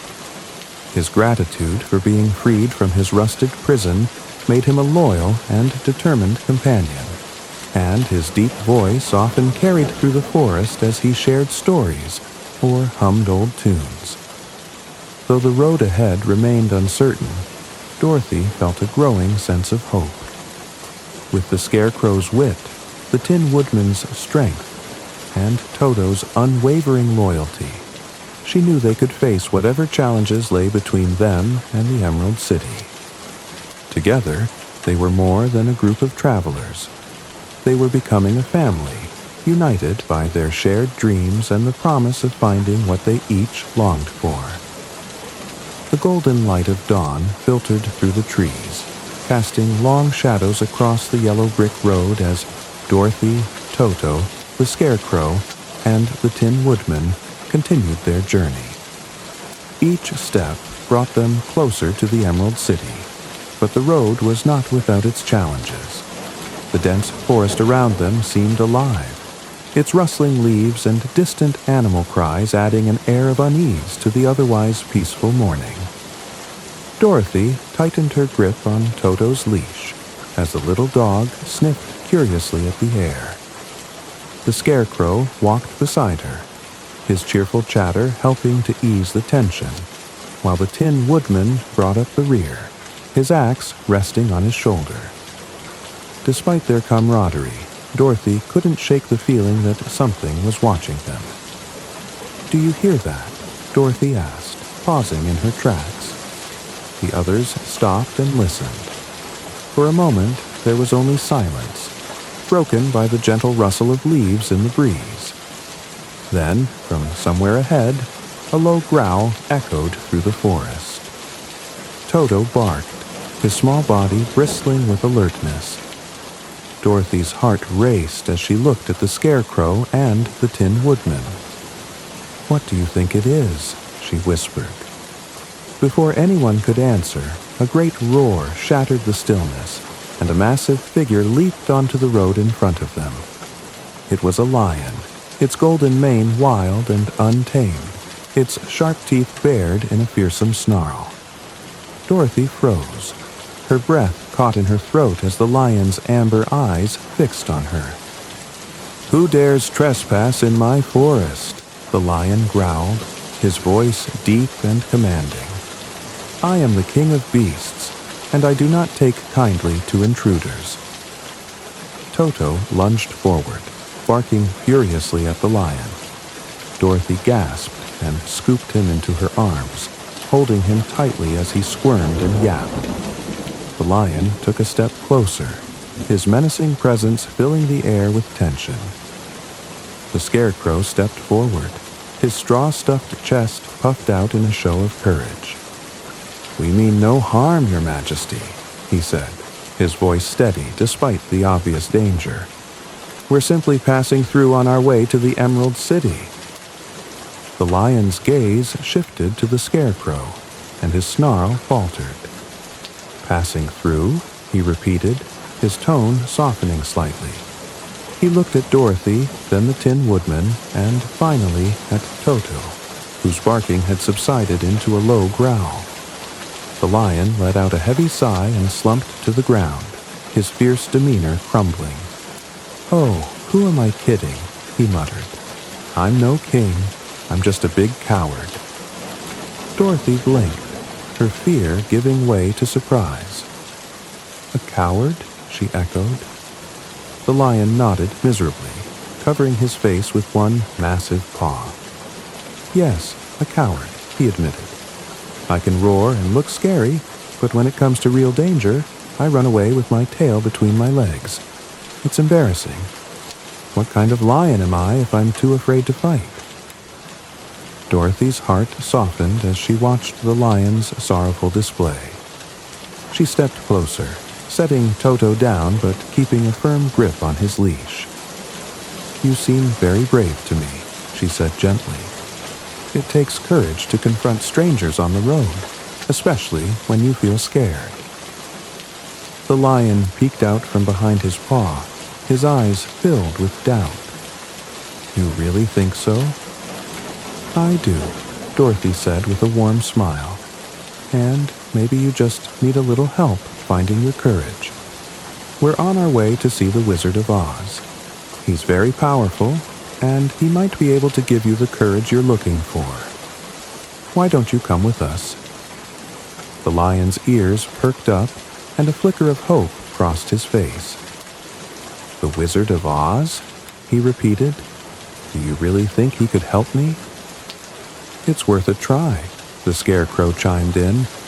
"I'm hoping he can give me a brain, and the Tin Woodman here wants a heart. If he can do that, I'm sure he can help you too." The Tin Woodman nodded. "You'd make a fine addition to our group. There's strength in numbers, and together we can face whatever challenges come our way." The lion hesitated, his tail swishing nervously behind him. "I don't know," he said, his voice wavering. "What if I get scared and let you down?" "You won't let us down," Dorothy said firmly. "We'll be there to help each other. That's what friends do." The lion looked at each of them in turn, his amber eyes searching for reassurance. Finally, he stood and took a deep breath, his massive frame seeming to straighten with newfound determination. "All right," he said. "I'll come with you. If the wizard can help me find my courage, it's worth the journey. And if I get scared, well, at least I'll have friends to face it with." Dorothy beamed and extended her hand. "Welcome to the group," she said. The lion shook her hand gently, his paw dwarfing hers. "Thank you," he said. "You can call me Lion. I've never had much of a name, but that's what everyone calls me." "It suits you," Dorothy said with a smile. With their new companion in tow, the group resumed their journey along the yellow brick road. The lion walked beside Dorothy, his strides cautious at first, but growing more confident with each step. As they traveled, he shared stories of his life in the forest, his struggles with fear, and his longing to live up to the reputation of the King of Beasts. "There was a time when I tried to be brave," he said, his voice tinged with regret. "I challenged a wild boar that was terrorizing the smaller animals, but when it charged at me, I froze. I ran away, and the boar chased me for miles. After that, the other animals stopped looking up to me. They called me a coward, and I suppose they were right." The Scarecrow patted the lion's shoulder reassuringly. "Everyone feels afraid sometimes," he said. "What matters is finding the strength to face your fears, even when it's hard. I may not have a brain, but even I know that much." The lion smiled faintly, his expression thoughtful. "Maybe you're right," he said. "Maybe courage isn't about not being afraid. Maybe it's about standing up even when you are afraid." As the day wore on, the group's bond grew stronger. The lion's natural charm and gentle humor brought a new dynamic to their journey, and even Toto seemed to warm to him, occasionally trotting alongside the massive feline without a trace of fear. Dorothy felt a deep sense of gratitude for her newfound friends, their companionship transforming the daunting journey into an adventure filled with hope and possibility.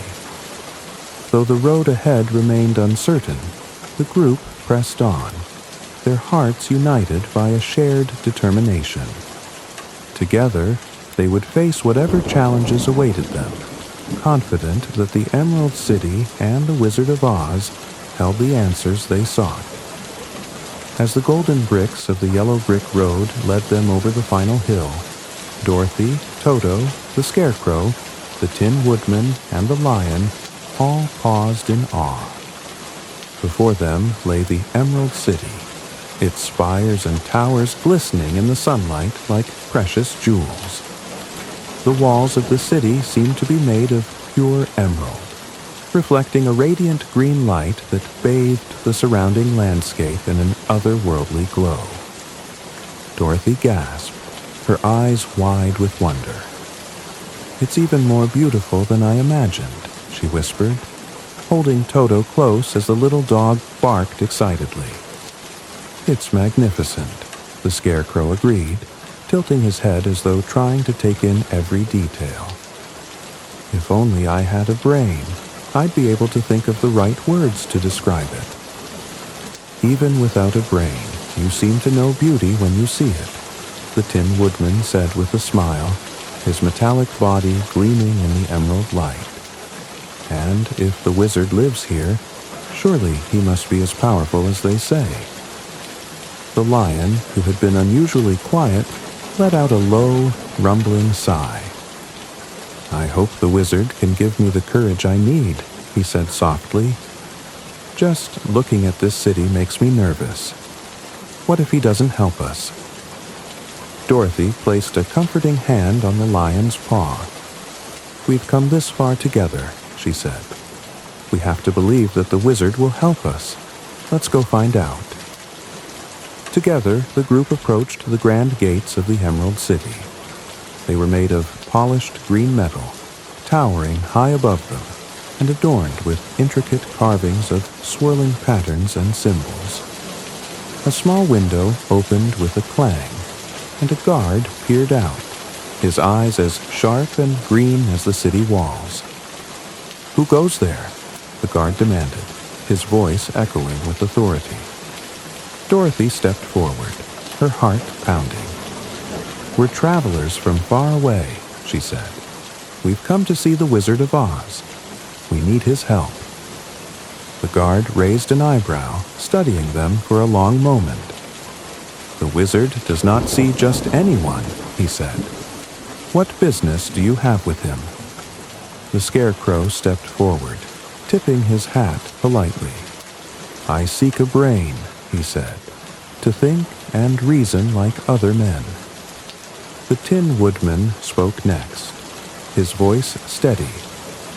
"I wish for a heart, so I may love and feel as others do." The Lion stepped forward hesitantly. I need courage," he said, "so I can face my fears and be the king of beasts I'm meant to be." Finally, Dorothy lifted her chin and spoke with determination. "I want to go home," she said. "Back to Kansas, where my Aunt Em and Uncle Henry are waiting for me." The guard considered their words, then nodded. "Very well," he said. "I will allow you to enter the Emerald City. But meeting the wizard is no small matter. Prepare yourselves, for he is not easily swayed." The gates creaked open, revealing a bustling city of emerald streets and buildings that shimmered like glass. The air was filled with the sound of music and laughter, and the people of the city, all dressed in shades of green, moved about with a cheerful energy. The group walked through the streets in awe, their eyes wide as they took in the sights and sounds of this magical place. Dorothy noticed that Toto had quieted, his small body pressed against her ankle as though he, too, was overwhelmed by the grandeur of the city. The lion stayed close to the group, his tail swishing nervously, while the scarecrow and the Tin Woodman marveled at the intricate architecture and vibrant life around them. They were led to a grand palace at the center of the city, its emerald walls towering higher than any building they had seen. The palace seemed to sparkle with a light of its own, and the large doors were engraved with golden symbols that glowed faintly. Inside, the air was cool and fragrant, and the floors were polished to a mirror-like sheen. The group was escorted to a large chamber, where they were instructed to wait. The chamber was vast, with high ceilings and walls adorned with emerald mosaics that depicted scenes of magic and wonder. At the far end of the room stood a throne, its surface inlaid with gold and precious stones. As the group approached, a deep, booming voice echoed through the chamber. "Who dares to disturb the great and powerful Wizard of Oz?" Dorothy and her companions froze, their eyes darting around the room in search of the source of the voice. It seemed to come from everywhere at once, reverberating off the walls like thunder. A swirl of smoke appeared near the throne, and a towering figure emerged, cloaked in shadows and radiating an aura of power. The figure's face was obscured, but its presence was overwhelming. Dorothy felt her knees tremble as she stepped forward. "Great Wizard of Oz," she began, her voice shaking slightly. "We have traveled far to seek your help. Each of us has a wish that only you can grant." The figure's eyes seemed to glow as it looked at each of them in turn. "Speak your wishes," it commanded. The scarecrow stepped forward first, his straw-stuffed chest puffed out with determination. "I wish for a brain," he said, "so that I may think and reason like other men." The Tin Woodman spoke next, his voice steady and earnest. "I wish for a heart," he said, "so that I may feel love and compassion." The lion hesitated, but then stepped forward, his voice wavering. "I wish for courage," he said, "so that I may face my fears and protect those who depend on me." Finally, Dorothy stepped forward, her hands clutching Toto tightly. "I wish to go home," she said, "back to Kansas, where my family is waiting for me." The wizard was silent for a moment, the room heavy with anticipation. Then the booming voice spoke again. "Your wishes are great and noble," it said, "but nothing in this world comes without a price. If you wish for me to grant your desires, you must first prove your worth." The group exchanged uneasy glances. "What must we do?" Dorothy asked, her voice barely above a whisper. "You must journey to the land of the Wicked Witch of the West," the wizard decreed. "She is a blight upon this land, and her evil magic threatens the peace of Oz. Bring me her broomstick as proof of her defeat, and I shall grant your wishes." Dorothy's heart sank. The thought of facing a wicked witch filled her with dread, but she knew there was no other way. "We'll do it," she said, her voice steady despite her fear. "We'll bring you the broomstick." The wizard's eyes glowed brighter, and his voice softened. "Very well," he said. "Go now, and may the courage of your hearts guide you. Return only when you have succeeded." As the smoke began to swirl and the figure faded from view, the group turned to leave the chamber, their hearts heavy with the weight of their new quest. The road ahead would be more dangerous than any they had faced before, but they knew they had no choice. Together, they stepped out of the palace and into the emerald light, ready to face the next chapter of their journey. The journey to the Wicked Witch of the West's castle was fraught with challenges that tested Dorothy, Toto, the Scarecrow, the Tin Woodman and the Lion more than any they had faced before. The landscape changed dramatically as they ventured deeper into the witch's territory. Gone were the lush fields and golden light. Here, the air was thick with a menacing gloom, and the land was barren, the sky perpetually gray. The yellow brick road, once smooth and inviting, now cracked and crumbled beneath their feet, its vibrant hue faded to a sickly yellow. A chilling wind howled through the desolate plains, carrying whispers that seemed to taunt and mock them. Dorothy held Toto close, her determination bolstered by the presence of her friends. "We have to be strong," she said, her voice firm despite the quiver in her heart. "The wizard is counting on us, and so are the people of Oz." The Scarecrow nodded. "I may not have a brain, but even I know we can't let fear stop us." The Tin Woodman tightened his grip on his axe, his metallic face set with resolve. "We've come too far to turn back now." The Lion, though visibly nervous, squared his shoulders. "I'll do my best to protect us. Courage or not, I won't let anything happen to you." As they pressed on, the Wicked Witch's influence became more apparent. Strange creatures lurked in the shadows, their glowing eyes watching from the twisted trees that lined the path. Occasionally, they heard the eerie cackle of the witch herself, her laughter echoing through the hills like a sinister melody. Finally, after days of arduous travel, the group stood at the edge of the witch's domain. Her castle loomed in the distance, a dark and foreboding structure perched atop a jagged hill. Its spires pierced the sky like black daggers, and the surrounding land was scorched and lifeless.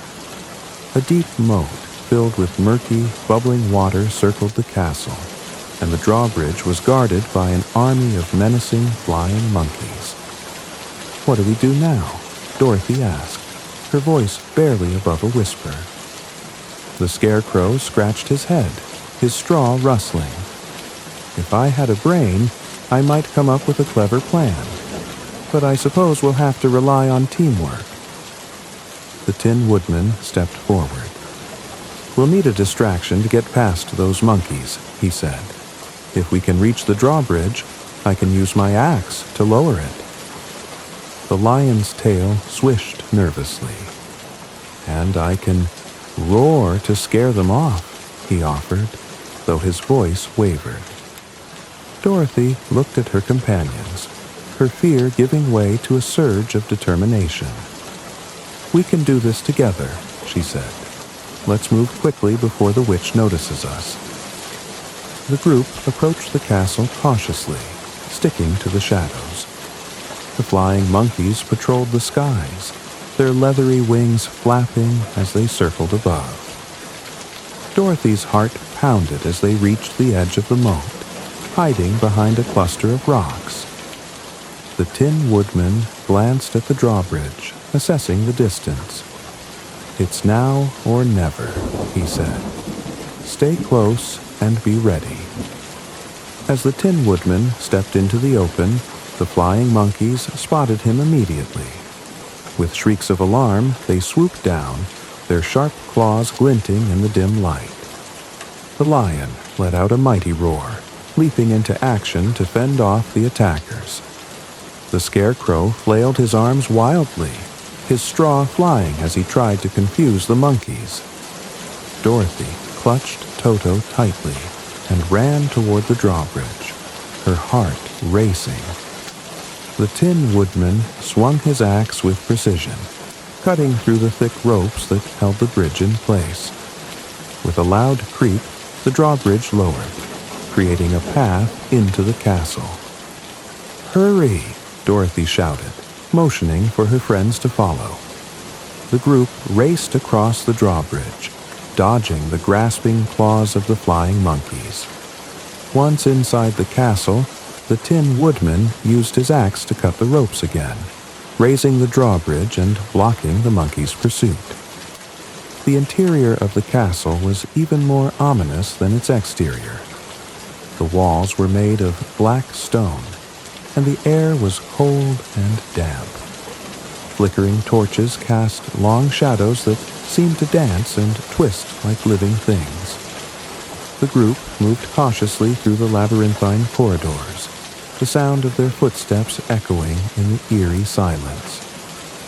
"We need to find the witch," Dorothy said, her voice firm. "She has to be here somewhere." As they turned a corner, they entered a vast chamber filled with strange, bubbling cauldrons and shelves lined with mysterious bottles and jars. At the center of the room stood the Wicked Witch of the West, her green skin glowing in the dim light. She wore a tattered black robe, and her eyes burned with a malevolent fire. "So," the witch sneered, her voice dripping with venom, "you've come to challenge me? Foolish little travelers. Do you really think you can defeat me?" Dorothy stepped forward, her fear replaced by determination. "We're here to stop you," she said. "Your wickedness has caused too much pain. We'll do whatever it takes to bring peace to Oz." The witch let out a cackling laugh. "Such bravery from a little girl," she mocked. "But bravery won't save you. My magic is far greater than anything you can imagine." With a wave of her hand, the witch summoned a storm of fire and smoke. The flames roared toward the group, but the Tin Woodman stepped in front, using his axe to deflect the fire. The Scarecrow grabbed a nearby bucket of water and threw it at the flames, dousing them before they could spread. The Lion charged at the witch, his roar echoing through the chamber. But the witch raised her staff, casting a spell that sent him sprawling to the ground. Dorothy ran to his side, helping him up as he shook off the effects of the spell. "You're stronger than her," Dorothy said, her voice steady. "We all are. We just have to believe in ourselves." The group rallied, each using their unique strengths to counter the witch's magic. The Scarecrow used his quick thinking to outmaneuver her attacks, while the Tin Woodman's strength and precision kept her spells at bay. The Lion's courage grew with each passing moment, his roars shaking the very walls of the castle. Dorothy noticed a large cauldron filled with water near the corner of the room. An idea sparked in her mind. "Keep her distracted," she shouted to her friends as she ran to the cauldron. The witch turned to Dorothy, her eyes narrowing. "What are you doing, little girl?" she hissed. Dorothy didn't answer. She grabbed a nearby ladle and flung water from the cauldron directly at the witch. The water hit the witch's skin, and she let out a blood-curdling scream. Steam rose from her body as she writhed in agony. "No!" the witch shrieked. "You've ruined me!" With a final, piercing cry, the witch melted into a puddle of green liquid, her robes collapsing into the empty space she left behind. The room fell silent, the oppressive darkness lifting as the witch's magic dissipated. Dorothy stared at the puddle, her heart pounding. "Is it over?" she asked, her voice barely above a whisper. The Scarecrow placed a comforting hand on her shoulder. "You did it, Dorothy," he said. "We all did."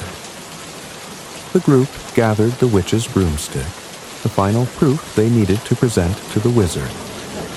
As they left the castle, the sky began to clear, and the sun broke through the clouds for the first time in what felt like an eternity. They had faced their greatest fear and emerged victorious. The journey back to the Emerald City would be long, but their hearts were lighter, filled with hope and the knowledge that together they could overcome anything. The road back to the Emerald City was long, but carried a sense of triumph that eased the group's weariness.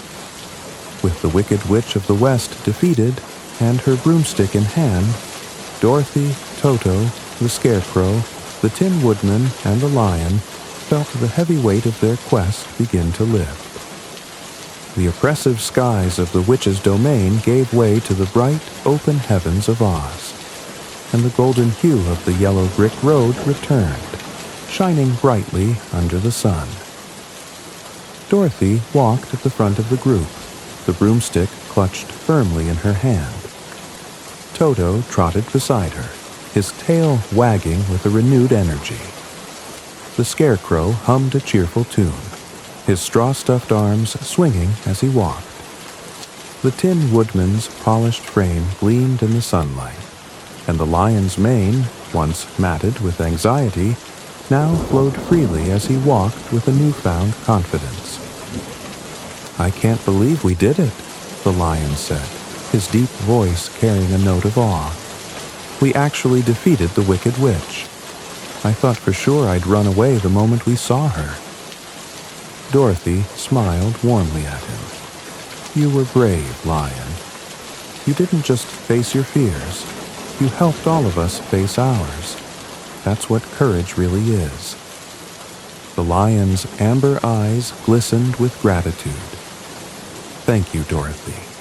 I think I'm finally starting to believe that myself." The Scarecrow tapped his head thoughtfully. "And to think, if I had a brain, I might have doubted our chances. But, as it turns out, maybe not having a brain isn't so bad after all." The Tin Woodman chuckled, his metallic voice ringing like a bell. "You've always been clever, Scarecrow. It's your heart that makes you such a good friend." Dorothy laughed, feeling the camaraderie among them stronger than ever. Despite the challenges they had faced, the bond they had formed made the journey worthwhile. It wasn't just about reaching the wizard anymore. It was about the friendships that had grown along the way. As they neared the gates of the Emerald City, the towering green walls came into view, sparkling in the sunlight like a sea of jewels. The sight filled Dorothy's heart with hope and excitement. The guard at the gate, the same one who had greeted them before, peered out from his window as they approached. "Back so soon?" he asked, his sharp eyes narrowing. "And what's this? The witch's broomstick?" Dorothy nodded, holding it up for him to see. "We've done as the wizard asked. We defeated the Wicked Witch of the West and brought back her broomstick." The guard's stern expression softened, and he gave a low whistle of admiration. "Well, I'll be. I didn't think anyone could do it. You've truly done Oz a great service. Come in, come in." The gates swung open with a groan, and the group stepped inside the bustling city. The emerald streets were alive with celebration, as word of the witch's defeat spread like wildfire. Citizens cheered and waved, their green attire glinting in the light. Dorothy and her friends were greeted with gratitude and admiration at every turn, their accomplishment hailed as a triumph for all of Oz. The group made their way to the palace, their steps quickening with anticipation. The grand doors opened to reveal the familiar chamber where they had first met the wizard. The room was just as vast and imposing as before, with its high ceilings and emerald mosaics that seemed to shimmer with light. At the far end, the throne stood empty, and a cloud of smoke began to swirl, signaling the wizard's arrival. "You have returned," the booming voice echoed through the chamber. "And you have brought the proof I demanded. Show me the broomstick of the Wicked Witch of the West." Dorothy stepped forward, holding the broomstick high. "Here it is," she said, her voice steady. "We did as you asked. We faced the witch and brought back her broomstick." The smoke swirled more intensely, and the figure of the wizard appeared, cloaked in shadows and radiating power. "You have done well," the voice said. "Your bravery and determination have proven your worth, and now I shall grant your wishes as promised." Dorothy's heart raced with anticipation, and she glanced at her friends. The Scarecrow's painted face beamed with excitement. The Tin Woodman stood tall and resolute, and the Lion's tail swished with eager anticipation. But before the wizard could speak further, Toto began barking furiously. The little dog darted toward a corner of the room where a heavy green curtain hung. Tugging at the fabric with his teeth, Toto pulled the curtain aside, revealing a small, unassuming man operating a series of levers and buttons. The room fell silent as everyone stared at the man, who froze mid-action. His face turned red, and he stammered, "Please, pay no attention to the man behind the curtain." Dorothy stepped forward, her eyes narrowing. "Who are you?" she demanded. "Are you the Wizard of Oz?" The man sighed, his shoulders slumping. "Yes," he admitted, his voice much softer and humbler than the booming tones they had heard before. "I am the Wizard of Oz, but I'm not the powerful sorcerer you were expecting. I'm just an ordinary man who ended up here by accident. I used tricks and illusions to make myself seem great and powerful." Dorothy and her friends exchanged stunned glances. The Scarecrow was the first to speak. "But you promised to grant our wishes," he said. "Can you still help us?" The wizard nodded slowly. "I may not have real magic, but I have something just as powerful, the ability to inspire belief. Scarecrow, you already have a brain. Your cleverness and quick thinking helped defeat the witch. Tin Woodman, your kindness and compassion show that you already have a heart. And Lion, your courage has grown with every step of this journey. You've faced your fears and protected your friends. Everything you sought, you already possess within yourselves." The group listened in silence, the wizard's words sinking in. Dorothy felt a lump rise in her throat. "And what about me?" she asked. "Can you help me get back to Kansas?" The wizard hesitated, then smiled gently. "There is someone who can help you," he said. "Glinda, the Good Witch of the South. She has the power to send you home. I will arrange for you to meet her." Dorothy's eyes filled with tears of gratitude. "Thank you," she said, "for everything." As they left the palace, the group felt a mix of emotions. Though the wizard was not what they had expected, his words had given them a new perspective. They had grown stronger, braver, and wiser through their journey, and they knew that the true magic lay in the bonds they had formed and the lessons they had learned.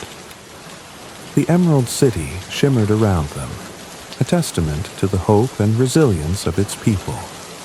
And, as they prepared for the next step of their adventure, Dorothy and her friends knew that they could face whatever came their way, together. Dorothy stood on the steps of Glinda's palace, the soft glow of the Good Witch's magic surrounding her and her companions. The journey to the south had been long, but filled with hope, for Dorothy knew that Glinda held the key to sending her back to Kansas. As she looked around at her friends, her heart swelled with gratitude and a bittersweet sense of impending farewell. Glinda appeared before them, her presence as radiant as sunlight filtering through morning mist. Dressed in a gown of shimmering pinks and golds, she greeted them with a warm smile. "Welcome, Dorothy," she said, her voice melodic and soothing. "I have been expecting you." Dorothy curtsied politely. Toto nestled in her arms. "Thank you for seeing us, Glinda. The wizard said you could help me get back to Kansas. Is it true?" Glinda nodded, her smile deepening. It is true, my dear. You have carried the power to return home with you all along. Dorothy's eyes widened in surprise. I have? But how? Glinda gestured to Dorothy's feet. The ruby slippers you wear are enchanted. With them, you can travel anywhere you wish. All you need to do is click your heels together 3 times and say where you want to go. Dorothy looked down at the slippers, their ruby-red surface glittering with an inner light. Her heart raced as the realization sank in. All this time, I could have gone home. Yes, Glinda said gently, but you needed to understand the lessons of your journey before you could use their magic. You needed to find the courage, love, and wisdom that were always within you. Dorothy glanced at her friends, her eyes brimming with tears.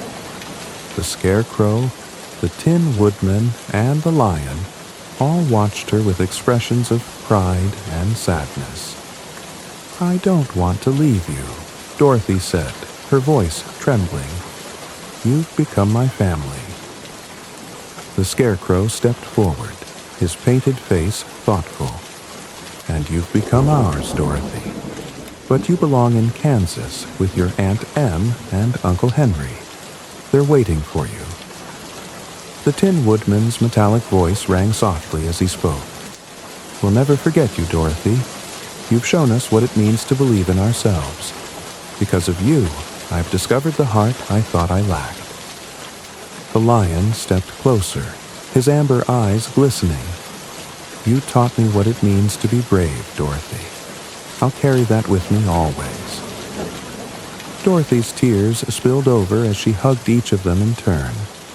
I'll miss you all so much, she said. You've taught me more than I ever imagined. Glinda stepped forward, her presence calming and serene. It is never truly goodbye, Dorothy. The bonds you've formed and the love you've shared will always remain in your heart. And who knows? Perhaps someday your paths will cross again.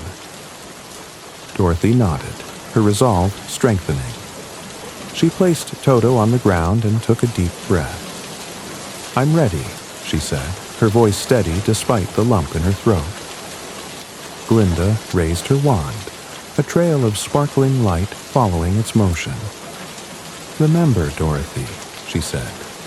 Click your heels together 3 times and say, there's no place like home.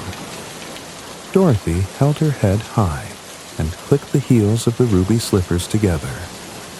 There's no place like home, she said firmly. She repeated the phrase 2 more times, each word resonating with the deepest parts of her heart. A rush of wind swirled around her, lifting her gently off the ground. The world blurred, the colors of Oz blending into a kaleidoscope of light and motion. She clutched Toto tightly as the magic carried her away, her heart pounding with a mixture of excitement and sorrow. When the wind subsided, Dorothy opened her eyes. She was lying in her bed, sunlight streaming through the window of her little farmhouse in Kansas. The familiar sounds of the prairie greeted her ears, the chirping of birds, the rustling of the wind through the tall grass. Dorothy, a voice called. It was Aunt Em, her face filled with worry as she rushed into the room. Oh, Dorothy, you're awake. We were so worried about you. Uncle Henry appeared behind her, his usually stoic expression softened with relief. Welcome back, kiddo, he said gruffly, his eyes betraying his emotions. Dorothy sat up, clutching Toto to her chest. Tears streamed down her face as she looked around the room, her heart swelling with love for the life she had almost lost. I'm home, she whispered. I'm really home. Aunt Em hugged her tightly, her hands trembling. We thought we'd lost you in the storm, but you're here now, and that's all that matters. Dorothy leaned into the embrace, her heart full. She glanced down at Toto, who wagged his tail happily. "It was an amazing journey," she said softly, more to herself than anyone else. "I met incredible friends and learned so much. But there really is no place like home." Over the following days, Dorothy shared her story with Aunt Em and Uncle Henry, though she could tell they thought it was just a vivid dream brought on by the storm. But Dorothy knew the truth. The memories of Oz, of her friends, and of the lessons she had learned would stay with her forever. She often found herself gazing at the horizon, wondering what her friends in Oz were doing. She imagined the Scarecrow leading with wisdom, the Tin Woodman spreading kindness, and the Lion ruling with courage. Though she missed them dearly, she knew they were all where they belonged, just as she was. And so, life on the farm returned to its steady rhythm. But for Dorothy, everything felt a little brighter, a little more magical. She carried the lessons of Oz with her, a reminder that even in the simplest of places, love, courage, and wisdom could create a world of wonder. As she sat on the porch one evening, Toto curled up at her feet. Dorothy looked out at the vast Kansas sky, painted in hues of gold and pink by the setting sun. She smiled softly, her heart at peace. "There's no place like home," she said again, the words carrying a deeper meaning now than ever before. As Dorothy settled back into her life in Kansas, the lessons she had learned in Oz remained vivid in her heart. The rolling plains and wide-open skies of her home felt different now, not because they had changed, but because she had. Dorothy's journey had given her a new perspective on the world and her place within it. She carried the wisdom, courage, and love she had discovered, not as fleeting memories, but as integral parts of herself. Each morning, Dorothy would wake to the sound of the rooster crowing and the scent of fresh dew on the grass. She would step outside and feel the familiar breeze on her face, a gentle reminder that she was home. Yet she often found herself looking toward the horizon, wondering about her friends in Oz. She imagined the Scarecrow presiding over the Emerald City with wisdom and wit, the Tin Woodman spreading kindness throughout his forest, and the Lion leading with bravery as the true king of beasts. Though their worlds were separated by magic, Dorothy felt connected to them in a way that distance could never diminish. Aunt Em and Uncle Henry noticed the change in her. Dorothy seemed more confident, more attuned to the beauty and value of everyday life. She worked on the farm with renewed energy, her laughter ringing out as she played with Toto or helped Aunt Em tend the garden. The storm that had once left her lost now felt like a distant memory, a catalyst for growth rather than a cause for fear. One quiet afternoon, Dorothy sat with Aunt Em on the porch, a basket of freshly picked vegetables resting at their feet. The sun was beginning to set, painting the sky in hues of amber and lavender. "You seem different these days, Dorothy," Aunt Em remarked, her voice gentle. "Happier, maybe, like you found something you were looking for." Dorothy smiled, her eyes distant as she thought of Oz. "I suppose I have," she said. "I learned that no matter where you go or how far you travel, the most important things are always with you. Your heart, your courage, and your mind. They're what guide you. And home isn't just a place. It's where you're loved and where you love in return." Aunt Em's eyes glistened with pride as she reached out to squeeze Dorothy's hand. "You've grown up so much, my dear. Whatever journey you went on, I'm glad it brought you back to us." The days in Kansas passed with a quiet, steady rhythm. but Dorothy's heart often leapt with the memories of her adventures. She would sometimes sit under the old oak tree at the edge of the farm and close her eyes, imagining the vibrant colors of Oz, the sound of the lion's hearty laugh, or the warmth of the Tin Woodman's compassionate words. Toto would curl up beside her, his small body a comforting weight against her side. One evening, as Dorothy gazed up at the stars, she thought of Glinda's words. It is never truly goodbye. The bonds you've formed and the love you've shared will always remain in your heart. Those words rang true now more than ever. Dorothy knew that her time in Oz had not only shaped her, but had also left a lasting mark on the magical land she had left behind. The people of Oz, she imagined, were thriving in the wake of the Wicked Witch's defeat. The Emerald City would shine brighter under the Scarecrow's wise leadership, and the forest would bloom with the Tin Woodman's gentle care. The lion, she was certain, would reign with the courage and compassion of a true king. They had all found their places, just as Dorothy had found hers. As the months turned into years, Dorothy's memories of Oz remained as vivid as ever. She would often recount her adventures to the children of the nearby farms, who would listen wide-eyed and enthralled. Though many thought her stories were just fanciful tales, Dorothy knew better. Oz was real, and its magic had forever changed her. One crisp autumn day, Dorothy stood at the edge of the farm, the golden fields stretching out before her. The wind carried the scent of harvest and the promise of change. She closed her eyes and whispered softly, "There's no place like home." The words, once spoken as a desperate wish, now felt like a gentle truth. Kansas was her home, and it always would be. But Oz, with its wonder and its lessons, would remain a part of her heart forever. Dorothy turned back toward the farmhouse, where Aunt Em and Uncle Henry waited with warm smiles and open arms. Toto barked happily at her heels, his energy as boundless as ever. Together, they walked back to the life Dorothy had once taken for granted, but now cherished deeply. The journey to Oz had taught her that courage, love, and wisdom were the true treasures of life, and that sometimes the most extraordinary adventures lead you right back to where you started, only to see it with new eyes.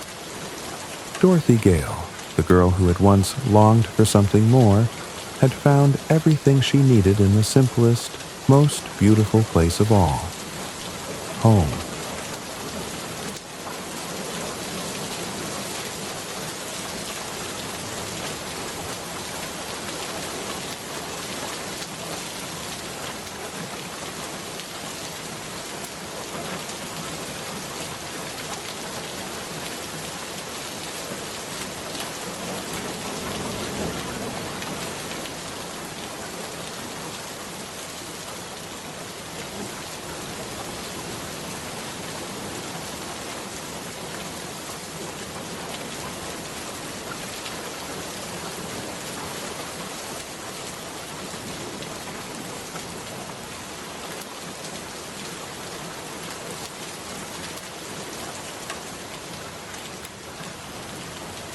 In a quiet village, nestled amidst rolling green hills and golden meadows, there lived a miller with his 3 sons. The miller was a kind man, though his life had been marked by modest means and relentless toil. His mill, standing on the edge of a bubbling brook, had provided just enough to feed his family and keep a roof over their heads. But time, like the unceasing flow of the brook, had worn him down, and as he lay on his deathbed, he divided his meager possessions among his children. To his eldest son, he left the sturdy mill, a symbol of steady work and a reliable future. To his middle son, he gave the donkey, a creature loyal and strong, capable of bearing burdens and plowing fields. And to his youngest son, a dreamer named Jacques, he left only a cat. The youngest son, gazing at the sleek creature with its emerald eyes and sable fur, felt his heart sink. A cat? Jacques muttered, his voice tinged with disbelief. What am I to do with a cat? The mill can grind grain, the donkey can plow fields, but a cat? The cat, sitting regally atop the miller's old wooden chest, seemed to blink knowingly at Jacques, as if amused by the boy's lament. With a flick of its tail, it leapt down and padded gracefully toward him. Though Jacques had not yet realized it, this was no ordinary feline. "Do not despair, master," the cat purred, its voice as smooth as silk. Jacques startled, nearly toppling over. His eyes widened in disbelief as the cat continued, its tone soothing yet commanding. "I am more than what meets the eye. Equip me with a pair of fine boots and a sturdy bag, and I shall bring you more fortune than you could ever dream of." Jacques blinked, convinced he was hearing things. Perhaps his grief over his father's passing had clouded his senses. Yet there was something about the cat's calm confidence, its piercing gaze, that made him pause. "You can talk?" he stammered, his voice a mix of astonishment and doubt. "Indeed I can," the cat replied, lifting its chin. "And if you heed my advice, you may yet rise above your brothers, who are weighed down by their predictable inheritances. With my help, your path will be extraordinary." Extraordinary. The word rang in Jacques' mind like a bell. He had always dreamed of something greater than the quiet, unchanging life of their village. He wanted adventure, recognition, and perhaps even a touch of magic. Swallowing his skepticism, he nodded. "Very well," Jacques said hesitantly. "I'll trust you. But boots? For a cat?" The cat's whiskers twitched, and it smiled. Or at least, Jacques could have sworn it did. "A fine pair of boots will lend me the dignity befitting my plans. Now, take what little coin you have left and procure them for me. The bag.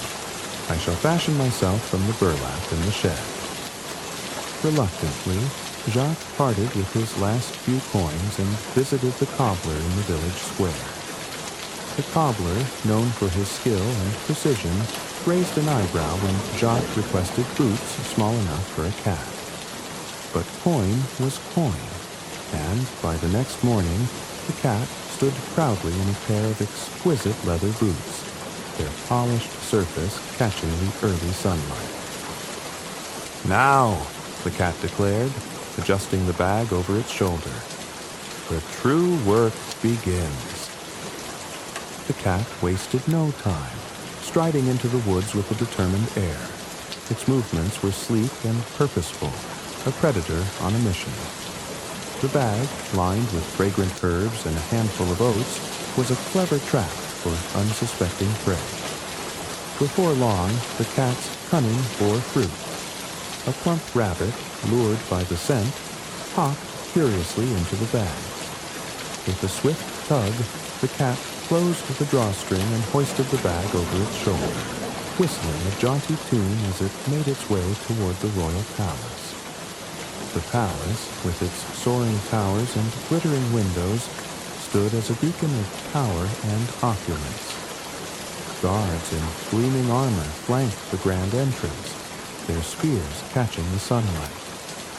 Unfazed, the cat approached, its boots clicking confidently against the cobblestones. "Good day, noble sirs," the cat said, bowing low. The guards exchanged baffled glances, but stepped aside, too stunned to protest. The cat strode into the throne room, where the king, a portly man with a kind face, sat amidst velvet drapes and gilded furnishings. "Your Majesty," the cat began, bowing deeply, "I come bearing a humble gift from my master, the illustrious Marquis of Carabas." The king, intrigued by the cat's eloquence and the mention of a marquis, leaned forward. "A gift, you say? From a marquis? Pray, what is it?" The cat opened the bag with a flourish, revealing the plump rabbit. The king's eyes lit up. "Ah, a fine catch indeed.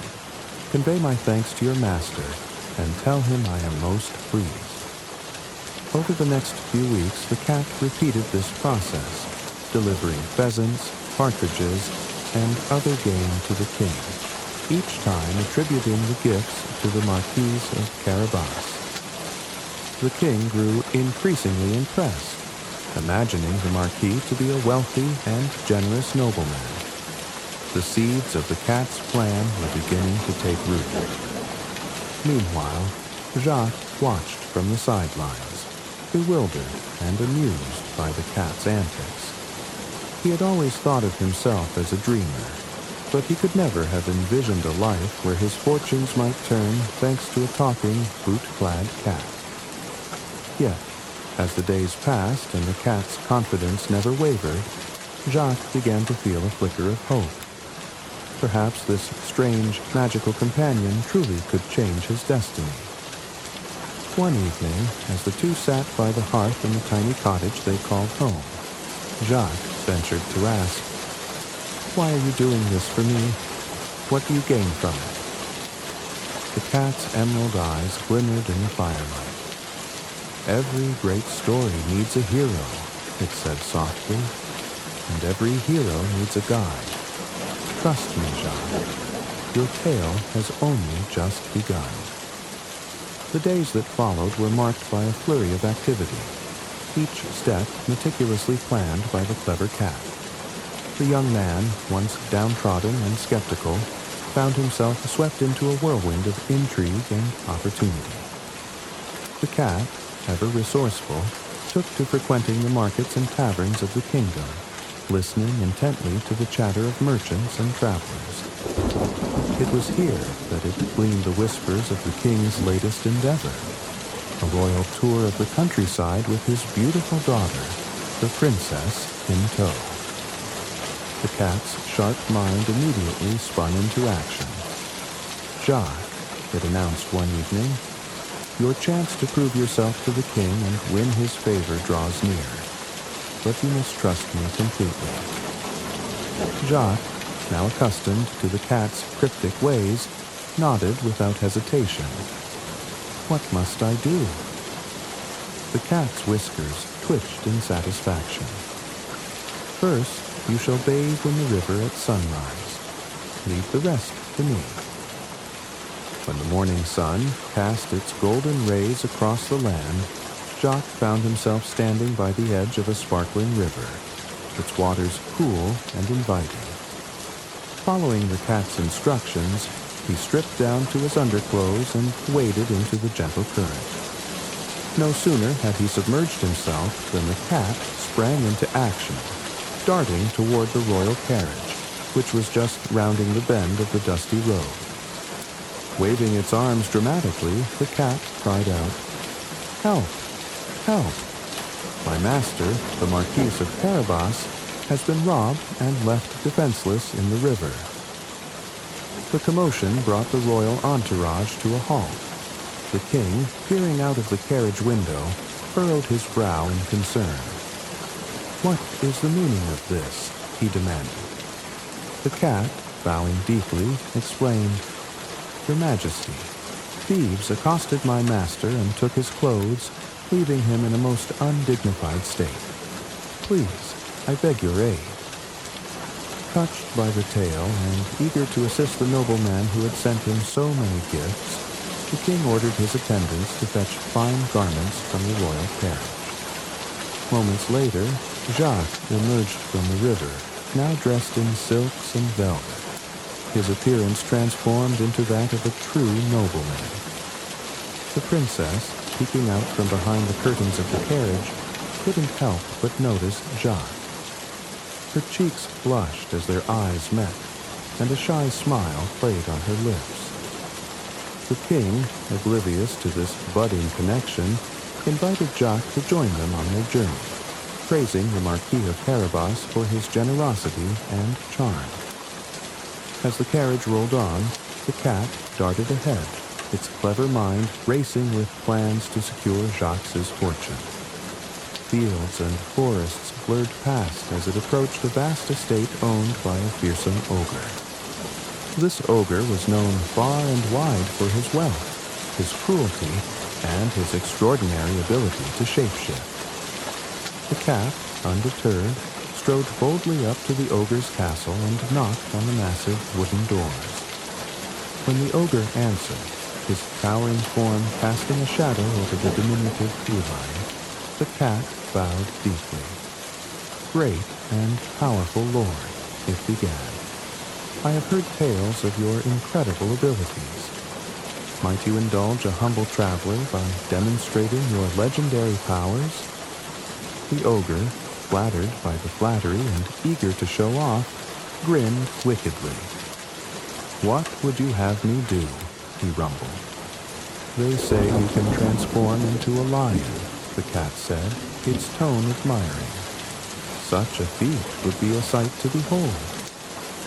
With a low growl, the ogre's form began to shift, his body contorting and expanding until he stood as a fearsome lion, his golden mane blazing like fire.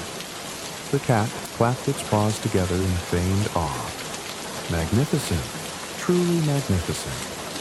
But tell me, my lord, can you also take on a smaller form? Say, that of a mouse?"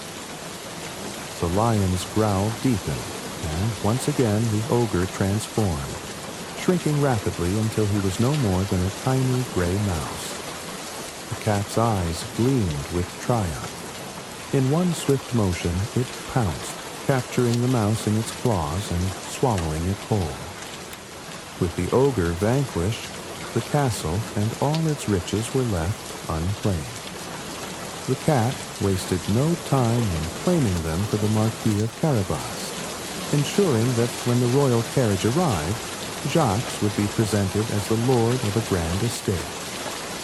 As the king marveled at the splendor of the castle, and the princess stole glances at Jacques, the cat looked on with satisfaction. Its work was nearly complete, and its master's destiny had been irrevocably changed. The royal entourage spent the remainder of the day marveling at the estate, with the king praising the supposed Marquis of Carabas for his vast wealth and impeccable taste. Jacques, though still adjusting to his newfound status, played the role with surprising ease, his natural charm endearing him to the king and his court. The princess, in particular, found herself drawn to Jacques. As the sun dipped below the horizon, casting a warm, golden glow over the castle gardens, the two found themselves strolling alone along a hedge-lined path. The air was filled with the gentle hum of crickets and the scent of blooming roses. "You've led an extraordinary life, Marquis," the princess said, her voice soft and laced with curiosity. "Your generosity and humility speak volumes about your character." Jacques, though flustered, managed a smile. "I owe much of it to my advisors," he replied, casting a glance toward the cat, who watched from a distance, perched atop a stone fountain like a silent sentinel. The princess laughed, a melodic sound that made Jacques' heart race. "A humble man as well. Perhaps we shall see more of each other in the days to come."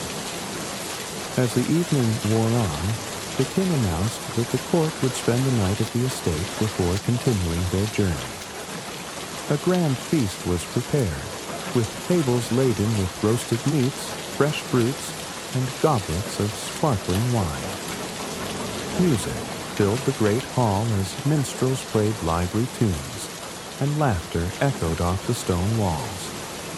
The cat, ever watchful, ensured that every detail was perfect, from the arrangement of the dishes to the seating of the guests. It moved through the shadows with grace, its sharp eyes missing nothing. By the time the feast drew to a close, the king was so impressed with the hospitality of the Marquis that he began to consider a more permanent alliance between their families. "Marquis," the king declared, raising his goblet, "it is clear that you are a man of great substance and character. I would be honored to call you my son-in-law."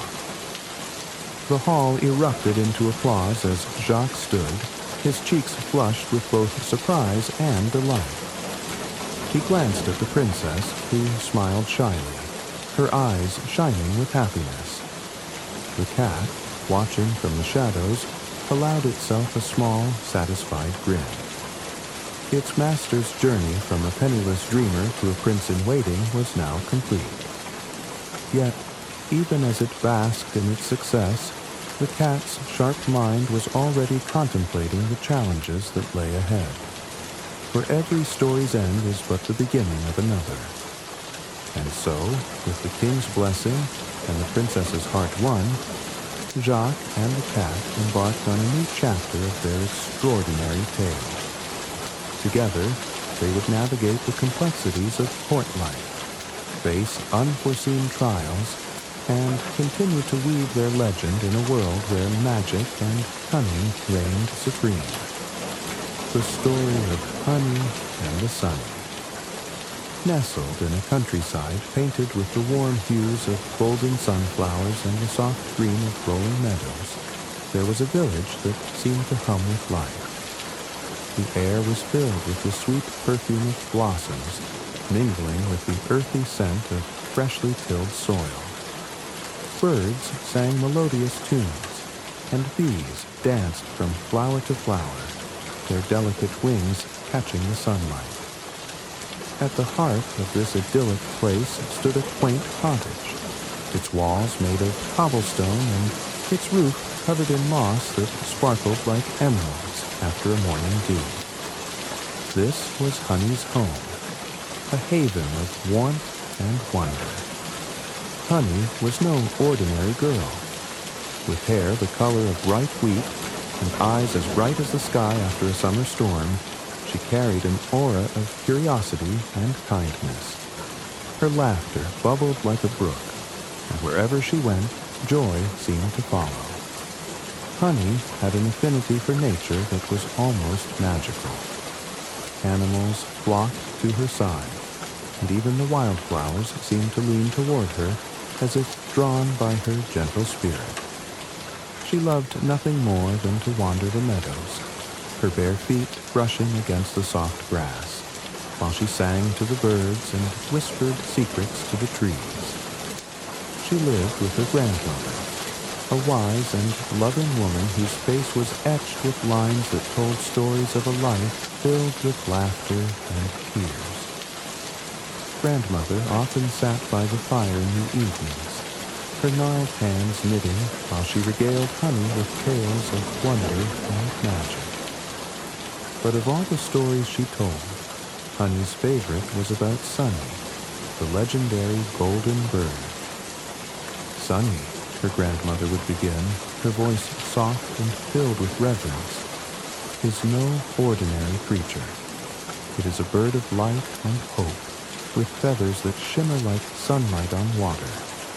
They say its song can melt the coldest of hearts, and its presence brings fortune and happiness to those it befriends. Honey would listen, her eyes wide with wonder, as her grandmother described the bird. "But Sunny is elusive," she continued, her voice dropping to a whisper. "It only appears to those with the purest hearts and the courage to face the unknown." The thought of Sunny filled Honey with longing. She would often gaze out of her bedroom window at night, her heart dreaming of the golden bird and the adventures they might share. Her room, small and cozy, was a reflection of her personality, with pressed flowers hanging from the walls and shelves lined with jars of polished stones and feathers she had collected during her rambles. The village itself, though beautiful, had its share of struggles. while the fields were lush and the rivers clear, the people's hearts carried the weight of quiet worries. The harvests had been unpredictable, and though the village's charm remained intact, a subtle tension lingered in the air. Honey, with her boundless optimism, often tried to lift the spirits of those around her, but she couldn't shake the feeling that something extraordinary was needed to restore the village's joy. One particular evening, as the sun dipped below the horizon, painting the sky in shades of amber and crimson, Honey sat by the fire with her grandmother. The crackling flames cast flickering shadows on the walls, and the soft hum of crickets filled the air. "Grandmother," Honey asked, her voice tinged with both hope and curiosity, "do you think Sonny could ever visit our village?" Her grandmother smiled, her eyes twinkling with a hint of mystery. "Perhaps, my dear. Sonny has a way of finding those who need it most. But remember, Honey, it is not enough to wish for magic. Sometimes we must become the magic ourselves." That night, Honey lay in bed, her heart racing with the thought of Sonny. The moonlight streamed through her window, bathing her room in a silvery glow. As she drifted off to sleep, she could almost hear the faint trill of a bird's song carried on the breeze, a melody so sweet and pure that it made her heart ache with longing. Unbeknownst to Honey, far beyond the hills and meadows, in a grove hidden by ancient enchantments, Sonny perched on a tree made of gold. Its feathers glowed with an inner light, and its eyes, wise and deep, seemed to gaze toward the little village as if sensing Honey's dreams. The air around Sonny shimmered with magic, and the bird's song, soft and hauntingly beautiful, floated on the wind, carrying a promise of hope and wonder yet to come. As the seasons turned, the once vibrant village fell under the shadow of a relentless drought. The streams that once babbled through the meadows dried into cracked riverbeds, and the golden fields turned brittle and brown under the unyielding sun. Each day, the villagers gathered at the well in the center of the village, their faces etched with worry as they drew water that seemed to diminish by the hour. The air grew heavy with despair, and even Honey's laughter began to falter. One evening, Honey returned home to find her grandmother kneeling by the hearth, her hands clasped tightly in prayer. The flickering fire cast long shadows on the walls, and her grandmother's voice, usually so steady, trembled with desperation. "Oh, Sonny," her grandmother whispered, her words barely audible over the crackling flames. "If you can hear me, we need you now more than ever. Our fields are dying, and our hearts are breaking. Please, bring your light and hope to our village." Honey, standing in the doorway, felt a pang in her chest. She had never seen her grandmother so vulnerable, so overcome with helplessness. That night, as she lay in bed, Honey couldn't sleep. Her grandmother's words echoed in her mind, intertwining with the stories she had grown up hearing. Could Sonny, the legendary golden bird, truly save them? And if so, why had it not come? The moonlight poured through her window, illuminating the jars of feathers and stones on her shelves.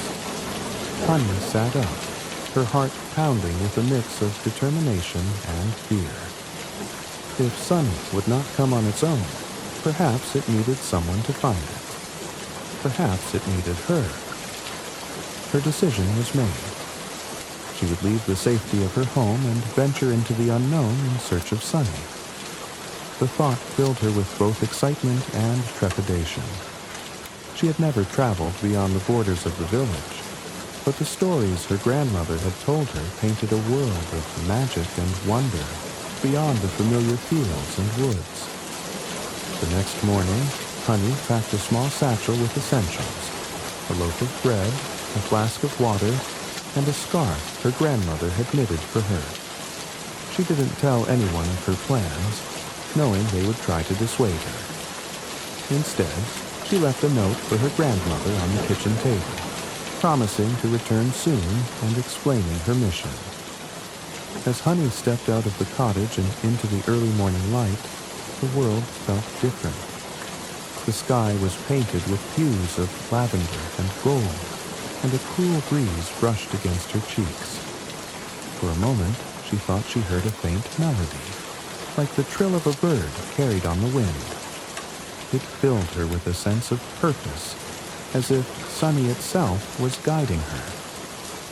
Honey walked toward the edge of the village, where the dense woods stood like a wall of emerald shadows. The villagers she passed looked weary, their faces lined with worry, but they greeted her with small smiles, unaware of the journey she was about to undertake. With each step, her resolve grew stronger. As she reached the forest's edge, Honey paused and looked back at the village she loved so dearly. The sight of the sunflowers, wilted but still standing, filled her with a bittersweet hope.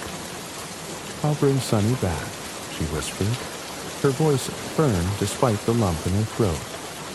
"I'll make things right."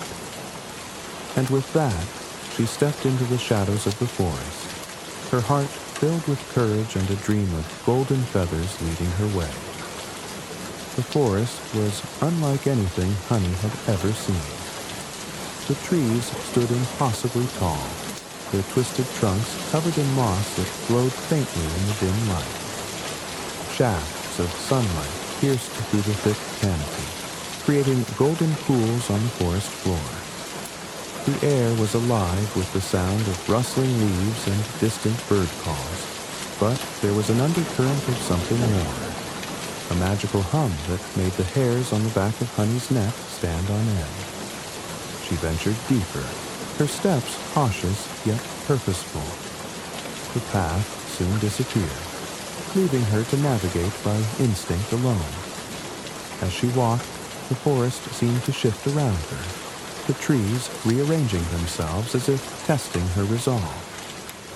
Honey came to a clearing where the trees whispered in hushed tones. Their voices were soft but distinct, warning her of the challenges ahead. "Beware, child," they murmured. "Only those with true courage may pass." Honey squared her shoulders, her heart pounding. "I mean no harm," she said aloud.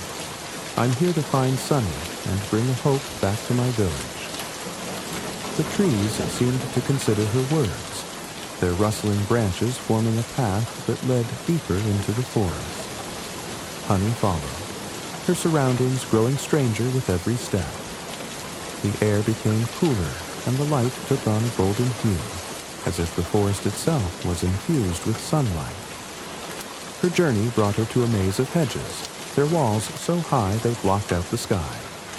As she navigated the labyrinth, a mischievous fox appeared, its fur a fiery red, and its eyes gleaming with cunning. "Lost, are we?" the fox asked, its voice smooth as honey. "Perhaps I could help, for a price." Honey shook her head. "I have nothing to give but my word. Will you guide me if I promise kindness in return?" The fox tilted its head, considering her offer. Finally, it nodded. "Very well, little one. Follow me." True to its word, the fox led Honey through the maze, disappearing with a sly grin as they reached the exit. Beyond the maze lay a grove unlike any Honey had ever imagined.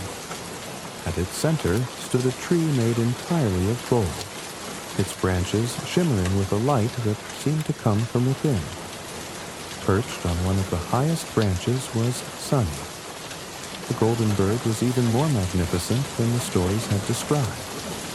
Its feathers glowed with an otherworldly radiance, and its eyes, deep and knowing, met Honey's with a look of recognition.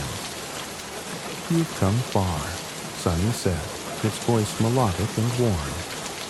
Why have you sought me out, child? Honey fell to her knees, overcome by the bird's presence. My village is suffering, she said, her voice trembling.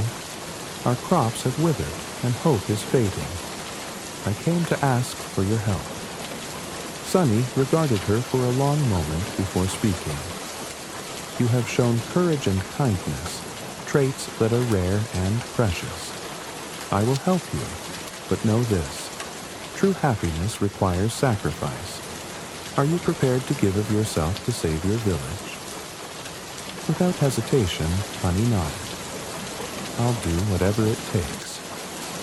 Sunny's feathers shimmered even brighter, and the grove filled with a warm, golden light. Then rise, Honey. Our journey together begins. With a gentle flutter of its radiant wings, Sunny descended from the golden tree and landed before Honey. The air around the bird shimmered with warmth as it spoke. I will grant you 3 gifts, it said, its voice a melody of wisdom and compassion. Each is imbued with magic to aid you, but you must wield them with care. Sunny plucked a glowing feather from its wing and held it out to Honey. This feather summons sunlight, it explained. Use it to banish darkness and bring warmth to the earth. Next, Sunny leaned closer and sang a single, hauntingly beautiful note. A small orb of golden light formed in the air, which it passed to Honey. This is the song of bloom, the bird said. Sing it, and the seeds of life will awaken and flourish. Finally, Sunny fixed its deep, luminous eyes on Honey. The last gift is a whisper of truth, it said, its tone solemn. Speak it softly into the ears of those burdened by strife, and their hearts shall be healed. Honey clutched the gifts, her heart swelling with gratitude. Thank you, she whispered. I promise to use them wisely. Sunny nodded, its golden feathers glowing brighter. Now go, child. Your village needs you. Honey's journey back through the forest was swift, the paths clearing as if guided by an unseen force. When she reached the edge of the village, her heart clenched at the sight of the withered crops and weary faces of her neighbors. But she didn't hesitate. Standing at the center of the barren fields, Honey held the golden feather aloft. Its light grew intense, and she whispered, "Let the sun shine again." The sky, once dull and gray, brightened as sunlight poured down, warming the cracked soil. Gasps of astonishment rippled through the villagers as they watched the land drink in the light. Honey moved through the fields, her voice rising in the song of bloom. The melody seemed to seep into the ground, and before their eyes, green shoots broke through the earth. Flowers blossomed, and the crops sprang back to life, lush and abundant. As the villagers rejoiced, Honey noticed tensions still lingering among some. Old disputes and grudges weighed heavy on their hearts. She approached 2 quarreling farmers and leaned in close, whispering the truth into their ears. Their eyes widened, and then softened with understanding. They embraced, their burdens lifted. Honey spent the day bringing sunlight, life, and harmony to the village.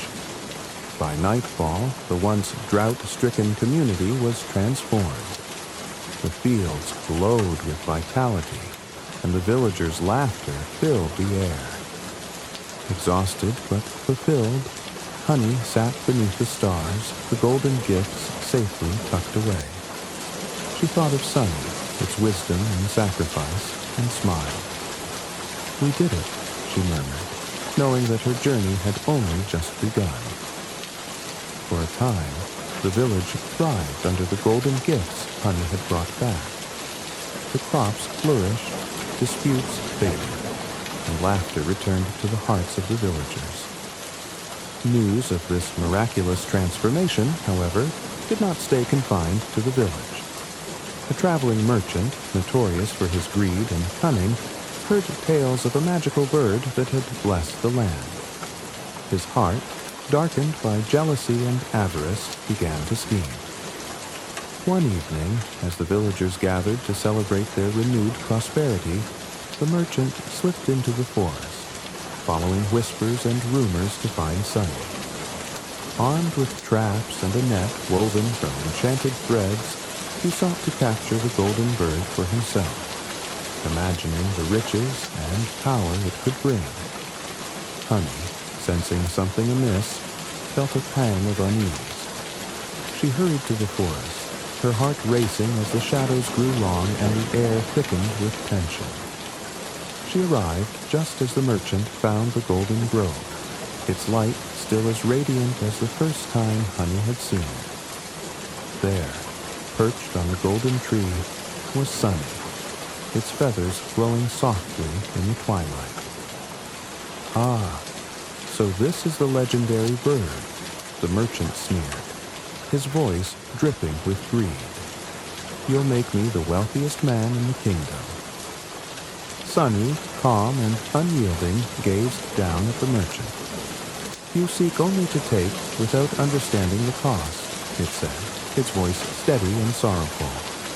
"True happiness cannot be hoarded." The merchant laughed, dismissing the bird's words. With a swift motion, he cast his enchanted net into the air. Honey, watching from the shadows, cried out, "No!" and darted forward, trying to stop him. But she was too late. The net fell over Sunny, its light dimming as the bird let out a mournful song. As the merchant approached to claim his prize, a sudden burst of golden light erupted from Sunny. The net disintegrated, and the merchant was thrown back, his greed and malice reflected in the radiant explosion. The grove itself seemed to absorb Sunny's essence, the tree and its branches glowing brighter than ever before. Honey fell to her knees, tears streaming down her face as she realized what had happened. Sunny had sacrificed itself to protect her, the village, and the balance of the magic it embodied. The bird's light expanded, filling the forest and the skies above. The drought was not only cured, but transformed into a lush, perpetual harmony. The golden tree stood as a beacon of hope, its leaves shimmering eternally in Sunny's memory. The merchant fled, blinded and defeated, his greed leaving him empty-handed. Honey, though devastated by Sunny's loss, felt a deep gratitude for all it had given. She returned to the village, her heart heavy yet filled with purpose. That night, under a sky of brilliant stars, the villagers gathered around the golden tree, now standing at the edge of their fields. Honey spoke softly, her voice steady despite her tears. Sunny gave everything for us. We must honor its legacy by living with kindness, courage, and gratitude. The golden glow of Sunny's sacrifice never faded from the hearts of the villagers. Where the bird had made its ultimate stand, a sprawling field of sunflowers now grew, their golden heads reaching skyward as if perpetually chasing the light Sunny had left behind. Each bloom seemed to carry a fragment of the bird's magic, shimmering faintly in the sunlight. At night, the field glowed softly, bathing the village in a serene, golden light that reminded everyone of Sunny's enduring legacy. The village, once unnamed and overlooked, was transformed. It became a beacon of hope and abundance, attracting travelers and settlers who came to marvel at the magical sunflower field. To honor the golden bird, the villagers renamed their home Sunnyvale, a name that carried the warmth and light of Sunny's memory. Over time, Sunnyvale thrived, its people united by a renewed sense of purpose and community. The drought and despair were but distant memories, replaced by laughter, songs and the rustling of sunflower petals in the gentle breeze. For Honey, the transformation of her village was bittersweet. She missed Sunny dearly, often visiting the sunflower field to sit among the blooms and feel the birds' presence. Yet, she found solace in knowing that Sunny's sacrifice had brought lasting joy and prosperity to those she loved. As the years passed, Honey's story spread far and wide. Travelers came not only to see the enchanted field, but to meet the girl whose courage and kindness had brought Sunny into their world. Honey herself grew into a symbol of hope and compassion. She dedicated her days to helping others, ensuring that Sunny's teachings lived on through her actions. She taught the villagers to cherish the magic of the natural world, to resolve conflicts with understanding and truth, and to find strength in unity and kindness. Children would gather around her in the evenings, eager to hear the tale of Sunny and how the golden bird had changed their lives forever. Her words, like Sunny's light, inspired generations to live with courage, generosity, and a deep respect for the world around them. The sunflower field became a sacred place, a reminder of the power of selflessness and the beauty of nature's resilience. Festivals were held there every year to celebrate Sunny's memory. During these gatherings, Honey would lead the villagers in songs of gratitude, her voice rising with the same melody Sunny had once shared. The Song of Bloom became a cherished tradition, a living link to the golden bird's magic. In time, Sunnyvale became known as a land of miracles and harmony, its story spreading far beyond its borders. Travelers would leave with sunflower seeds, planting them in distant lands as symbols of hope and renewal. Sunny's legacy grew, carried by the wind and the hearts of those who had been touched by its light. Through it all, Honey remained steadfast in her belief that Sunny's sacrifice had not only saved the village, but had also taught them the true meaning of happiness. It wasn't in wealth or possessions, but in the courage to face challenges, the compassion to help others, and the wisdom to live in harmony with the world. Under the eternal glow of the sunflower field, Honey often whispered to the petals, "Thank you, Sunny. You're still here, in every bloom, in every heart."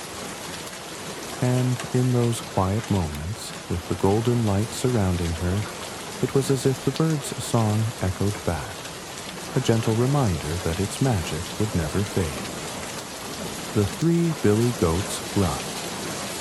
Once upon a time, in a valley so picturesque it seemed painted by the hands of a master artist, there lived three enchanted brothers known as the Billy Goats Gruff. The valley stretched for miles, cradled by rolling emerald hills that shimmered under the golden rays of the sun. A crystal-clear river wound its way through the valley like a silver ribbon, its gentle burble a song of serenity. At night, the hills came alive with the glow of fireflies, and the stars above shone brighter than jewels in the sky. The three brothers were no ordinary goats. Their horns sparkled faintly under the moonlight, and their hooves left a trail of silver dust wherever they went. Each brother had their own unique traits that set them apart. The youngest, little Billy Goat Gruff, was as spry as a spring breeze, his golden coat glimmering in the sunlight. He was adventurous and curious, always scampering about, finding joy in the simplest of things. The middle brother, Middle Billy Goat Gruff, had a deep, earthy brown coat that rippled like the bark of a mighty oak tree. He was steady and thoughtful, often acting as the peacemaker between his brothers. Finally, there was Big Billy Goat Gruff, the eldest and strongest of the trio. His coat was a rich slate gray, flecked with streaks of silver, and his horns curled majestically like a crown. His powerful presence commanded respect, yet his heart was as warm and gentle as the morning sun. The goats lived on the western side of the valley, where the grass had grown sparse and dry after many seasons of drought. Across the river, just beyond a shimmering crystal bridge, lay a meadow so lush and green it seemed to hum with magical energy. The grass there sparkled like emeralds, and wildflowers painted the landscape in a riot of colors. It was said that anyone who ate the grass in the meadow would grow stronger and more radiant, their spirits uplifted by its enchanted nourishment. But the path to the meadow was not without peril. Guarding the crystal bridge was a fearsome troll, a creature born of darkness and shadow. The troll had skin like cracked stone, eyes that glowed like burning embers, and jagged teeth that glistened with malice. He was cursed to guard the bridge by an ancient spell, unable to leave its bounds, and his only solace was devouring those foolish enough to try and cross. His deep, guttural growls often echoed through the valley at night, chilling the hearts of anyone who heard them. One bright morning, as the sun cast golden rays across the valley, little Billy Goat Gruff decided it was time to cross the bridge. His small hooves clicked against the rocky path as he approached the bridge, his golden coat glinting in the sunlight. Though he was the smallest of the brothers, his heart was brimming with courage. The bridge shimmered like ice under the morning light, its crystalline arches sparkling as though they held fragments of the stars. As little Billy Goat Gruff stepped onto the bridge, the faint hum of magic resonated beneath his hooves. Suddenly, a thunderous roar erupted from beneath the bridge. "Who dares to cross my bridge?" bellowed the troll, his voice rumbling like distant thunder. In a puff of dark smoke, the troll emerged, his massive frame towering over the little goat. His glowing eyes fixed on the intruder, and he licked his jagged teeth hungrily. Little Billy Goat Gruff stood his ground, his small form unwavering.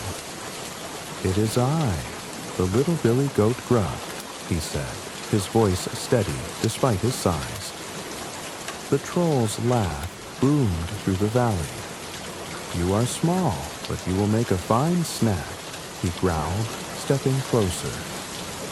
"Oh, mighty troll," said the little Billy Goat, his clever mind working quickly. "I am but a morsel. If you wait, my brother will cross soon, and he is much larger and tastier than I am." The troll paused, greed flickering in his ember-like eyes. "Very well," he grunted. "Go on, little one, but I will feast on your brother." Little Billy Goat Gruff trotted across the bridge, his heart pounding with relief as he reached the meadow beyond. The grass was even more magical than he had imagined, its scent sweet and invigorating. But he did not linger, knowing his brothers would soon follow. As the sun climbed higher in the sky, casting dappled light through the valley, little Billy Goat Gruff made his way to the bridge. His deep brown coat gleamed, and his steady gait exuded quiet confidence. The bridge shimmered before him, its magic rippling like liquid light. "Who dares to cross my bridge?" roared the troll once more, his voice sending tremors through the earth. He emerged in a swirl of smoke, his monstrous form blotting out the sunlight. "It is I, the middle Billy Goat Gruff," the goat replied, his tone calm but firm. The troll sneered. "You look bigger than the last one. I shall devour you for lunch." "Wait, noble troll," said the middle Billy Goat. "If you let me pass, you will not regret it. My elder brother is mightier than I, and he will make a feast worthy of your hunger." The troll's eyes narrowed, his jagged teeth gnashing together. "Very well," he said grudgingly, "but your big brother had better be worth the wait." Middle Billy Goat Gruff crossed the bridge with measured steps, feeling the troll's burning gaze on his back. When he reached the meadow, he found his younger brother grazing happily. Together, they waited for the eldest of their trio. As twilight painted the sky in hues of gold and violet, big Billy Goat Gruff approached the bridge. His powerful frame cast a long shadow, and his silver-streaked horns gleamed like crescents of the moon.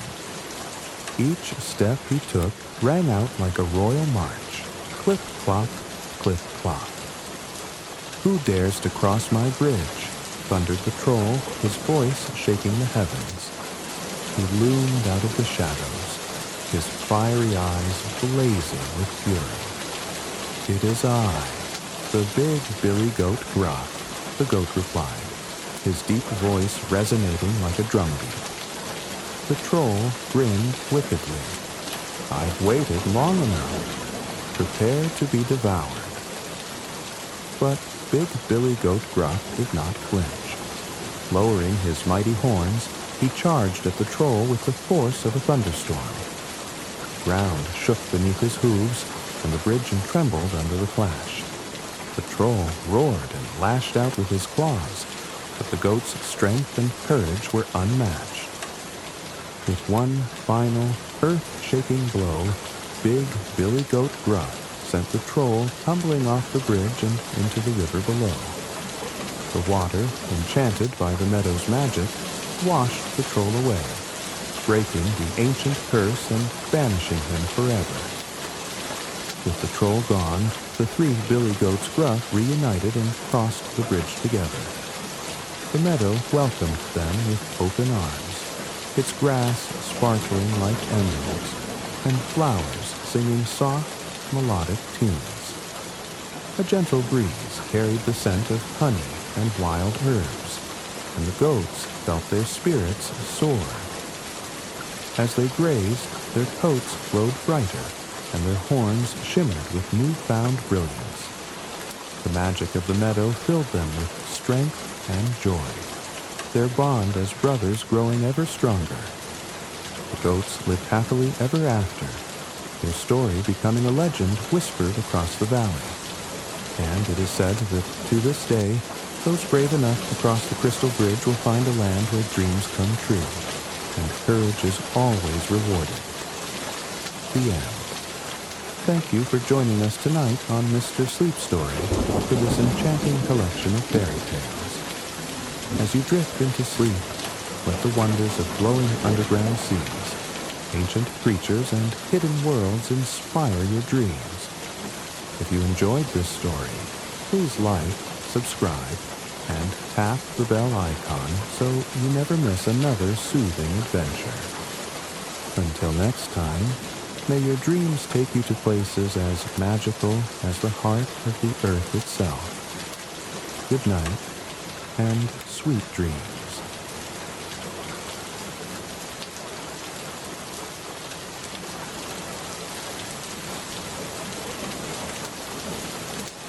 Tonight, we delve into the enchanting depths of Jules Verne's classic Journey to the Center of the Earth. This thrilling tale follows Professor Lidenbrock, his nephew Axel, and their fearless guide Hans, as they embark on a daring expedition beneath the Earth's surface. Together, they navigate ancient caverns, underground oceans, and a world of wonder hidden deep below. It's a story of curiosity, discovery, and the boundless possibilities of adventure. The cluttered study of Professor Otto Lidenbrock was a place of endless fascination and chaos. Books were stacked precariously on every surface. Ancient maps and manuscripts covered the walls, and strange geological specimens littered the tables. Amid this academic whirlwind stood the professor himself, a man whose boundless energy and sharp intellect made him both admired and feared. With his wild gray hair, piercing blue eyes and commanding presence, he was a figure who seemed always on the edge of discovery.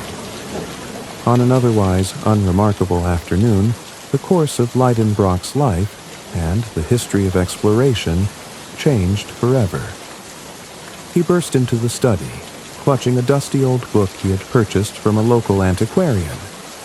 The volume, bound in weathered leather and inscribed with runes, was an Icelandic saga that promised untold secrets.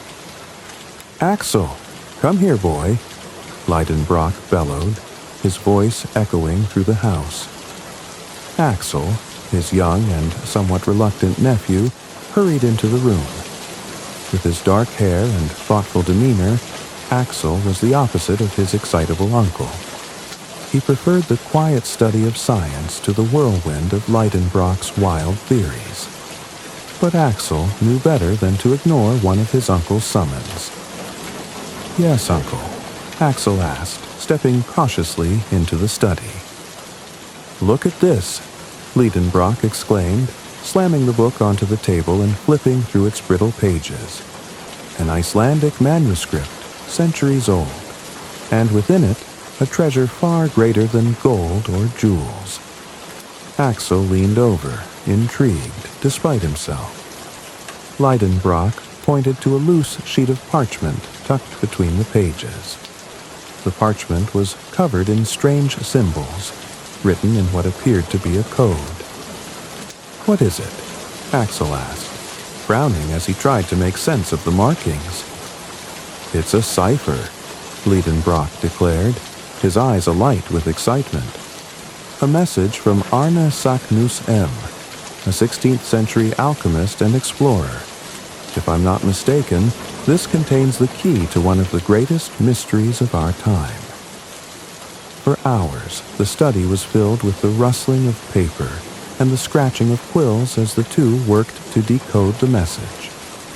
Lidenbrock's enthusiasm was infectious, and even Axel found himself drawn into the puzzle.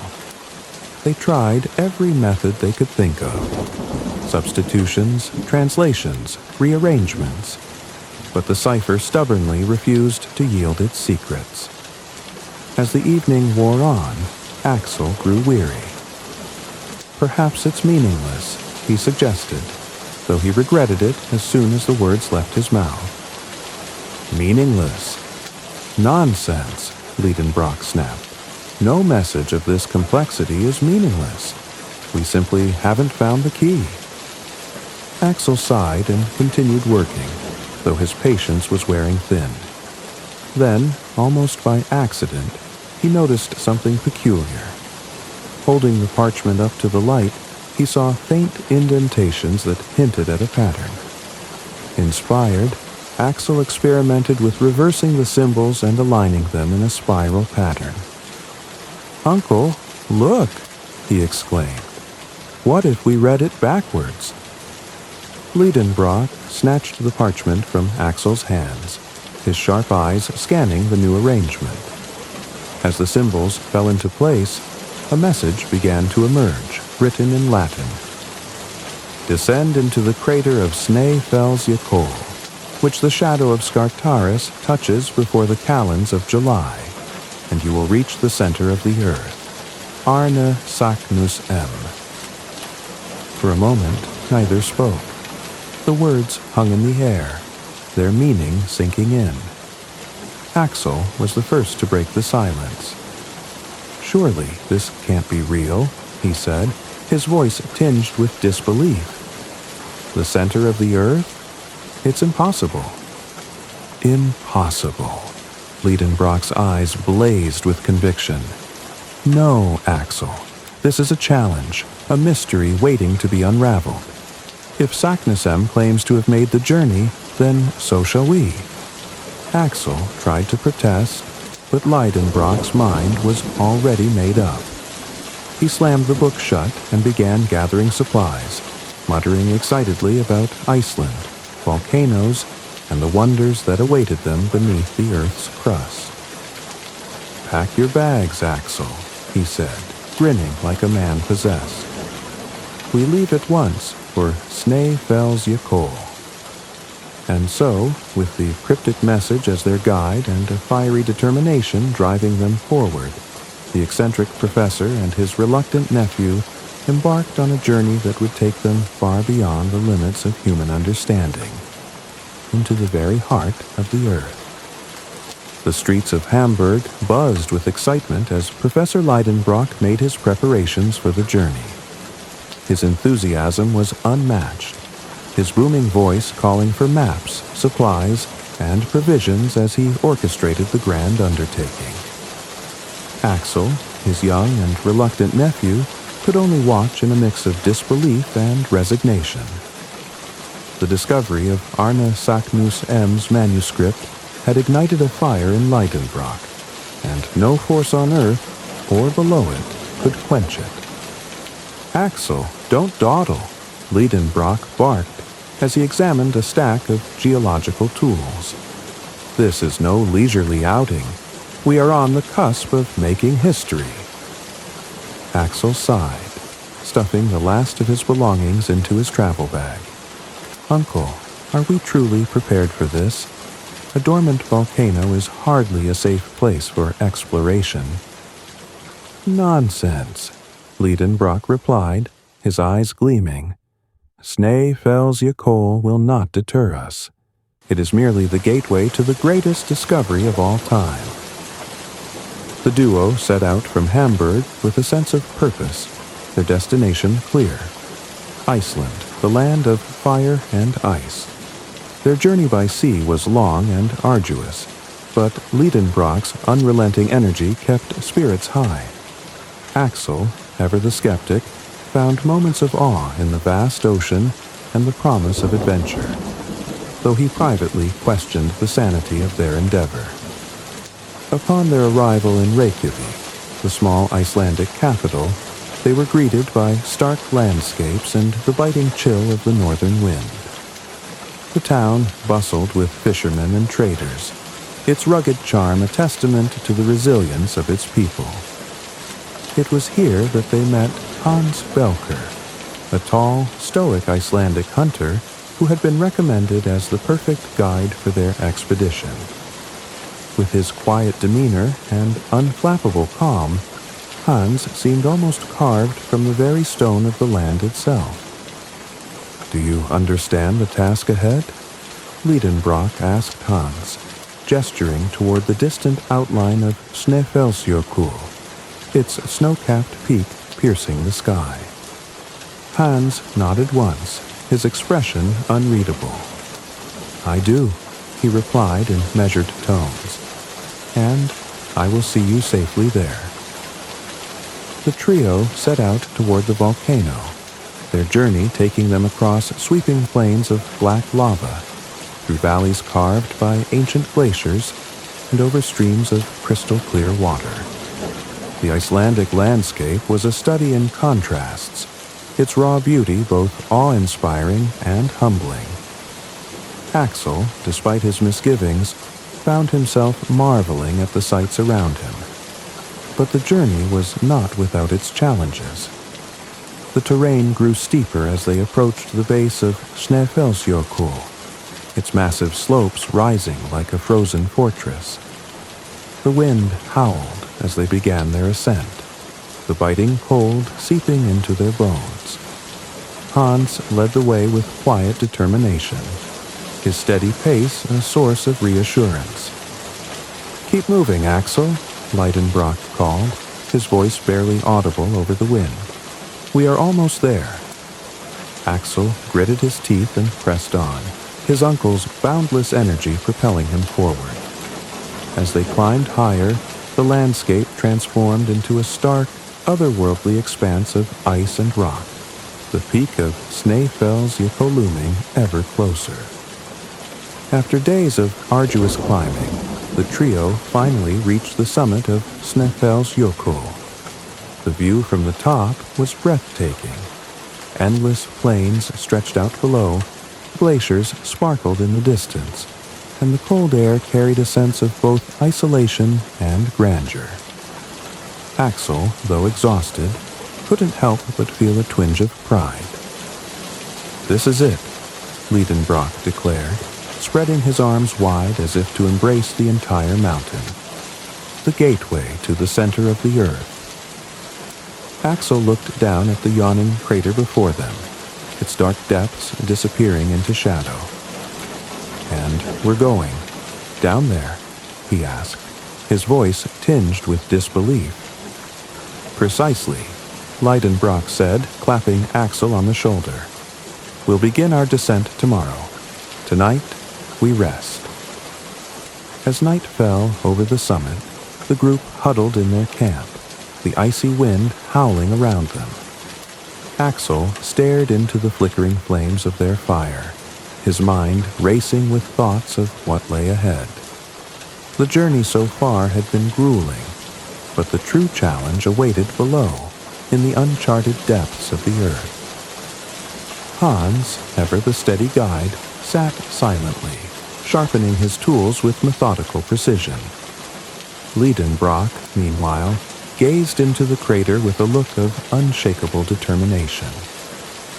"Axel," he said quietly, his voice carrying a rare note of reflection. "What we are about to do is dangerous, yes, but it is also extraordinary. Few men have dared to dream as boldly as we do now." Axel nodded slowly, his doubts lingering but his curiosity undeniable. "Then let us hope the earth welcomes its visitors." With that, the group prepared for the descent, unaware of the wonders and dangers that awaited them in the depths of Snæfellsjökull. The morning sun cast its golden light across the summit of Snæfellsjökull, but the beauty of the scene was lost on the three travelers. Professor Leidenbrock stood at the edge of the crater, his gaze fixed on the dark maw below, his excitement barely contained. Axel and Hans joined him, their expressions more subdued. The journey into the earth's depths was about to begin. "This is the moment we've been waiting for," Leidenbrock declared, his voice echoing in the frigid air. "Below us lies the gateway to the unknown. We are about to step into the pages of history." Axel swallowed hard as he peered into the crater. The path ahead looked treacherous, a labyrinth of jagged rocks and sheer drops. "History or madness," he muttered under his breath, tightening his grip on his pack. Hans, ever stoic, nodded silently, his tools securely fastened to his belt. He led the way, his calm demeanor offering a quiet reassurance. With the sun at their backs, the trio began their descent into the heart of the volcano. The walls of the crater were steep and uneven, the ground shifting underfoot as they navigated the treacherous terrain. Every step demanded focus and balance. Loose stones tumbled into the darkness below, their clattering echoing ominously. The air grew colder with each passing moment, and the light from above began to fade. Leidenbrock moved with unrelenting energy, his eyes alight with the thrill of discovery. "Axel, keep close," he called over his shoulder. "We must document every detail of this descent." Axel, struggling to match his uncle's pace, muttered a half-hearted reply. His nerves were on edge, the enormity of their undertaking pressing heavily on him. But Hans, walking just ahead, remained unfazed. His steady hands and unerring sense of direction guided them safely through narrow ledges and sharp inclines. As they descended deeper, the walls of the crater began to widen, revealing a vast chamber filled with towering rock formations. The space seemed to pulse with an ancient energy, the silence so profound that even the sound of their footsteps felt intrusive. "This place," Axel said softly, his voice barely a whisper, "feels alive."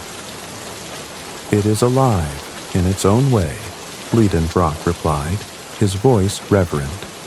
"The earth's heart beats here, hidden from the eyes of men." The journey soon took them through a series of narrow tunnels, their walls pressing in like the jaws of some great beast. The air grew thinner and cooler, and the faint light of their lanterns cast long, flickering shadows. Axel struggled to shake the sense of claustrophobia creeping over him. "Uncle, are we certain this is the correct path?" he asked, his voice tinged with unease. "Certain?" Leidenbrock repeated, his tone brisk. "Nothing is certain in exploration, Axel, but the only way forward is through." Hans, unbothered by the confined space, continued to lead, his every movement deliberate and precise. At one point, the tunnel narrowed so much that they were forced to crawl on hands and knees. The sound of dripping water echoed around them, a constant reminder of the weight of the earth pressing down from above. When they emerged from the passage, Axel exhaled deeply, grateful for the larger chamber that greeted them.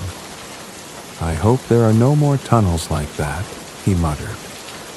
Leidenbrock grinned. "You'll adapt, my boy. Courage is born from necessity." As they pressed on, the trio entered a vast underground cavern that stretched far beyond the reach of their lanterns. The air here was cool and still, the floor littered with strange mineral formations that glittered faintly in the dim light. Stalactites hung from the ceiling like jagged teeth, and the faint hum of an unseen force seemed to fill the space. "Magnificent," Leidenbrock breathed, his voice filled with awe. "This is a world untouched by time, a place no man has set foot before." Axel, despite his earlier apprehension, couldn't help but feel a spark of wonder. The cavern was both beautiful and eerie, its scale dwarfing anything he had seen above ground. "It's otherworldly," he said quietly. Hans inspected the cavern with his usual practicality, testing the ground and marking their path. He gestured toward a rocky outcrop in the distance. "The way continues there," he said simply. Leidenbrock nodded, his excitement undimmed. "Then let us proceed. The journey has only just begun." The further they descended, the more the terrain tested their resolve. They encountered treacherous drops, unstable rock bridges, and sudden shifts in the ground that sent Axel's heart racing. Yet, through every challenge, Hans's quiet expertise and Leidenbrock's relentless determination kept them moving forward. As they paused to rest in a small alcove, Axel looked back at the path they had traveled. "We've come so far already," he said, his voice tinged with disbelief. "And yet it feels like we've barely begun." Leidenbrock smiled, his eyes gleaming in the lantern light. "That is the nature of great journeys, Axel. Each step reveals new wonders and new challenges, but we press on, for the unknown awaits." With those words, the trio rose, their lanterns casting flickering light on the path ahead. The darkness beckoned, a vast and mysterious expanse waiting to be explored. Though the journey was fraught with danger, they were driven by the promise of discovery, their courage unshaken. In the silent depths of the earth, the adventure had only just begun. The oppressive darkness that had surrounded their journey began to lift as the trio emerged into a cavern of breathtaking grandeur. Hercules, Axel, and Hans stood at the edge of a vast underground expanse, their lanterns casting golden halos of light that danced off the walls. The air here was different, cool and faintly electric, as if charged with the energy of a world untouched by time.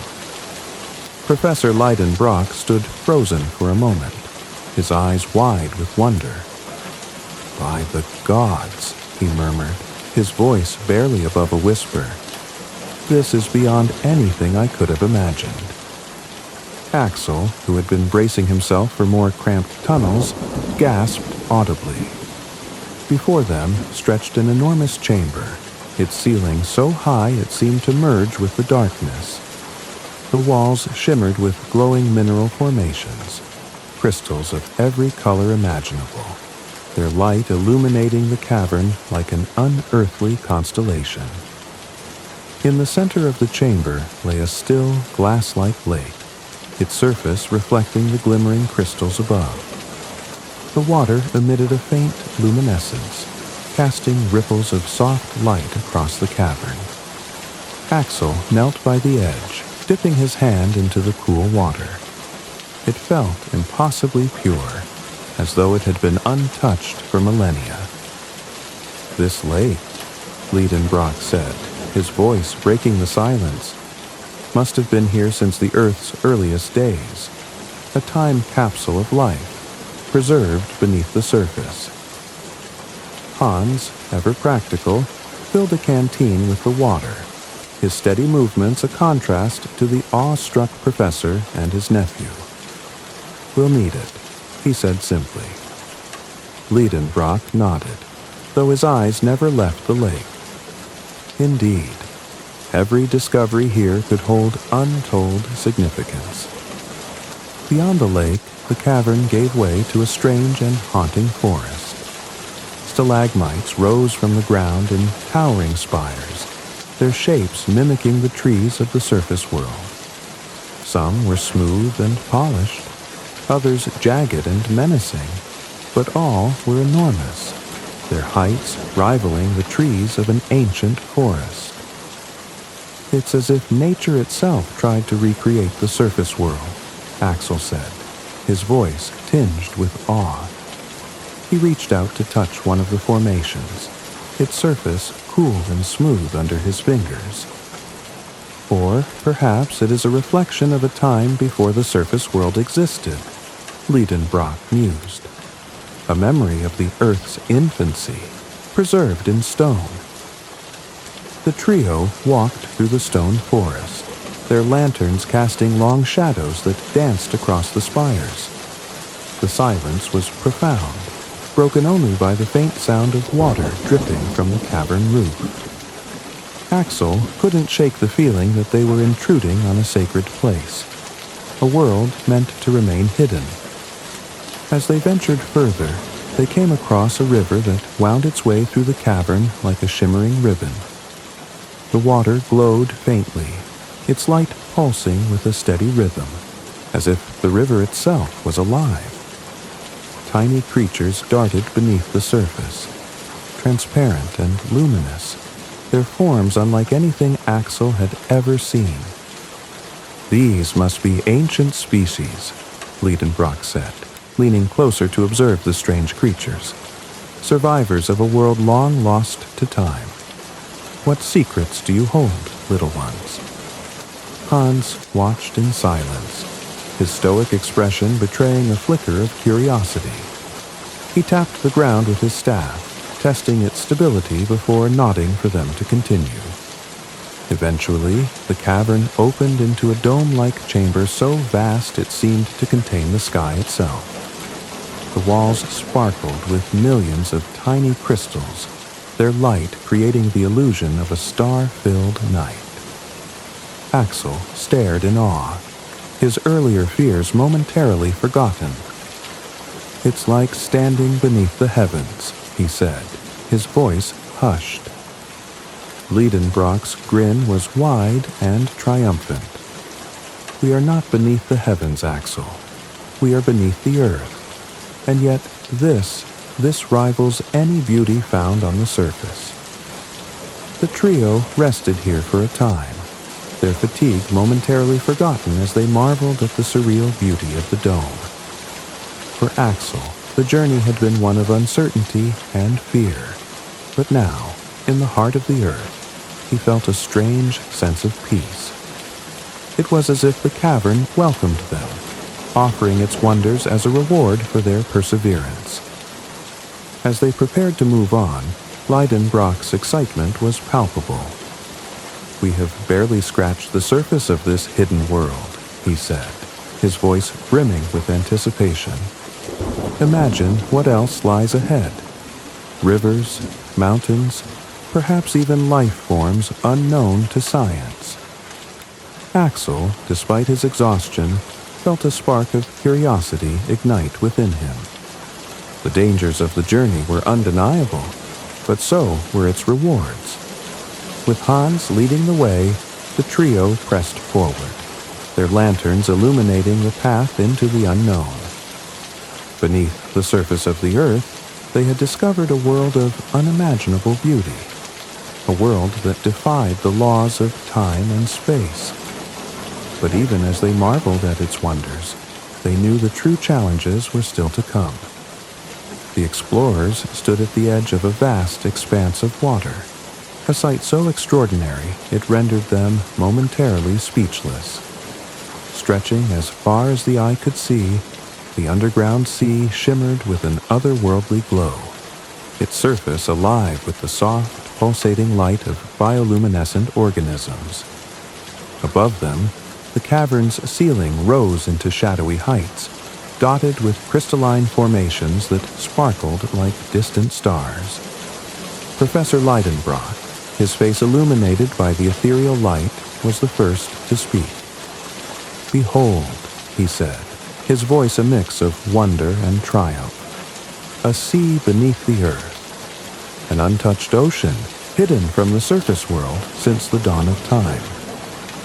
Axel, who had grown accustomed to the marvels of their journey, found himself once again awestruck. The sheer scale of the subterranean ocean was incomprehensible. It's like standing on the shore of another planet," he murmured. Hans, ever the pragmatist, moved to inspect the rocky shoreline. He tested the water with his hand, then glanced back at the others with a simple nod. "It is safe."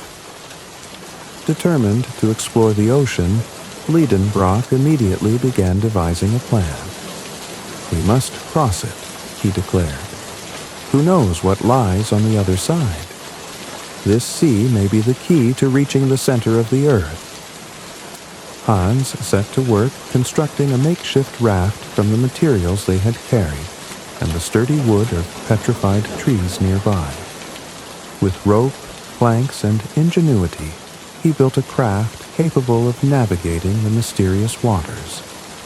By the time it was complete, the explorers felt a renewed sense of purpose. As they pushed the raft into the glowing waters, Axel hesitated. "Are we certain this is wise? We don't know what might be out there."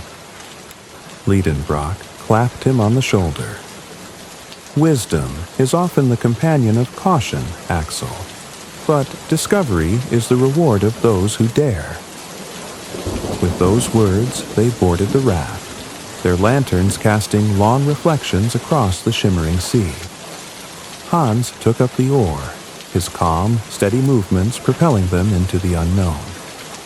The subterranean ocean was unlike anything the explorers had ever encountered. Strange marine life swam beneath the surface, their translucent forms glowing faintly in the dark water. Some resembled jellyfish, their delicate tentacles trailing bioluminescent light, while others were massive, ancient creatures with armored shells and wide, unblinking eyes. Axel leaned over the edge of the raft, mesmerized. These creatures, they must have been here for millions of years. It's as if time forgot them. "Not forgotten," Leidenbrock corrected, his eyes alight with excitement. "Preserved. This is a living museum of prehistoric life, untouched by the surface world." As they drifted further, the cavern ceiling opened up, revealing towering stalactites that dripped with glowing water. The silence was broken only by the gentle lapping of waves and the occasional splash of unseen creatures. The explorers couldn't help but feel a sense of reverence, as though they were intruding upon a sacred realm. Their awe was soon replaced by terror as the calm waters erupted in chaos.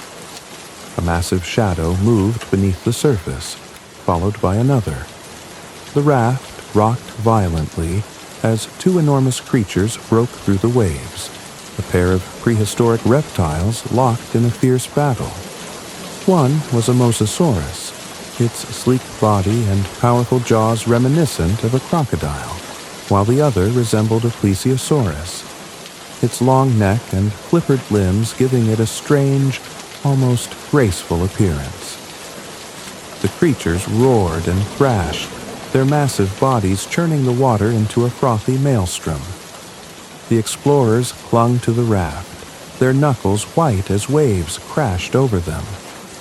"Stay low," Hans shouted, his calm exterior cracking for the first time as he gripped the oar with all his strength. Axel's heart pounded as the mosasaurus lunged at its opponent, its jaws snapping shut with bone-crushing force. The plesiosaurus retaliated, its long neck coiling like a whip as it struck back. The water around them glowed with an eerie light, the bioluminescence tracing the outlines of the battling giants. Liedenbrock, despite the danger, could not tear his eyes away. "Incredible," he exclaimed, a glimpse of a time long past, preserved in this hidden world. The battle raged on, the two titans oblivious to the fragile raft caught in their wake. Waves threatened to overturn the craft, and Axel clung to the edge, his fear reaching a breaking point. "We're going to be capsized," he shouted. Hans, ever the steady hand, maneuvered the raft with skill and determination, steering it away from the chaos. With each powerful stroke of the oar, he guided them toward a safer part of the ocean, the sounds of the battle fading into the distance. When the waters finally calmed, the explorers sat in stunned silence, their breaths heavy. Axel wiped the sweat from his brow, his voice trembling as he spoke. "I thought we were done for." Liedenbrock, still exhilarated by what they had witnessed, clapped Axel on the back. "Nonsense, my boy. What we saw was a once-in-a-lifetime spectacle, a window into Earth's ancient past." The remainder of their journey across the subterranean ocean was uneventful, but no less awe-inspiring. The glowing waters stretched endlessly around them, and the strange marine life resumed its quiet dance beneath the surface. Though shaken by their encounter, the explorers pressed on, their determination renewed. When they finally reached the distant shore, they stepped onto solid ground with a mix of relief and wonder. Before them lay another cavern, its dark expanse hinting at even greater discoveries ahead. "Onward," Liedenbrock said, his voice firm. "The journey is far from over." And so, the trio ventured deeper into the earth, leaving the subterranean ocean behind but carrying its memory with them, a place of beauty, danger, and ancient life, untouched by time. The explorers had barely left the shores of the subterranean ocean when the atmosphere around them began to change. The air grew heavy and charged, a faint rumble echoing through the vast tunnels. Axel looked to his uncle, Professor Liedenbrock, who strode confidently ahead, seemingly unfazed by the ominous shift. Hans, ever the steady guide, adjusted his pack, but said nothing. The silence between them was broken only by the distant sound of water dripping from the cavern walls. As they pressed deeper into the labyrinth of tunnels, the faint rumble grew louder, transforming into a low, guttural roar. Axel glanced nervously at the dark walls, which seemed to vibrate with the force of the sound. "Uncle," he called, his voice echoing. "Do you hear that? It's growing louder." Liedenbrock turned, his expression alight with curiosity rather than concern. "The earth is alive, Axel," he said. "What we hear is its heartbeat. This is nothing to fear, only to study." But Axel's unease deepened. The air felt oppressive, the walls narrowing as the tunnel twisted and turned. The flickering light of their lanterns cast strange shadows that danced and flickered, playing tricks on his already frayed nerves. Without warning, a deafening roar shook the ground beneath their feet. The trio froze as the cavern walls seemed to tremble, loose rocks tumbling from above. A sudden, violent gust of wind surged through the tunnel, extinguishing their lanterns and plunging them into darkness. "Stay together," Leidenbrock shouted, his voice barely audible over the cacophony. "Do not lose your footing." But the storm intensified, the wind howling like a living beast. Axel felt himself pushed back by the force, his hands scrambling to find purchase on the slick walls. "Uncle!"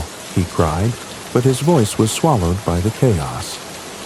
A surge of panic gripped him as he was swept down a side passage, his body dragged by the powerful wind. The sound of his uncle and Hans calling out to him faded, replaced by the relentless roar of the storm. Axel tumbled over uneven ground, his hands and knees scraping against jagged rocks, until he finally came to a stop in a small alcove. When the storm subsided, the silence was almost more oppressive than the noise had been. Axel lay on the ground, his heart pounding, and his breath coming in ragged gasps. He tried to steady himself, his hands shaking as he fumbled for the flint in his pack. With trembling fingers, he managed to ignite his lantern, its faint glow revealing the unfamiliar tunnel around him.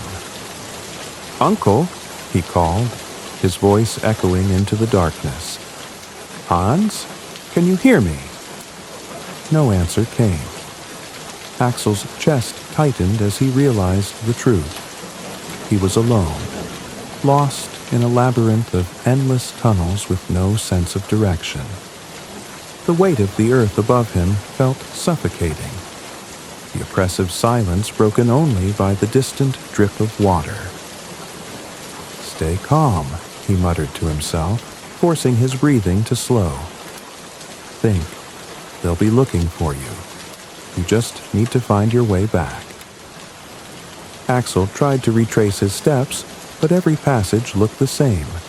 Walls of rough stone, shadowy alcoves, and no clear path forward. The isolation gnawed at his mind, each shadow seeming to move in the corners of his vision. His lantern flickered, casting eerie shapes on the walls, and Axel gripped it tightly as if its light were the only thing tethering him to sanity. Hours passed, or so it seemed. Time had no meaning in the depths of the earth. Axel's legs grew weak, his body trembling from exhaustion and fear. He slumped against the wall of a narrow passage, burying his face in his hands. "I'll never find them," he whispered, his voice breaking. "I'm going to die here, alone." But as despair threatened to overtake him, Axel remembered his uncle's words. "The earth is alive, Axel. What we hear is its heartbeat." The memory ignited a spark within him. His uncle was counting on him, and Hans, with his quiet strength, would not give up. Neither could he. Axel forced himself to his feet, clutching his lantern as he moved forward. He listened carefully to the faint sounds around him, searching for any clue that might lead him back to his companions. A distant echo caught his attention. Footsteps? Voices? His heart leapt, and he quickened his pace. After what felt like an eternity, Axel turned a corner and froze. Ahead, the faint glow of another lantern pierced the darkness. Relief flooded him as he recognized the towering figure of Hans, standing at the intersection of two tunnels. Behind him, Professor Leidenbrock emerged, his face etched with worry that quickly transformed into joy. "Axel!" Leidenbrock called, striding forward to clasp his nephew's shoulders.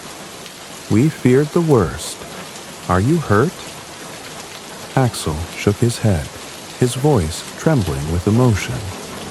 I thought I'd never see you again." Hans gave a small nod, his calm presence grounding the moment. "We did not stop searching," he said simply. "We knew we would find you." The trio stood together, their reunion a beacon of hope in the otherwise desolate depths. Liedenbrock's grip on Axel's shoulders tightened. "You've shown great courage, my boy," he said. "And now, we are whole again." With Hans once again leading the way, the group pressed on, their bond stronger than ever. Axel, though shaken by the experience, felt a newfound determination. The labyrinth of tunnels still stretched endlessly before them.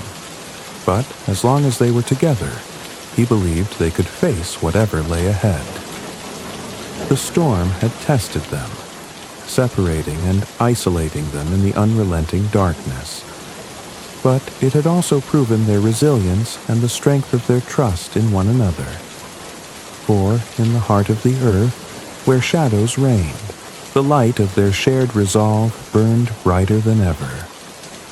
The oppressive heat and sulfuric air grew heavier as the explorers ventured deeper into the earth. The tunnels became narrower, and the walls glowed faintly, pulsating with an eerie crimson light.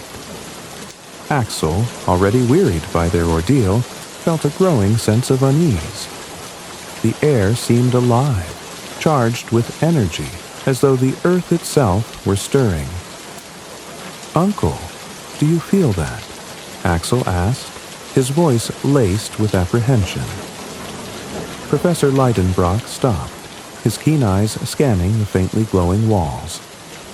"Yes, the temperature is rising," he admitted, though his tone betrayed more curiosity than concern. "Fascinating. We must be nearing a magma chamber. This could explain the geological upheaval in these tunnels." Hans, ever the silent sentinel, motioned for them to move forward. His sharp instincts sensed danger, and he quickened his pace, guiding the trio with urgency. The flickering light of their lanterns illuminated the shifting ground beneath their feet, cracks forming in the rock as faint tremors rippled through the tunnel. The first explosion came without warning, a deep, guttural roar that shook the ground beneath them.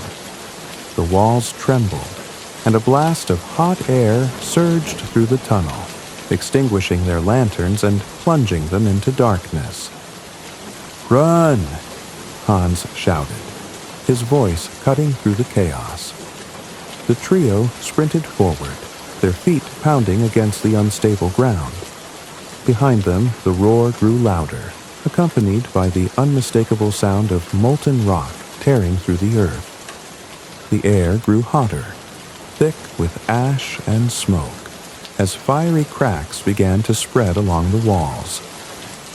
"An eruption!" Liedenbrock gasped, his voice barely audible over the deafening noise. "The volcano is awakening." Axel's heart raced as he struggled to keep up, his lungs burning with every breath. The ground beneath him felt alive, heaving and trembling as the earth unleashed its fury. A brilliant, blinding light filled the tunnel as molten lava surged behind them, its fiery glow casting monstrous shadows on the walls. The tunnel began to slope upward, the incline steep and treacherous. Hans led the way, his unshakable focus and strength guiding them through the chaos.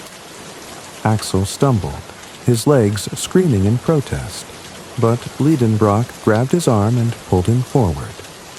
"You can do this, Axel," he shouted. "We must keep moving." The roar of the eruption grew deafening, a relentless force that drove them upward. The tunnel walls grew hotter, the glowing cracks spreading like veins of fire. Suddenly, the ground beneath them bucked violently, and Axel was thrown against the wall. Hans turned back, his steady hand pulling Axel to his feet.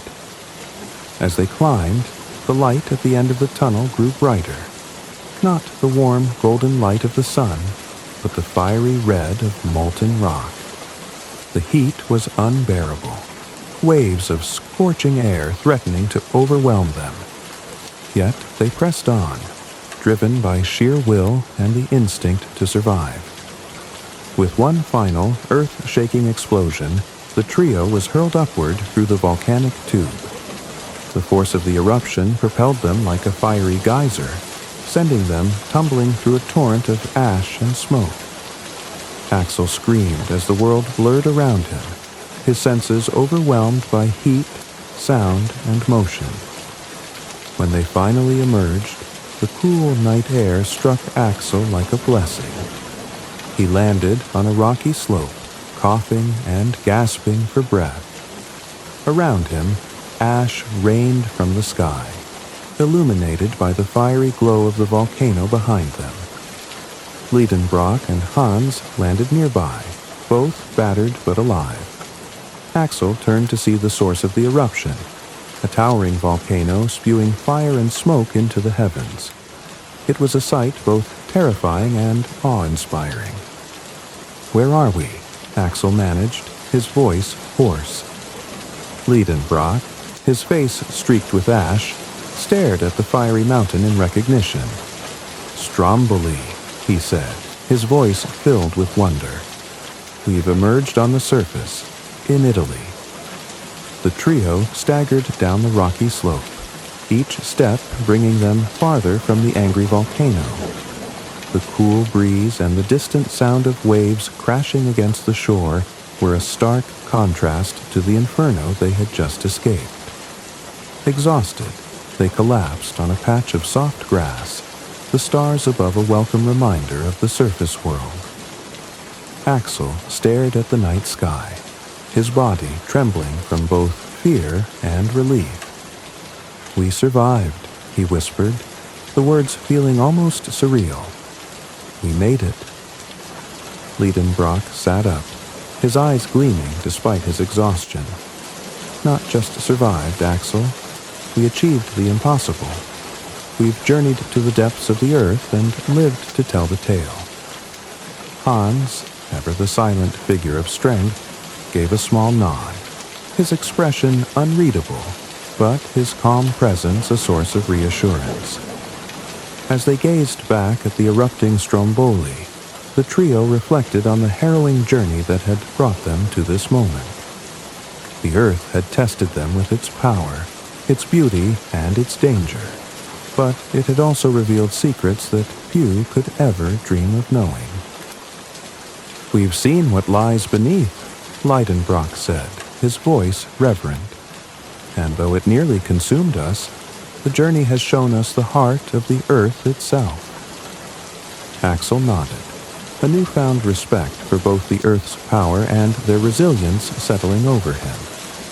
The eruption had been a final, fiery trial, a dramatic conclusion to their extraordinary journey.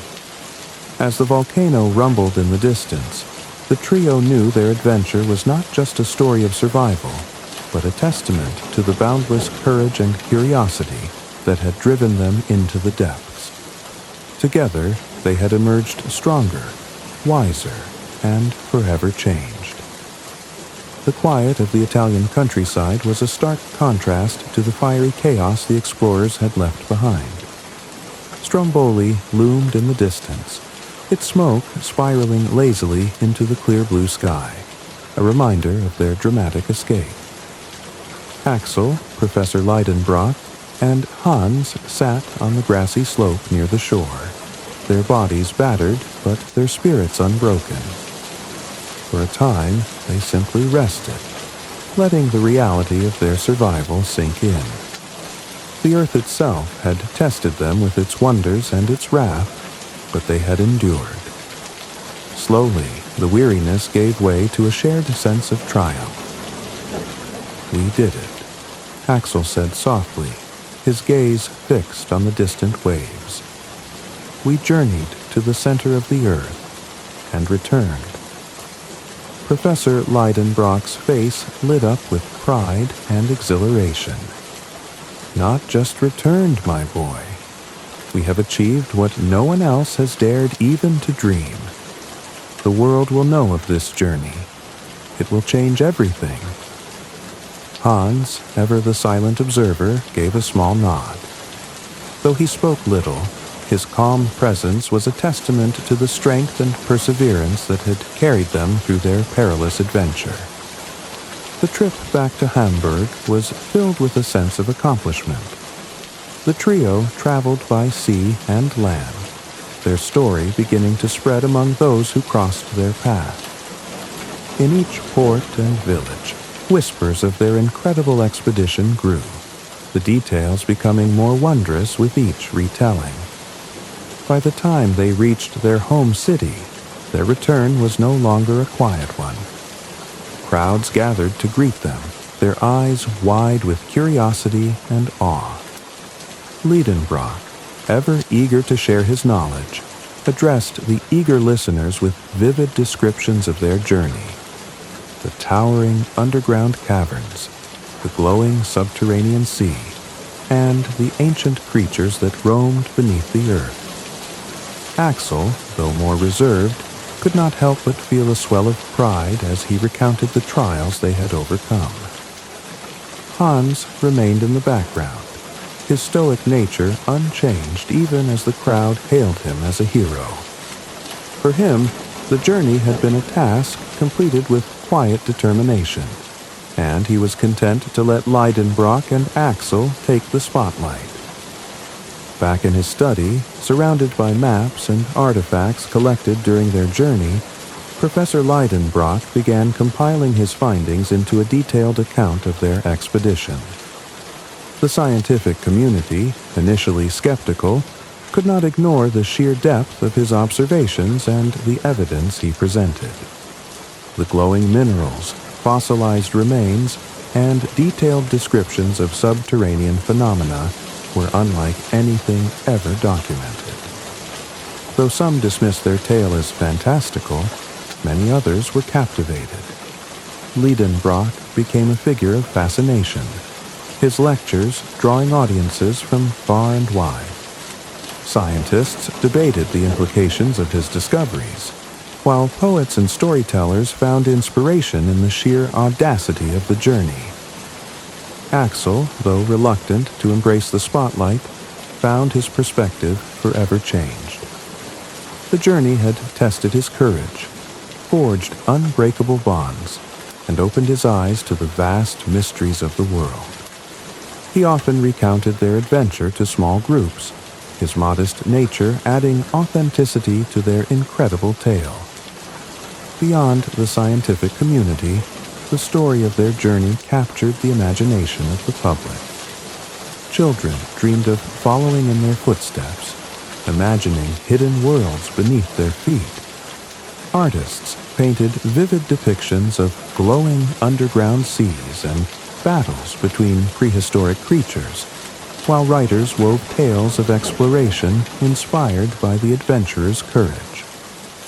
Leidenbrock's name became synonymous with discovery and daring, but he always emphasized the collective effort of their journey. "It was not my discovery alone," he often said. "It was a triumph of perseverance, trust, and the human spirit's unyielding curiosity." For Axel, the greatest reward was the bond he shared with his uncle and Hans. Together, they had faced the unknown and emerged not only alive, but transformed. Though the depths of the earth were now behind them, the lessons of their journey would remain forever.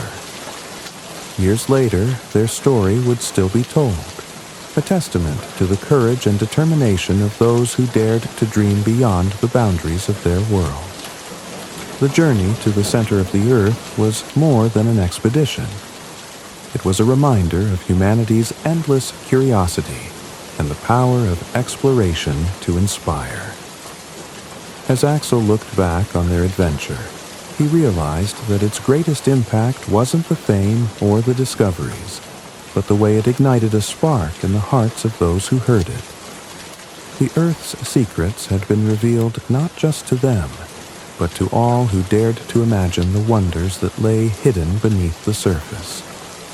And so, the legend of their journey lived on, growing with each telling, a story of courage, wonder, and the unyielding spirit of adventure. Thank you for joining us tonight on Mr. Sleep's Story for the enchanting tale of Journey to the Center of the Earth. This extraordinary adventure reminds us of the boundless possibilities that await when courage meets curiosity and the power of imagination. As you drift into sleep, let the wonders of glowing underground seas, ancient creatures, and hidden worlds inspire your dreams. If you enjoyed this story, please like, subscribe, and tap the bell icon so you never miss another soothing adventure. Until next time, may your dreams take you to places as magical as the heart of the earth itself. Good night, and sweet dreams.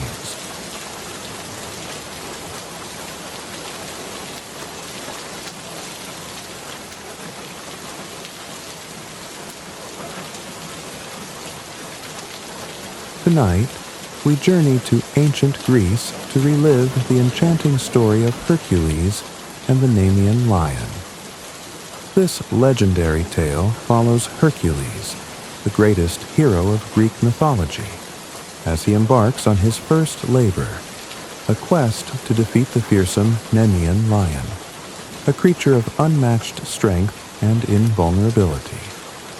Through bravery, determination, and divine strength, Hercules faces one of his greatest challenges, proving himself a true hero.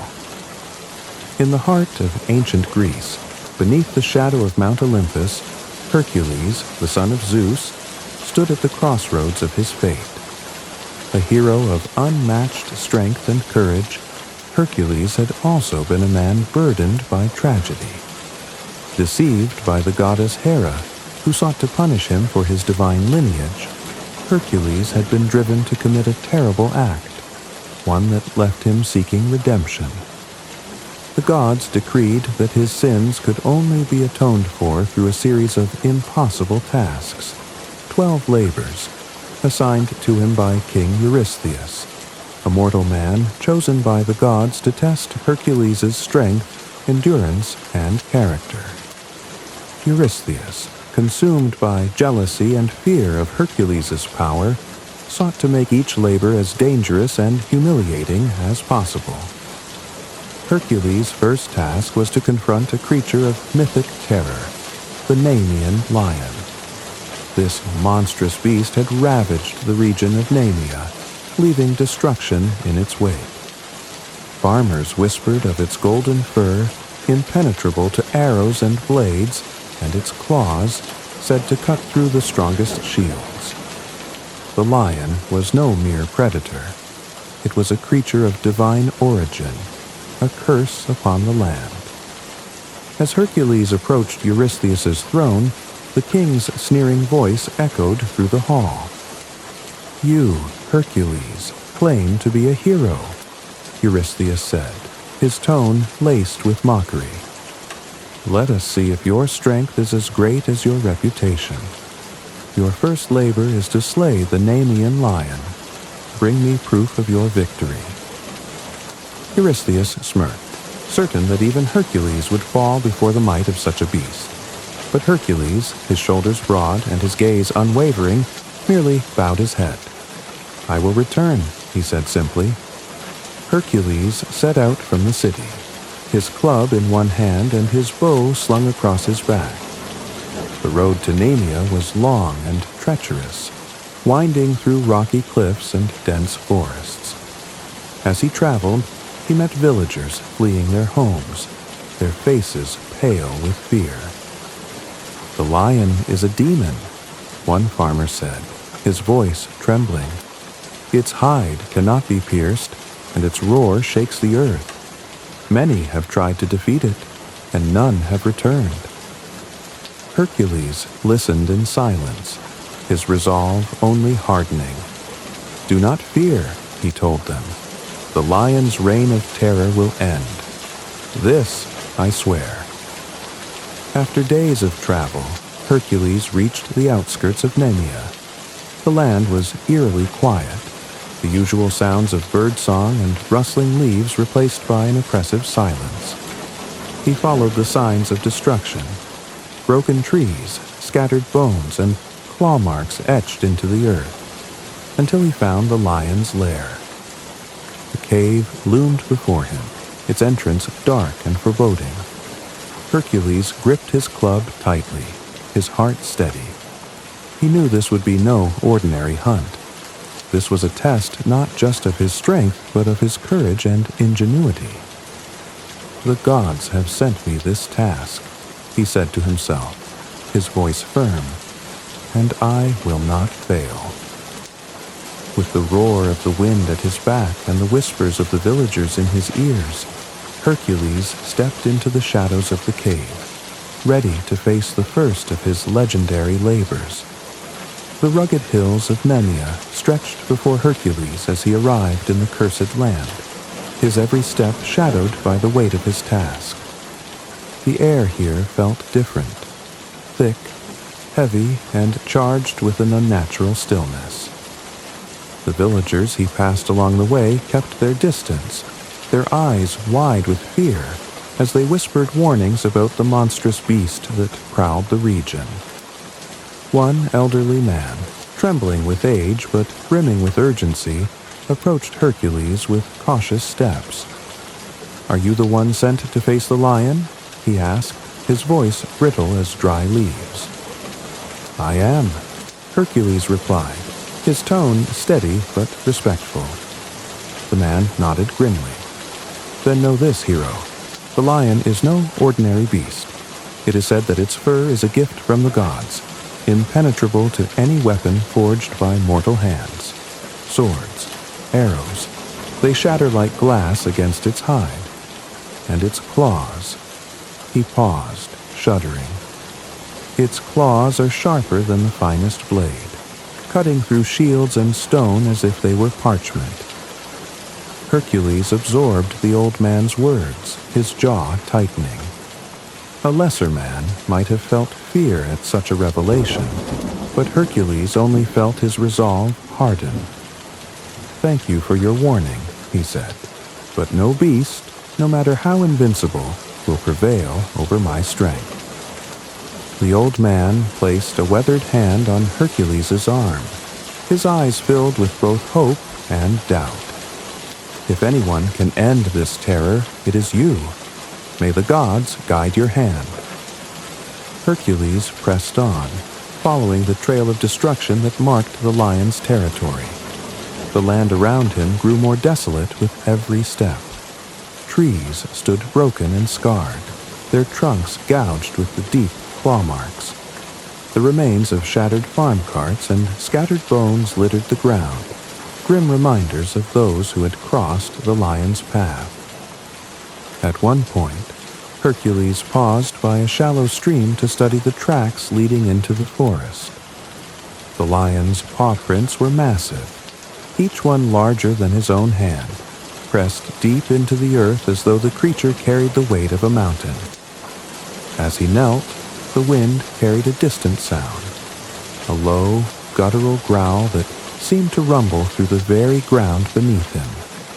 The hairs on the back of Hercules' neck stood on end. He rose to his full height, his muscles tensing, his grip tightening on his club. "It knows I'm here," he murmured to himself. "Good. Let it come."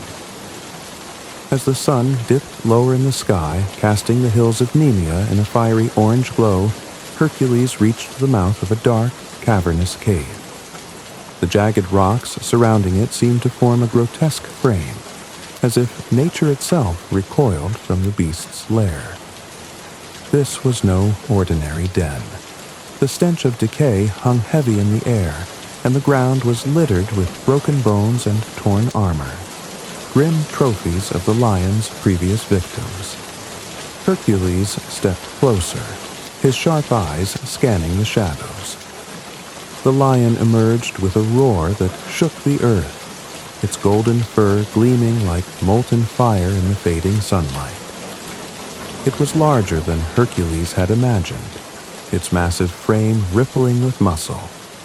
Its eyes glowed with an otherworldly ferocity, and its maw revealed teeth as long and sharp as daggers. For a brief moment, the two adversaries stood motionless, their gazes locked. The lion, sensing a foe unlike any it had faced before, growled low, its claws raking the ground. Hercules, unfazed, tightened his grip on his club. "You are a mighty beast," Hercules said, his voice calm yet resolute. "But I am Hercules, son of Zeus, and I have come to end your reign of terror." The lion roared again, a sound that echoed through the hills like thunder, and charged. Hercules stood his ground, the warrior within him fully awakened. He had faced impossible odds before, and he would do so again. With the sun sinking behind him and the shadows of Nemea deepening, Hercules braced himself for the fight of his life. The golden light of the setting sun cast long shadows over the hills of Nemea as Hercules began his hunt. With each step, the air grew heavier, the sounds of the natural world fading into an eerie silence. This was no ordinary chase. It was a battle of wits between a mortal hero and a beast of divine origin. Hercules knew that brute strength alone would not secure his victory. He would need to rely on his skill, his cunning, and his indomitable will. Hercules moved with the precision of a seasoned hunter, his eyes scanning the ground and his ears attuned to the faintest sound. The lion had left its mark across the land, a trail of broken trees, trampled grass, and clawed boulders that bore the unmistakable signs of its passage. Shattered bones and torn remnants of armor were grim evidence of those who had tried and failed to stop the beast. Near a stream, Hercules knelt to examine deep gouges in the earth. The paw prints were enormous, each one pressed into the soil with the weight of an unstoppable force. The spacing of the tracks told him the lion moved swiftly, its stride long and unrelenting. As he rose, the faint scent of decay reached his nose, carried on the wind from somewhere ahead. Hercules' grip tightened on his club. "Your time of terror ends tonight," he murmured, his voice low but resolute. The trail led Hercules through dense woods where the trees grew gnarled and twisted as though recoiling from some ancient curse. The fading sunlight pierced the canopy in golden beams, but even this light seemed dimmer, as if reluctant to touch the cursed ground. Then, in the distance, he heard it, a low, rumbling growl that sent a shiver through the earth. The sound was primal, vibrating with a power that could not be denied. Hercules froze, his muscles coiled like a spring. He scanned the horizon and saw movement, a flash of golden fur slipping silently between the trees. The lion had sensed him. Rather than attack, the beast retreated, melting into the shadows as if inviting Hercules deeper into its domain. Hercules understood the challenge. The lion wanted him to follow, to step into its lair where it held the advantage. Hercules' lips curled into a grim smile. "So be it," he said, his voice steady. "Let us see who prevails." The trail ended at the mouth of a vast, foreboding cave nestled in the side of a rocky hill. Its entrance gaped like the maw of a great beast, dark and silent, with jagged rocks forming its grim teeth. The air was thick with the stench of decay, and the ground outside was littered with the remnants of the lion's victims. shattered shields, broken spears, and skeletal remains. Hercules stepped forward, his sharp eyes taking in every detail. The cave had 2 entrances, both narrow and treacherous, offering the beast multiple paths to attack or escape. The interior was pitch black, its depths swallowing the light of the setting sun. It was the perfect lair for a predator as cunning as the Nemean lion. Hercules paused, his hand resting lightly on his club. He understood the risk of entering the lion's den. It would be a battle fought on the beast's terms, in close quarters where every move would count. But there was no hesitation in his heart. This was his task, his labor, and he would not falter. Hercules took a deep breath, the weight of the moment settling over him. He studied the terrain, noting the crags and boulders that might offer cover or concealment. He bent to the ground, picking up a smooth stone, and tossed it lightly into the cave's mouth. The sound echoed eerily, but there was no immediate response. The lion was waiting, watching. Hercules blocked one of the cave's entrances with a large boulder, ensuring the lion could not escape unnoticed. Then, gripping his club tightly, he stepped into the shadows, his every sense heightened. The cool darkness enveloped him, the faint scent of the beast stronger now. His footfalls were silent, his breathing steady as he ventured deeper into the cave. Somewhere in the blackness ahead, the Nemean lion waited, a living embodiment of fury and power. Hercules whispered a prayer to the gods, not for protection, but for the strength to see his task through. "This ends here," he vowed, his voice a low growl that matched the lion's own. With courage in his heart and fire in his soul, Hercules pressed on, ready to face the legendary beast in the darkness of its lair. The air inside the cave was cold and damp, heavy with the scent of earth and decay. Hercules moved with careful precision, his steps silent, his senses heightened. The darkness pressed in around him, broken only by faint beams of light filtering through cracks in the cave's roof. Somewhere in the shadows, the Nemean lion waited, a predator unlike any other. Then a sound, low, guttural, and primal. It was not the roar of a beast, but the rumbling warning of a creature confident in its dominance. Hercules froze, his grip tightening on his bow as his eyes scanned the shadows. The lion was close, its presence palpable, its growl reverberating through the cavern like distant thunder. Suddenly, the lion stepped into the dim light, its golden fur gleaming like molten metal. It was a monstrous creature, its massive frame rippling with power. Its eyes glowed with an unnatural light, and its claws clicked against the stone floor, sharp as daggers. Hercules felt the full weight of its presence, a creature of divine origin, born to test the limits of mortal strength. Without hesitation, Hercules raised his bow, his movements swift and fluid. He loosed an arrow with deadly accuracy, the shaft cutting through the air toward the lion's chest. But instead of piercing its flesh, the arrow glanced harmlessly off the beast's hide, shattering against the cavern wall. The lion didn't flinch.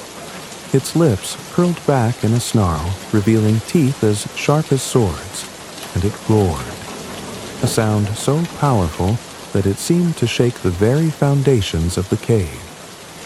The force of it was almost enough to make Hercules stagger, but he held his ground, his jaw tightening with determination. Undeterred, Hercules fired another arrow, then another, each shot aimed with the precision of a master archer.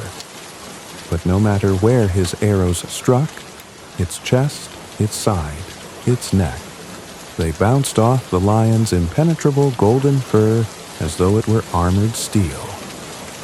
"It's true," Hercules murmured, his voice a mixture of awe and frustration. "No weapon can harm this creature." The lion roared again, louder this time, and charged. Its massive paws thundered against the ground, its claws raking the stone floor as it barreled toward Hercules with terrifying speed. Hercules barely had time to drop his bow and seize his club before the lion was upon him. It leaped, its claws outstretched, aiming to strike him down with a single blow. Hercules sidestepped just in time, swinging his club with all his might. The weapon connected with the lion's side, the force of the blow enough to fell an ordinary beast. But the lion barely staggered, its hide unyielding even to Hercules' immense strength. The lion swiped at him with its claws, the sheer power of its strike splintering the stone pillar beside him. Hercules rolled to avoid the attack, his mind racing. He was no stranger to battle, but this was a challenge unlike any he had faced before. His weapons were useless, and the lion's strength matched his own. "Think, Hercules," he muttered under his breath, keeping his eyes fixed on the beast as it circled him, its movements fluid and predatory. "This isn't a fight of brute strength alone." Hercules realized he would have to outwit the lion, not overpower it.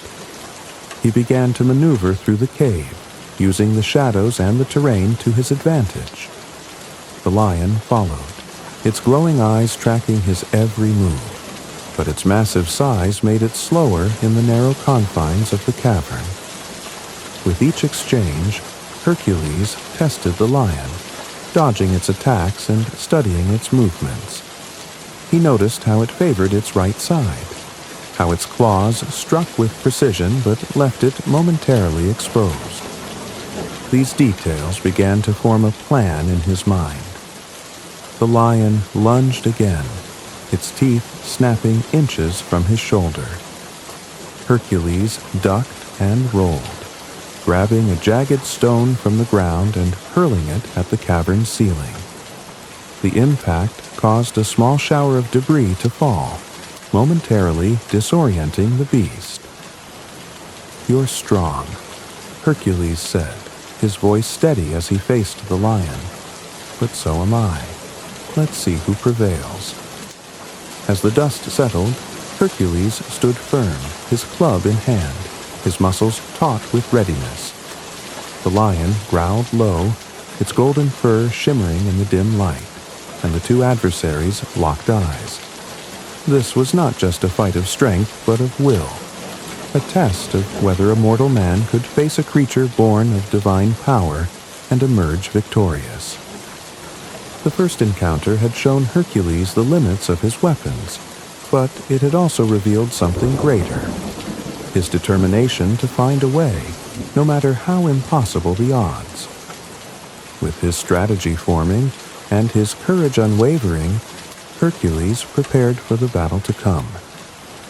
In the heart of the cave, beneath the weight of the gods' expectations, hero and beast stood poised for the fight that would become legend. The Nemean lion prowled through the cavern, its golden fur glinting faintly in the dim light. Its glowing eyes never left Hercules, who stood at the ready, his chest rising and falling steadily. The hero had faced monsters and challenges before, but this was different. This was no ordinary beast.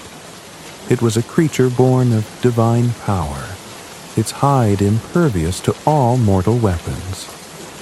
Hercules had already tried his arrows and club, but they had proven useless. He now knew that brute strength alone would not be enough to defeat this foe. He would have to meet the beast on its own terms, in the raw, primal battle of hand-to-hand combat. Hercules moved cautiously, retreating deeper into the cave. He studied its layout, his keen eyes noting the narrow passages, the jagged walls, and the heavy boulders that surrounded him. The lion followed, its growls echoing off the cavern walls, a sound that vibrated through Hercules' very bones. As he maneuvered through the space, Hercules noticed a second opening in the cave, a potential escape route for the beast. Quickly, and with great effort, he rolled a massive boulder to block the exit, sealing the lion within the confined space. Now, there was no escape for either of them. The battle would end here. The lion roared, a deafening sound of rage and defiance, and lunged at Hercules with astonishing speed. Its claws slashed through the air, narrowly missing him as he dodged to the side. The beast's strength was immense, its movements fluid and lethal. But Hercules was no ordinary man. He had been blessed by Zeus, his father, with strength beyond mortal comprehension, and he knew that he had to use every ounce of it to survive.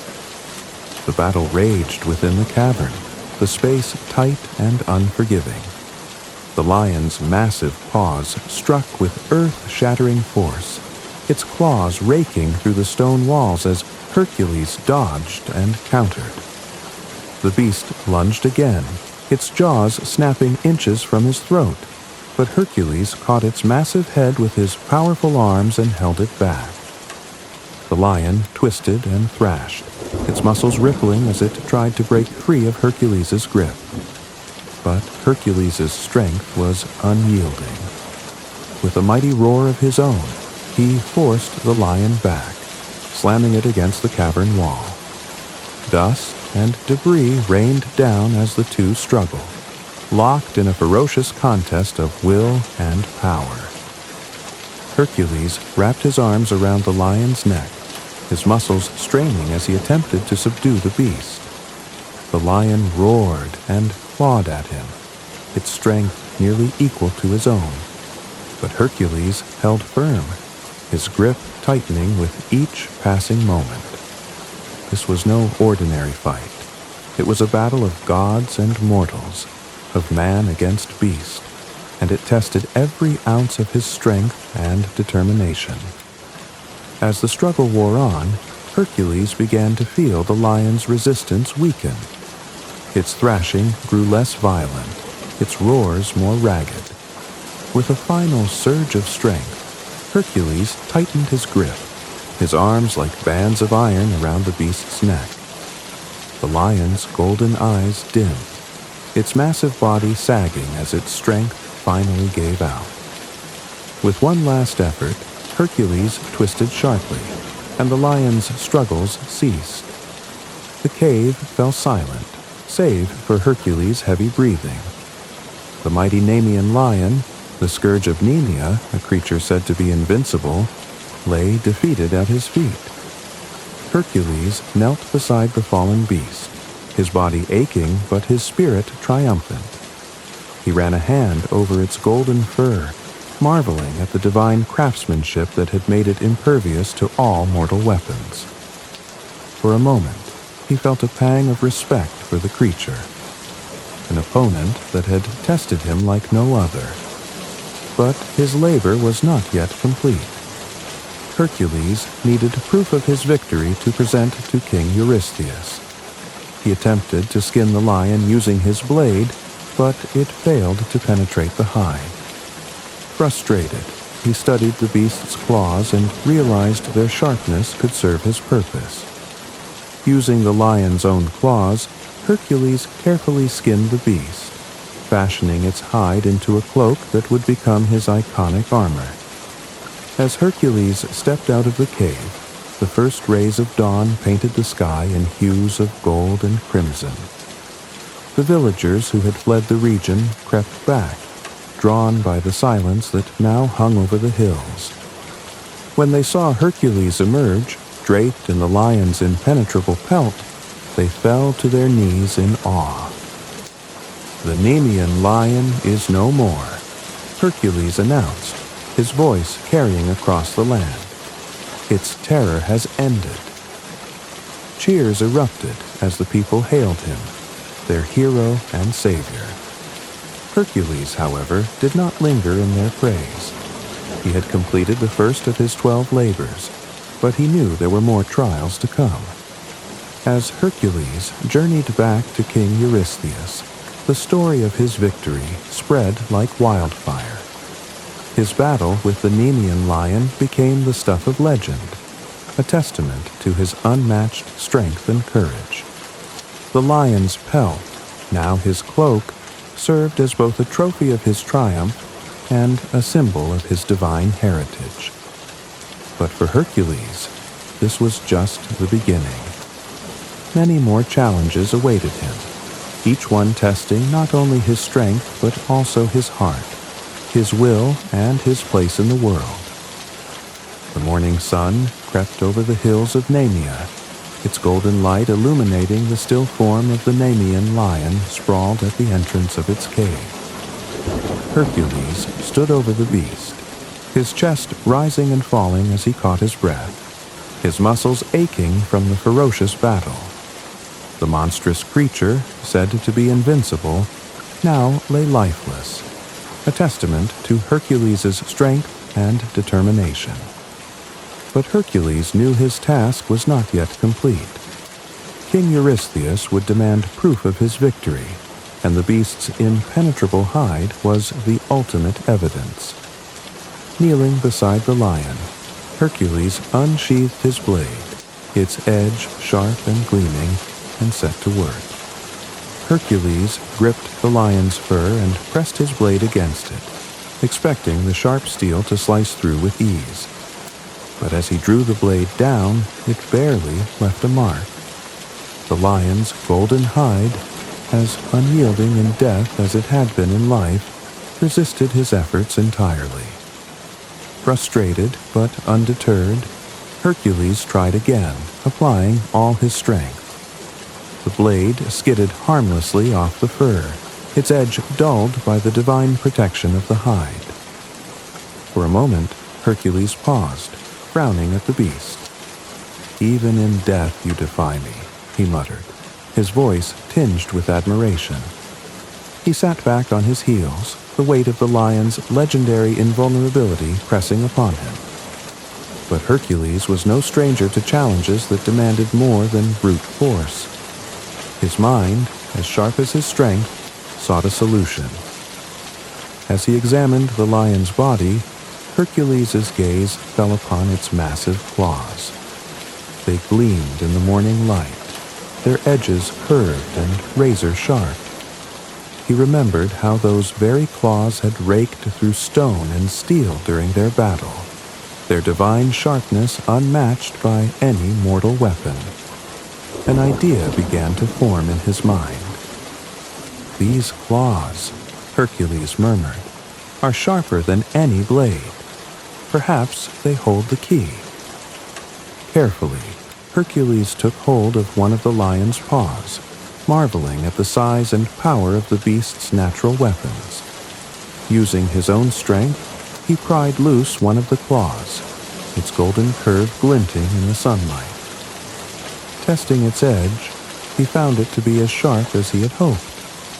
With steady hands, Hercules set to work, using the lion's own claw to cut through its impenetrable hide.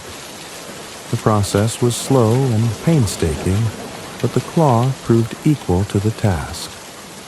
Bit by bit, Hercules peeled back the golden pelt, revealing its smooth underside. The fur shimmered in the light, its texture unlike anything he had ever seen, soft as silk, yet harder than steel. Hercules worked with care, his movements deliberate and precise.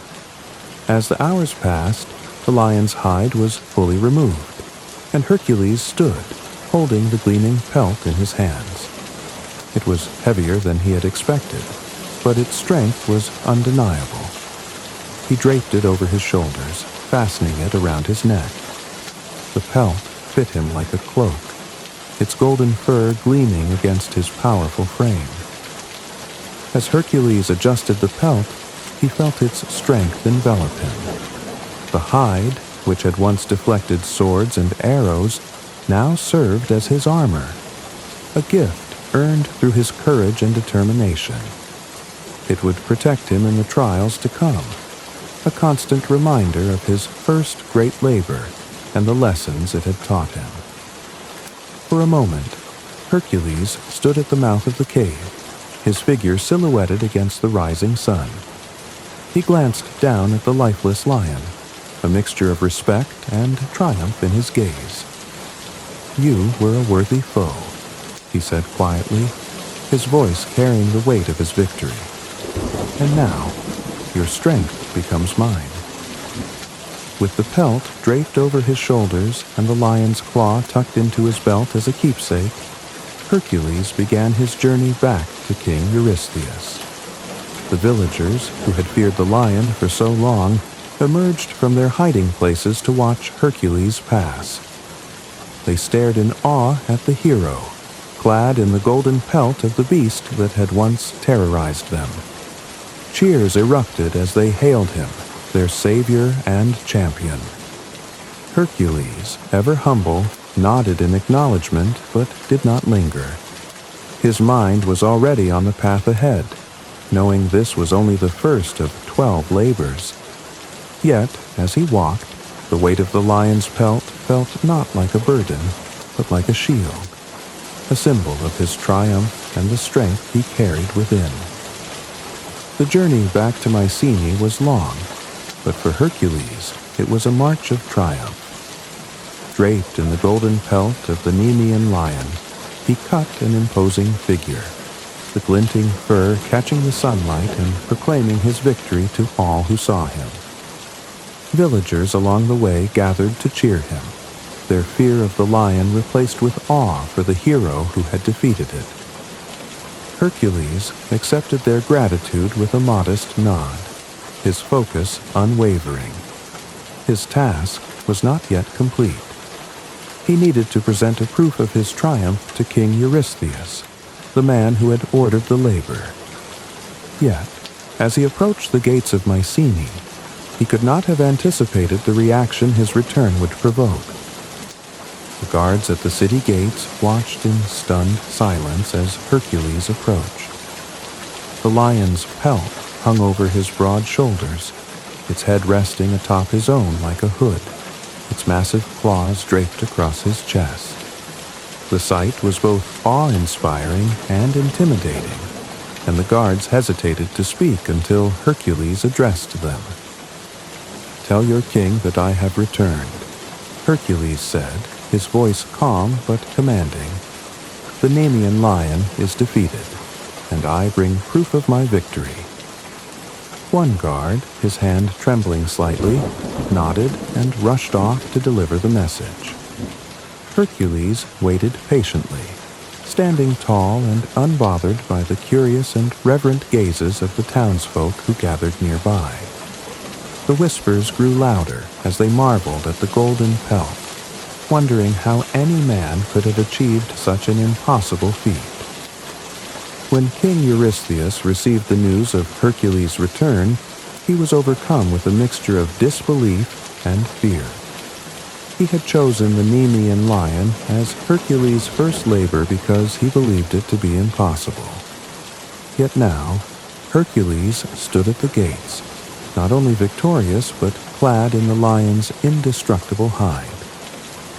"Let him enter," Eurystheus commanded, though his voice betrayed his unease. He retreated to his throne, hoping to mask his growing dread behind a facade of authority. As Hercules entered the court, his presence filled the chamber. The golden pelt glinted in the light, and the lion's head, resting atop his own, gave him an almost godlike appearance. He strode forward with confidence, unshaken by the king's uneasy gaze. Eurystheus faltered, leaning back in his throne as if to put more distance between himself and the hero. You have completed the labor," he stammered, his voice betraying his disbelief. Hercules nodded, his expression calm. "The Nemean lion is no more. Its pelt is proof of my victory." The king's eyes darted to the massive hide, the golden fur seeming almost alive in its brilliance. The sheer size of it, the ferocity still etched into its features was overwhelming. Eurystheus realized then that Hercules was more than a man. He was a force of nature, a reminder of the gods' power made flesh, and it terrified him. Eurystheus, struggling to maintain his composure, waved a trembling hand. "Leave it. Leave the pelt outside the gates," he said hastily. "You may not bring it into the city. From now on, you will not speak to me directly. All future labors will be communicated through a messenger." Hercules raised an eyebrow, amused but silent. He could see the fear in the king's eyes and understood its source. Eurystheus, who had hoped to humiliate and subdue him, now realized the magnitude of the hero's strength and resolve. Rather than confront it, the king chose to distance himself, hiding behind messengers and decrees. "As you wish," Hercules replied, his voice steady. He turned without further argument, leaving the court with the same quiet confidence that had marked his entrance. Hercules left the lion's pelt just outside the city gates, where it stood as a silent monument to his triumph. Villagers and travelers alike came to marvel at it, running their hands over its impenetrable fur and speaking in hushed tones of the hero who had brought it there. As he departed Mycenae, Hercules wore a small smile. He had completed the first of his 12 labors, but he knew that many more challenges awaited him. Each would test his strength, his courage, and his will. Yet he felt no fear. He had faced the impossible and emerged victorious, and he carried the lesson of that victory with him, that even the mightiest obstacles could be overcome with determination and ingenuity. For King Eurystheus, however, the sight of Hercules' triumph lingered in his mind, a constant reminder that the hero he sought to break was far more powerful and far more dangerous than he had ever imagined. The golden hills of Nemea were quiet once more, the terror of the lion gone, replaced by whispers of awe and admiration. News of Hercules' triumph spread like wildfire, carried by travelers, villagers, and merchants who had seen him clad in the beast's impenetrable hide. The tale of his victory grew with every telling, painting him not just as a man, but as a hero touched by the divine. For the people of Greece, the defeat of the Nemean lion was more than just the completion of a labor. It was the birth of a legend. The lion had been thought invincible, a creature of divine wrath sent to test the limits of mortal strength. By defeating it, Hercules had accomplished the impossible, proving that even the gods' creations could not withstand his courage and determination. In every corner of the land, bards began to sing of Hercules' deeds. Around tavern fires and within the walls of great halls, they recounted how the hero had faced the mighty lion in its lair, wrestled it with his bare hands, and emerged victorious, draped in its golden pelt.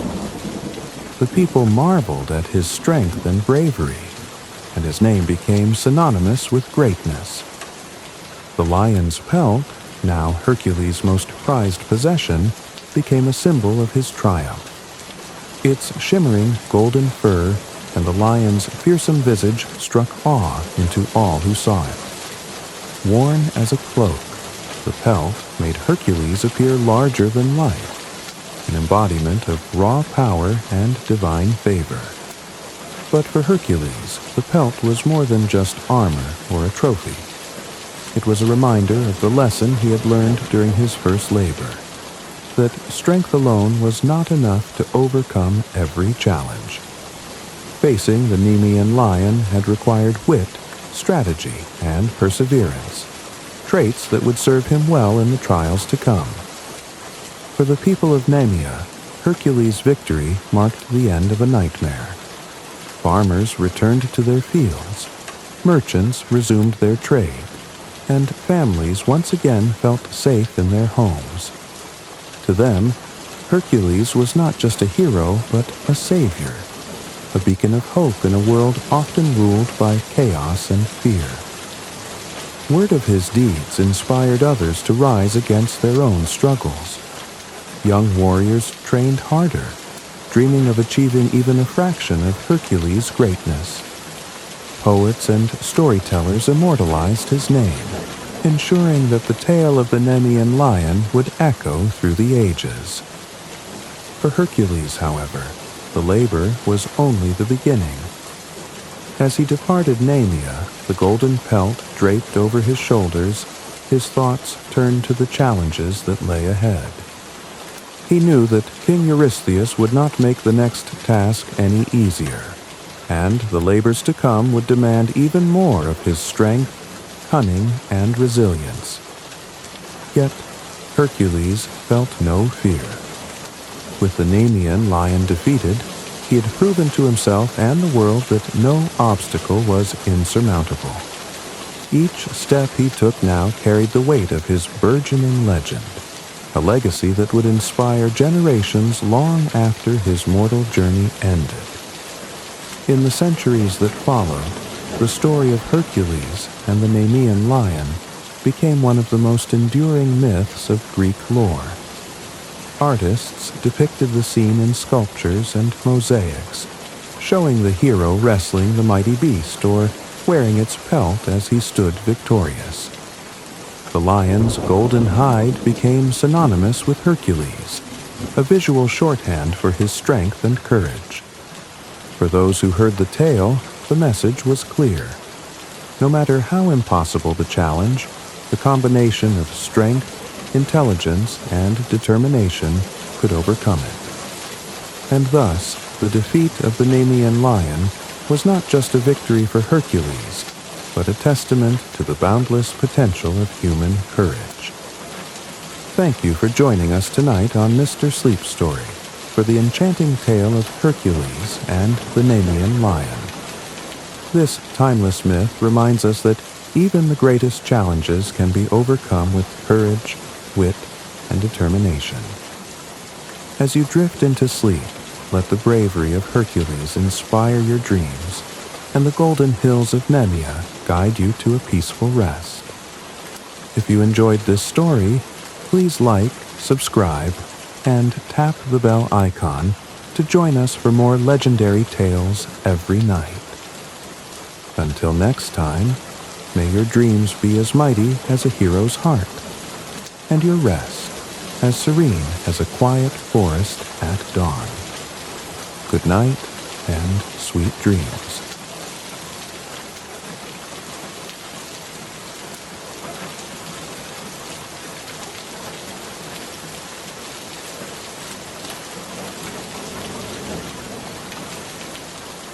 Tonight, we journey deep into the enchanting Sherwood Forest to revisit the legendary story of Robin Hood. This classic tale of courage, kindness, and justice follows the heroic outlaw who steals from the rich to give to the poor. Alongside his band of merry men, Robin Hood outwits the greedy Sheriff of Nottingham and fights for those who cannot fight for themselves. In the days of old, when England's green hills were dotted with castles and its forests stretched far and wide, there lived a young nobleman named Robin of Locksley. Known for his unparalleled skill with a bow and his sharp wit, Robin was admired by many but despised by the corrupt rulers who preyed on the weak. Under the oppressive reign of Prince John, taxes bled the poor dry, leaving families destitute while the rich feasted in luxury. Robin, with a heart as noble as his lineage, could not stand idly by. One fateful day, while traveling to Nottingham, he witnessed a heartbreaking scene. A poor farmer, bent with age and labor, being dragged to prison for failing to pay an unjust tax. The Sheriff of Nottingham, a cruel and cunning enforcer of Prince John's tyranny, watched with a smirk as his guards tore the man from his crying family. "Enough!" Robin's voice rang out like a clarion call. The guards turned, startled, as Robin stepped forward, his hand resting lightly on the hilt of his sword. "Release him or face me." The sheriff sneered. "And who are you to defy the law of the land?" "The law?" Robin shot back, his eyes blazing. "You twist the law to serve your greed. I will not stand for it." In a flash, the scene erupted into chaos. Robin, swift and precise, drew his sword and faced the sheriff's guards. His movements were a dance of skill and daring, his blade flashing as he disarmed one guard after another. The villagers, inspired by his courage, gathered around, their silent hope growing with every swing of his sword. But the sheriff, ever the opportunist, had anticipated resistance. Reinforcements arrived, their numbers overwhelming. Robin, though unmatched in skill, knew he could not win against such odds. He mounted his horse, turning to the villagers. "Fear not. This fight is not over. Justice will prevail." With that, he spurred his horse into the dense woods, arrows whistling past him as the sheriff's men gave chase. The forest of Sherwood, vast and untamed, welcomed him like an old friend. Robin navigated its twisting paths with ease, the towering oaks and whispering pines providing shelter from his pursuers. The sheriff's men, unused to the wilderness, soon faltered, their shouts fading into the distance. Robin, breathless but resolute, dismounted and gazed around the ancient forest. The sunlight pierced through the canopy in golden beams, illuminating a sanctuary untouched by the corruption of the outside world. Here, among the rustling leaves and the song of birds, Robin vowed to fight for the oppressed and stand against tyranny. But he knew the cost. By defying the sheriff, he had branded himself an outlaw. His title, his lands, and his wealth were now forfeit. Yet, in that moment, Robin of Locksley became something greater. He became Robin Hood, the people's hero, destined to turn the forest into his fortress and the oppressed into his allies. Deep within the heart of Sherwood Forest, where the trees stood ancient and proud, Robin Hood made his refuge. The forest, wild and untamed, became his sanctuary, a place where the sheriff of Nottingham's men dared not venture without trembling. But Robin knew that no hero, no matter how skilled, could stand alone against the might of tyranny. If he was to challenge the sheriff's rule, he would need allies, brave souls willing to risk everything for the cause of justice. Robin's first companion came to him in a most unexpected way. One crisp morning, as sunlight dappled the forest floor, Robin encountered a broad river spanned only by a single, narrow log. As he prepared to cross, a towering figure appeared on the opposite bank, a man with shoulders as wide as an oak and a staff taller than Robin himself. "Hold there!" the man boomed, his voice deep and commanding. "Only one can pass, and it won't be you." Robin grinned, undaunted by the challenge. "Well then," he said, drawing his own staff, "let's see who's fit to cross." The two men met in the middle of the log, their staffs clashing with a sharp crack that echoed through the forest. The duel was fierce, the log swaying with each strike, but Robin's agility matched the man's immense strength. With a deft move, Robin swept the man's legs out from under him, sending him splashing into the river below. Instead of anger, the man erupted into laughter as he pulled himself from the water. "Well done," he roared. "You've bested me fair and square. My name's John Little, but after this, perhaps they'll call me Little John for jest." Robin extended a hand, helping him ashore. "I could use a man of your strength and good humor," he said. "Join me, and we'll fight for justice together." Little John clasped Robin's hand with a grin. "You'll find no stronger ally in all of England. I'm with you." Not long after, Robin's reputation began to spread throughout Sherwood. It was during a moonlit night that he found his next ally, a young man clad in bright red, his eyes sharp and his movements quick as a fox. Will Scarlet was a master swordsman, known for his daring exploits and knack for slipping out of trouble just as quickly as he got into it. Robin found Will cornered by a band of the sheriff's men, his blade flashing in the moonlight as he fought off overwhelming odds. Without hesitation, Robin loosed an arrow from the shadows, striking down one of the guards. His merry men, hidden among the trees, followed suit, and in moments, the sheriff's men fled, their shouts swallowed by the forest. Will, catching his breath, turned to Robin with a wry smile. "It seems I owe you my thanks. But tell me, who comes to the rescue of a rogue like me?" "Robin Hood," Robin replied, extending his hand. "And I could use a man with your skill and courage." Will laughed, sheathing his sword. "Robin Hood, eh?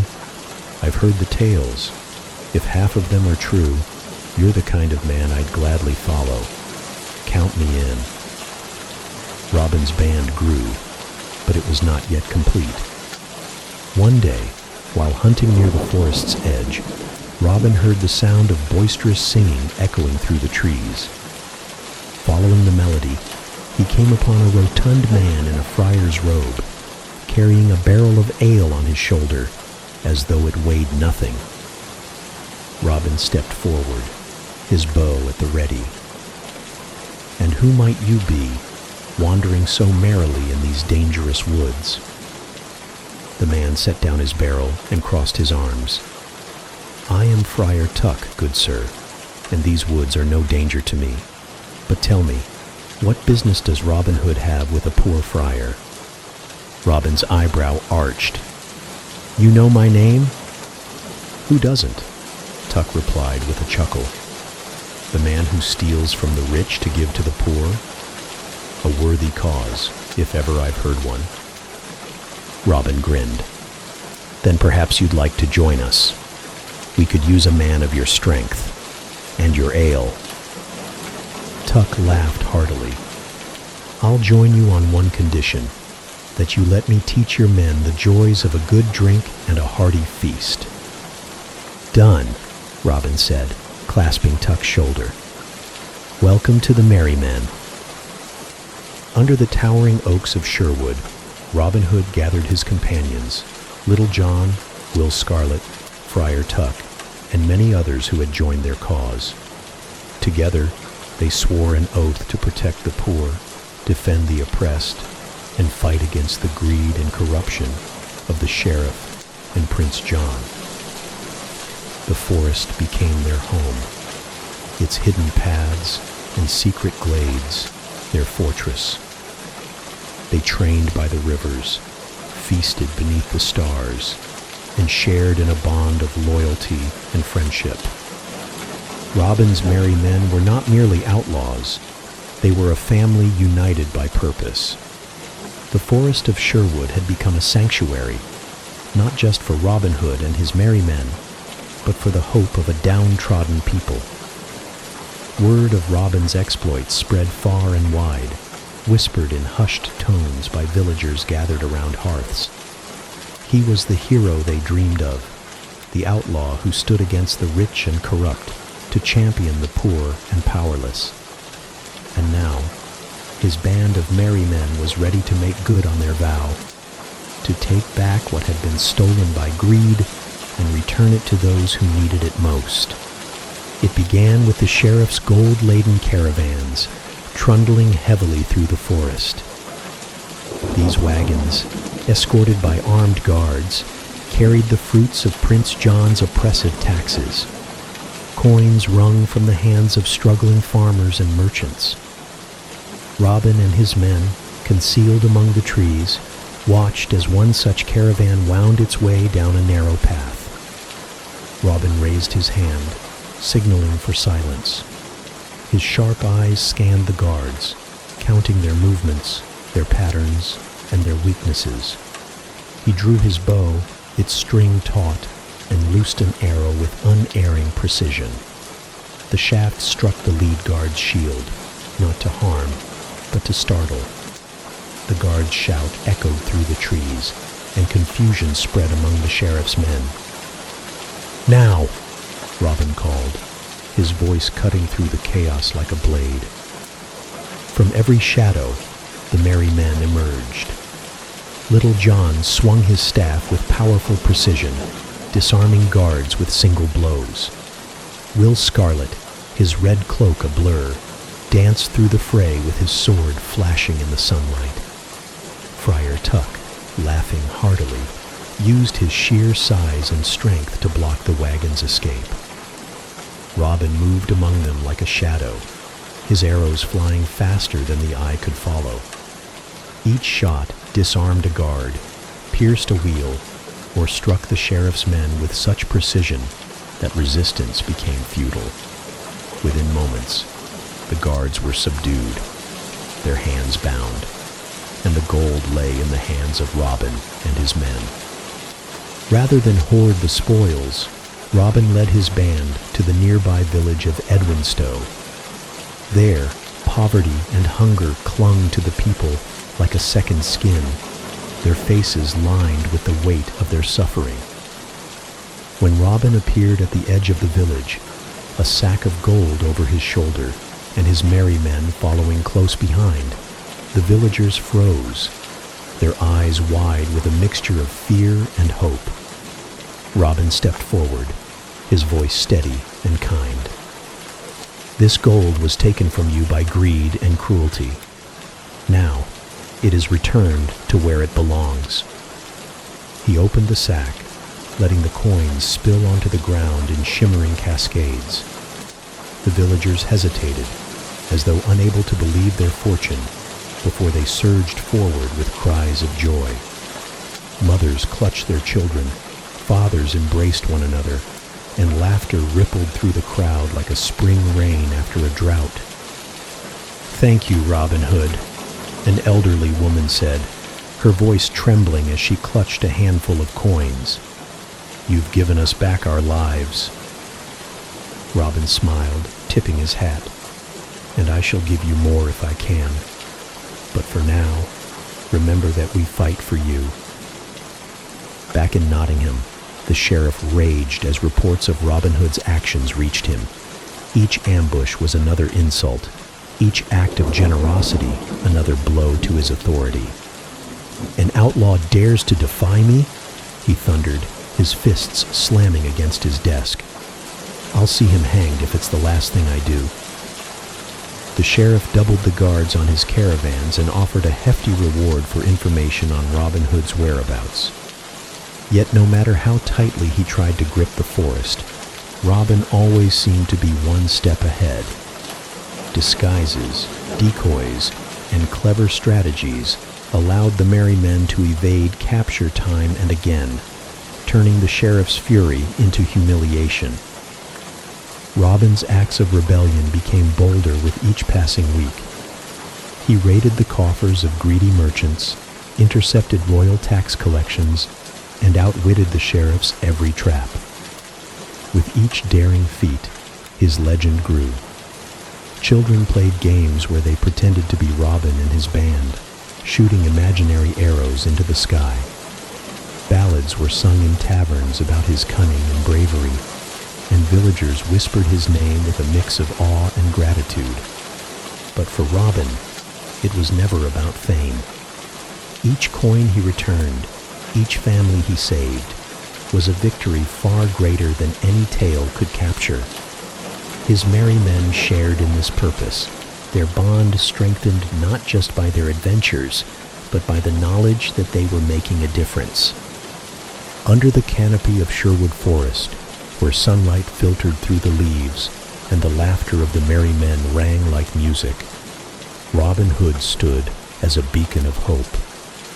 For every coin stolen and every heart lifted, his message was clear. Justice would prevail, no matter the cost. And though the Sheriff of Nottingham vowed to crush him, Robin's spirit, and the spirit of those he fought for, remained unyielding. The Sheriff of Nottingham paced the stone floors of his castle, his face dark with fury. Robin Hood's name had become a symbol of rebellion, whispered in taverns and sung in ballads, and it seemed every attempt to capture the outlaw ended in humiliation. His guards had returned from Sherwood Forest time and again, empty-handed and grumbling about traps, decoys, and the impossible cleverness of Robin's band.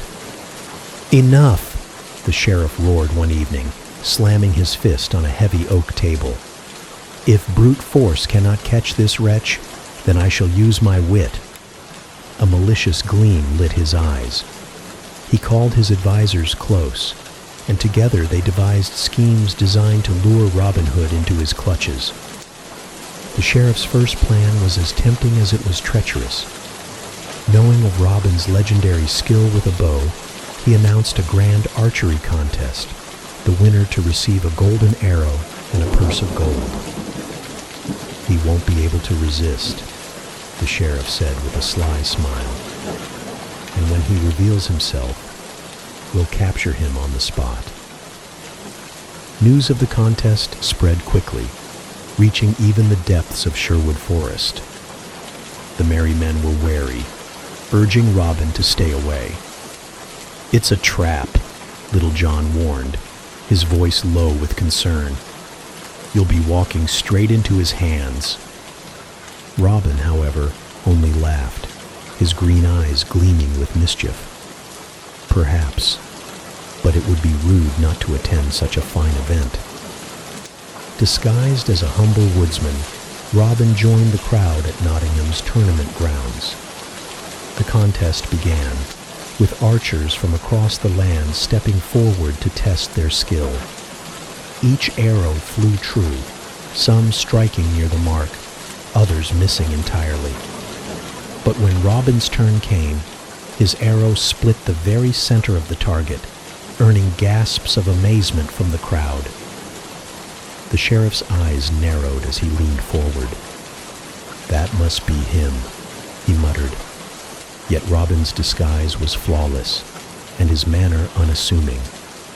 When he was declared the winner and handed the golden arrow, he bowed humbly, thanking the sheriff with a grin hidden beneath his hood.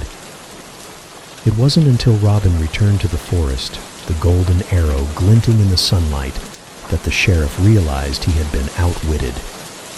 "Curse that man!" he bellowed. "I'll not rest until he's in my dungeon." Determined to corner Robin in Sherwood Forest, the sheriff dispatched heavily armed patrols to scour the woods. He laid traps, setting bait in the form of false caravans laden with treasure, hoping to lure Robin and his merry men into an ambush. But the forest was Robin's domain, and the merry men knew its every path and shadow. One such trap involved a wagon laden with glittering gold, left conspicuously on a forest trail. Robin and his men watched from the treetops, their laughter barely contained as they spotted the sheriff's men hiding in the underbrush. "Shall we give them what they want?" Will Scarlet whispered, his eyes gleaming with mirth. Robin grinned. "Why not?" With a signal, the merry men descended like ghosts, their movements quick and silent. Before the sheriff's men could react, the wagon's wheels were sabotaged, its gold spirited away, and the guards found themselves tied to trees, their shouts of frustration echoing through the woods. When the sheriff arrived to see his men bound and the gold gone, he fumed. A simple note was pinned to the wagon, written in bold script. "Better luck next time. Robin Hood." In another scheme, the sheriff himself ventured into Sherwood, disguised as a traveling monk. With a satchel of coins jingling at his side, he wandered the forest paths, hoping to be intercepted by Robin's band. Sure enough, the merry men appeared, surrounding the monk with their bows drawn. "Your gold, good sir," Robin said, stepping forward, "will serve the poor far better than it serves you."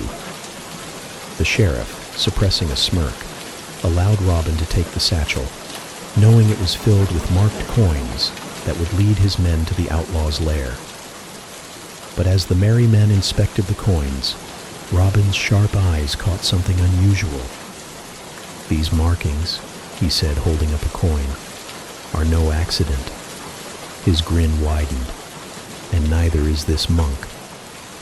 In an instant, the merry men surrounded the sheriff, who now realized his disguise had failed. Stripped of his satchel and his dignity, the sheriff was sent stumbling back to Nottingham, his robes in tatters and his fury boiling over. Each scheme the sheriff devised, Robin countered with wit and daring. The sheriff's caravans grew emptier, his guards more demoralized, and his own reputation tarnished by Robin's unstoppable ingenuity. Meanwhile, the people's faith in Robin grew stronger, his legend spreading beyond Sherwood to the farthest reaches of the land.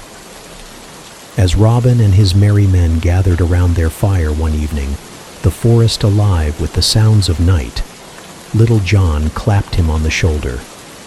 "The sheriff will never best you, Robin." Robin smiled, his gaze distant as he stared into the flames. "The sheriff fights for greed and power," he said, "but we fight for something greater, justice, and as long as that fight continues, he'll never win." Under the ancient oaks of Sherwood Forest, the band of outlaws laughed and toasted to their success, knowing the sheriff would try again, and knowing they would always be ready. The sun filtered softly through the towering oaks of Sherwood Forest as Robin Hood walked a well-trodden path, his thoughts momentarily far from the sheriff and his schemes. It was on such a day, as birdsong filled the air, that his past unexpectedly came rushing back to him in the form of Maid Marian. Marian, the spirited and clever daughter of a noble family, had been a part of Robin's life in his youth, before the days of outlaws and rebellion. They had spent carefree summers roaming the fields and woods near Locksley, their laughter echoing in the wind. But as the years passed and their paths diverged, Marian's life had taken her to the court of Prince John, while Robin's had led him into exile. Their reunion came by chance, or perhaps by fate. Marian had journeyed to the forest, disguised in a simple cloak, to visit the village of Edwinstowe. She had heard whispers of Robin's deeds, of his defiance of the sheriff, and his protection of the poor. Her heart swelled with both admiration and concern. She needed to see him, to know if the boy she had once loved was the same man who had become a legend. As Marian walked through the forest, Robin, hidden in the shadows, observed her approach. At first, he mistook her for a lost traveler, but as she pulled back her hood to glance around, his breath caught. There she was, Maid Marian, her beauty undimmed by time, her eyes bright with determination. Stepping into view, Robin called out with a mix of surprise and joy. "Marian?" She turned sharply, her expression softening into one of recognition and delight. "Robin!" she exclaimed, her voice carrying both relief and happiness. They stood for a moment, the weight of years and unspoken words hanging between them, before she closed the distance with quick steps. "It's true, then," she said, her voice trembling slightly.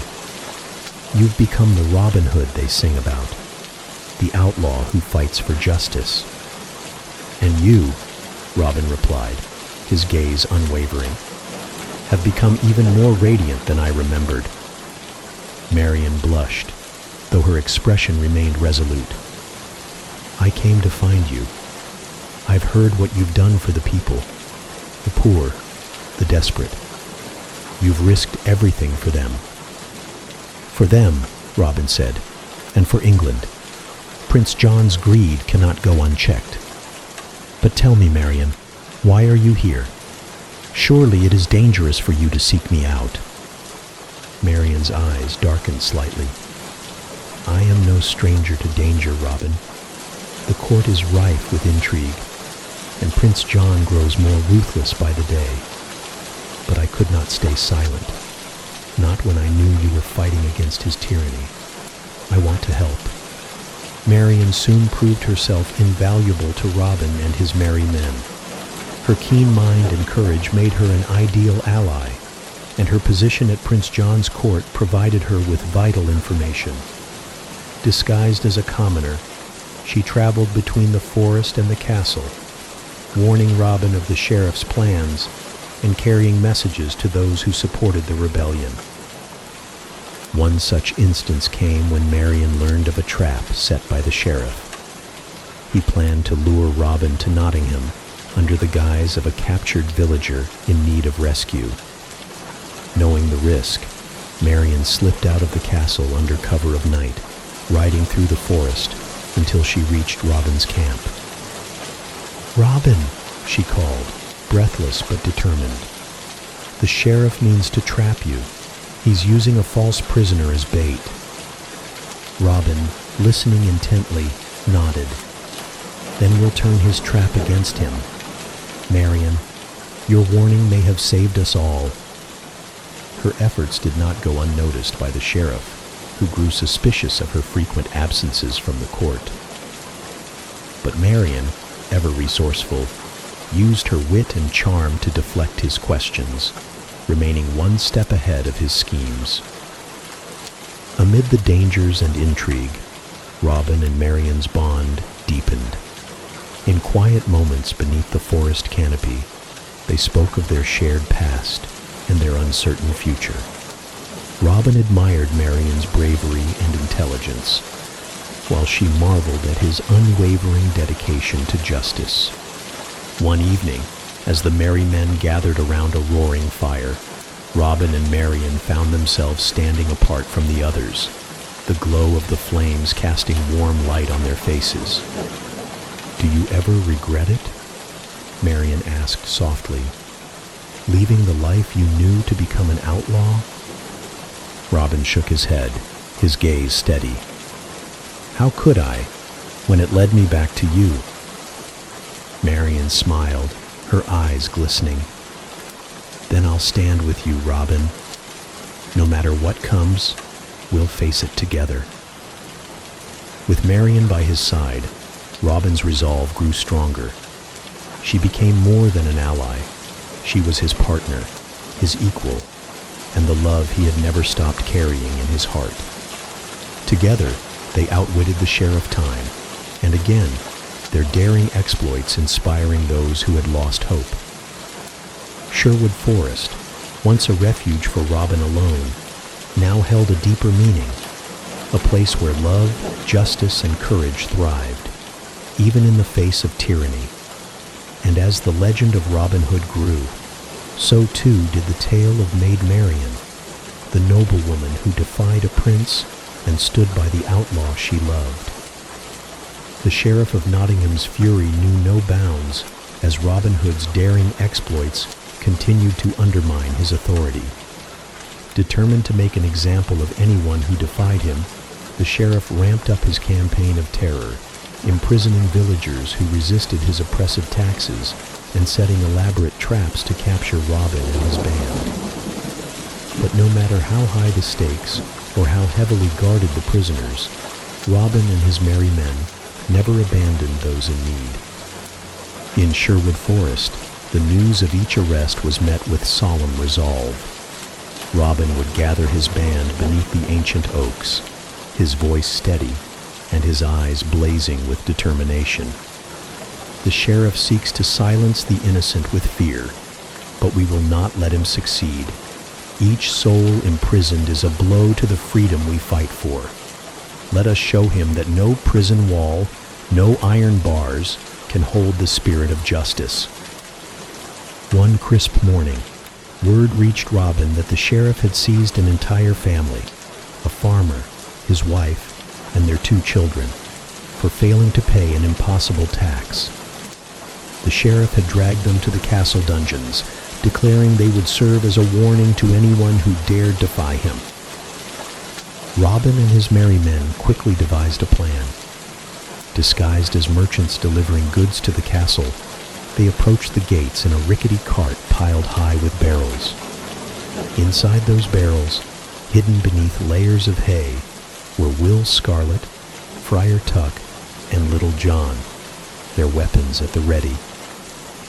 The guards at the gate, eyeing the cart suspiciously, grumbled as Robin, posing as the cart driver, offered a cheerful greeting. "Fresh provisions for the sheriff's feast," he said with a grin. The guards, hungry and distracted, waved him through. Once inside the courtyard, Robin gave a subtle signal. The barrels burst open, and the merry men sprang into action. Little John's staff knocked guards off their feet. Will's sword flashed in the sunlight, and Tuck's booming laughter echoed as he wielded a barrel lid like a shield. Robin, his bow always at the ready, moved with precision, disabling locks and disarming guards with his arrows. In the dimly lit dungeons, the frightened family huddled together until Robin appeared, a reassuring smile on his face. "You're safe now," he said, unlocking their cell. "The sheriff's cruelty will not touch you again." With the prisoners freed and the guards incapacitated, the merry men vanished into the shadows of Sherwood, leaving the sheriff to find his dungeon empty and his pride bruised. The sheriff, enraged by his latest failure, devised an elaborate trap to lure Robin out of the forest. He spread false rumors of a caravan carrying innocent villagers to execution, hoping to bait Robin into an ambush. The plan was whispered through the villages, reaching Robin's ears as the sheriff had intended. But Robin, ever the strategist, saw through the ploy. "If the sheriff wishes to set a trap," he said, "then we shall turn it against him." Under cover of night, the merry men set their counterplan into motion. As the sheriff's caravan moved through the forest, its guards tense and alert, a distant sound of hoofbeats broke the silence. The guards braced themselves, expecting an attack, but were instead met with a herd of wild horses, their hooves pounding and their manes flying. In the confusion, Robin and his band struck. Arrows flew silently through the air, disarming guards without spilling blood. Will Scarlet leaped from a tree, cutting the ropes that secured the caravan's prisoners, while Little John felled the remaining guards with a few swift strikes of his staff. Within minutes, the prisoners were freed, and the sheriff's carefully laid trap was nothing more than a chaotic shambles. When the sheriff arrived at dawn, he found his men bound and gagged, the caravan empty except for a mocking note pinned to the side. "Better luck next time, Sheriff. Robin Hood." The sheriff's frustration boiled over when he captured one of Robin's own, Alan Adale, a talented minstrel and loyal member of the Merry Men. Alan had been caught spreading tales of Robin's bravery in the villages, and the sheriff intended to hang him as an example. Robin, upon hearing of Alan's capture, was resolute. "Alan has sung our story to inspire hope in the people," he said. "We will not let his voice be silenced." The merry men launched a daring rescue. Disguised as wandering performers, they infiltrated the sheriff's castle under the pretense of entertaining the court.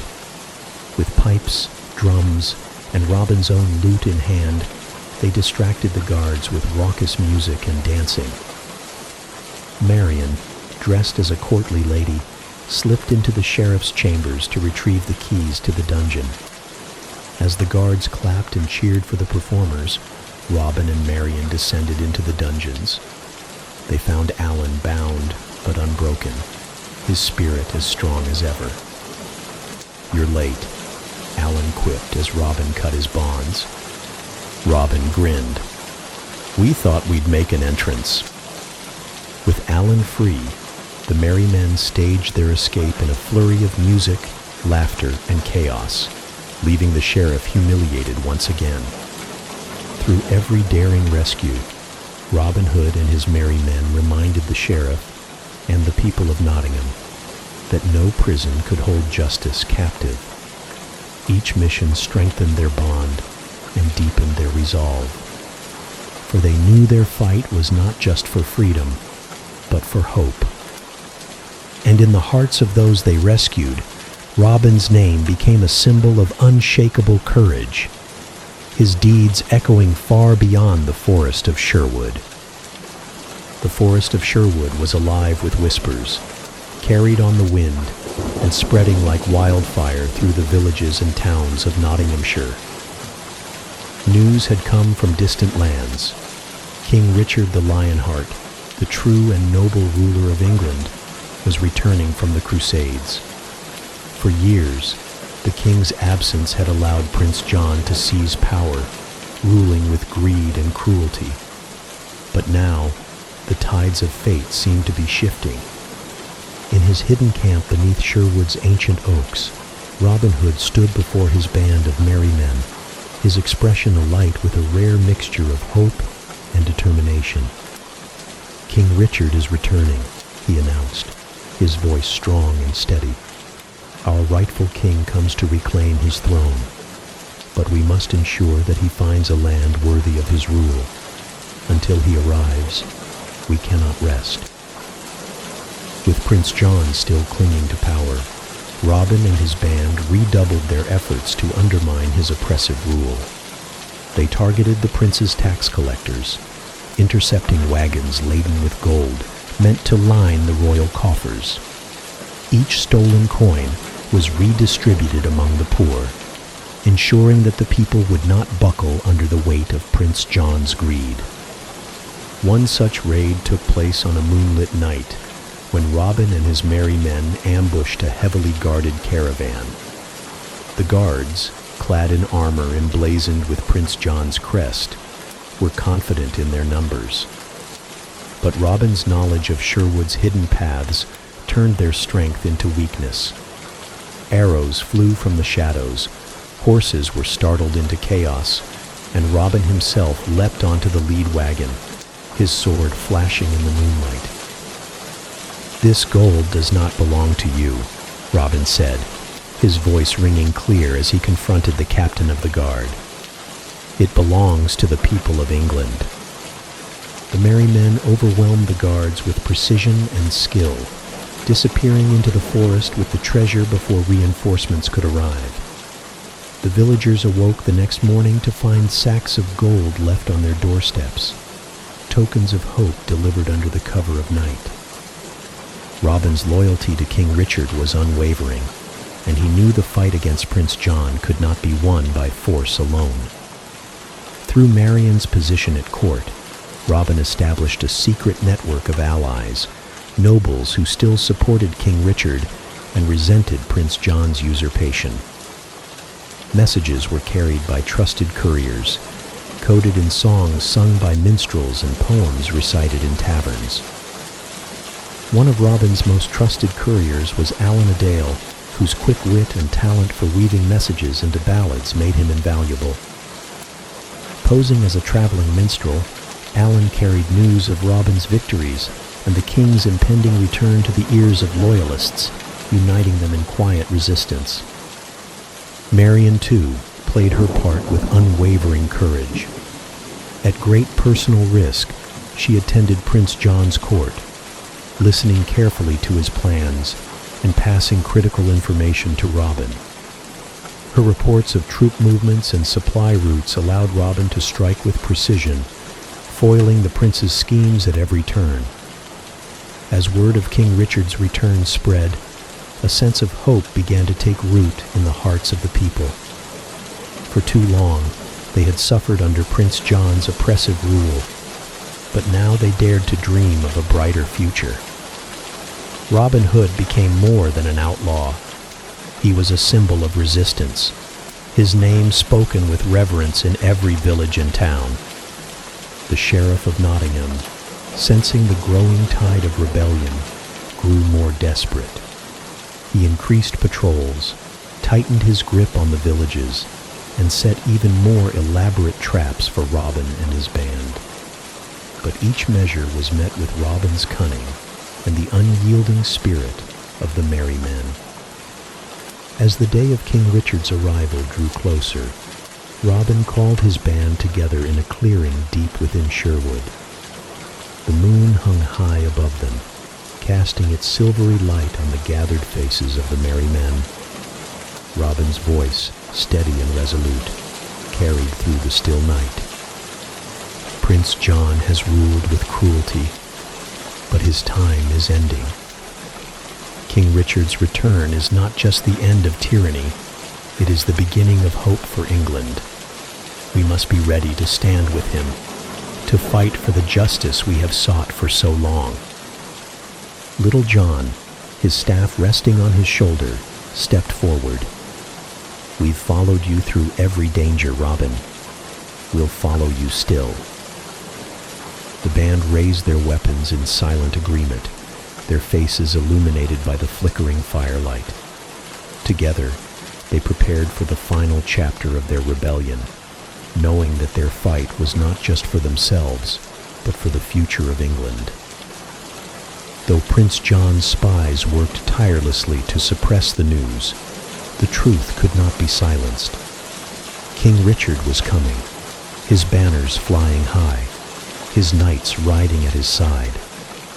The people of Nottinghamshire, emboldened by Robin's efforts, began to resist Prince John's forces openly, their courage ignited by the promise of their king's return.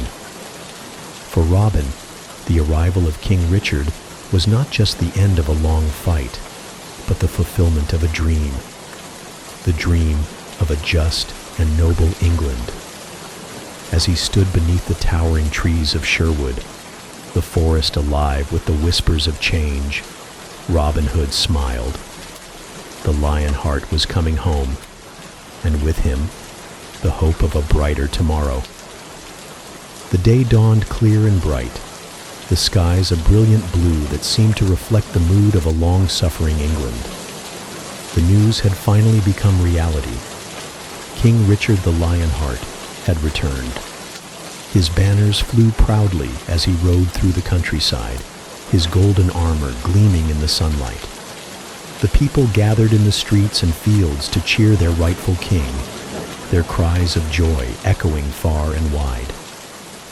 In Sherwood Forest, Robin Hood and his merry men stood ready to greet him. For years, they had fought against injustice in his absence, risking their lives to protect the people and resist Prince John's tyranny.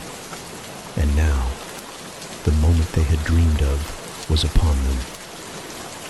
King Richard, flanked by his loyal knights, rode into Sherwood under the ancient canopy of trees. Robin stepped forward, bowing low, his hand resting on the hilt of his sword. "Your Majesty," he said, his voice steady but filled with reverence. "We have waited long for your return." The king dismounted, his sharp eyes taking in the outlaw who had become a legend. "Robin of Locksley," he said, his voice warm and commanding. "I have heard of your deeds, of your courage and cunning. They say you are an outlaw, but I see a hero before me." Robin rose, meeting the king's gaze. "We fought not for ourselves, but for England, your Majesty, to protect your people and defy those who would see them suffer." King Richard's expression softened. "And for that, you shall be pardoned. You and your band have done what was right, even when it meant becoming outlaws. England owes you a great debt." The merry men cheered, their voices ringing through the forest. Little John clapped Robin on the back, his grin as broad as his shoulders. "You've done it, Robin. We've all done it." While Robin and his band were honored, The same could not be said for their enemies. Prince John, stripped of his ill-gotten power, fled into obscurity, his dreams of seizing the throne shattered.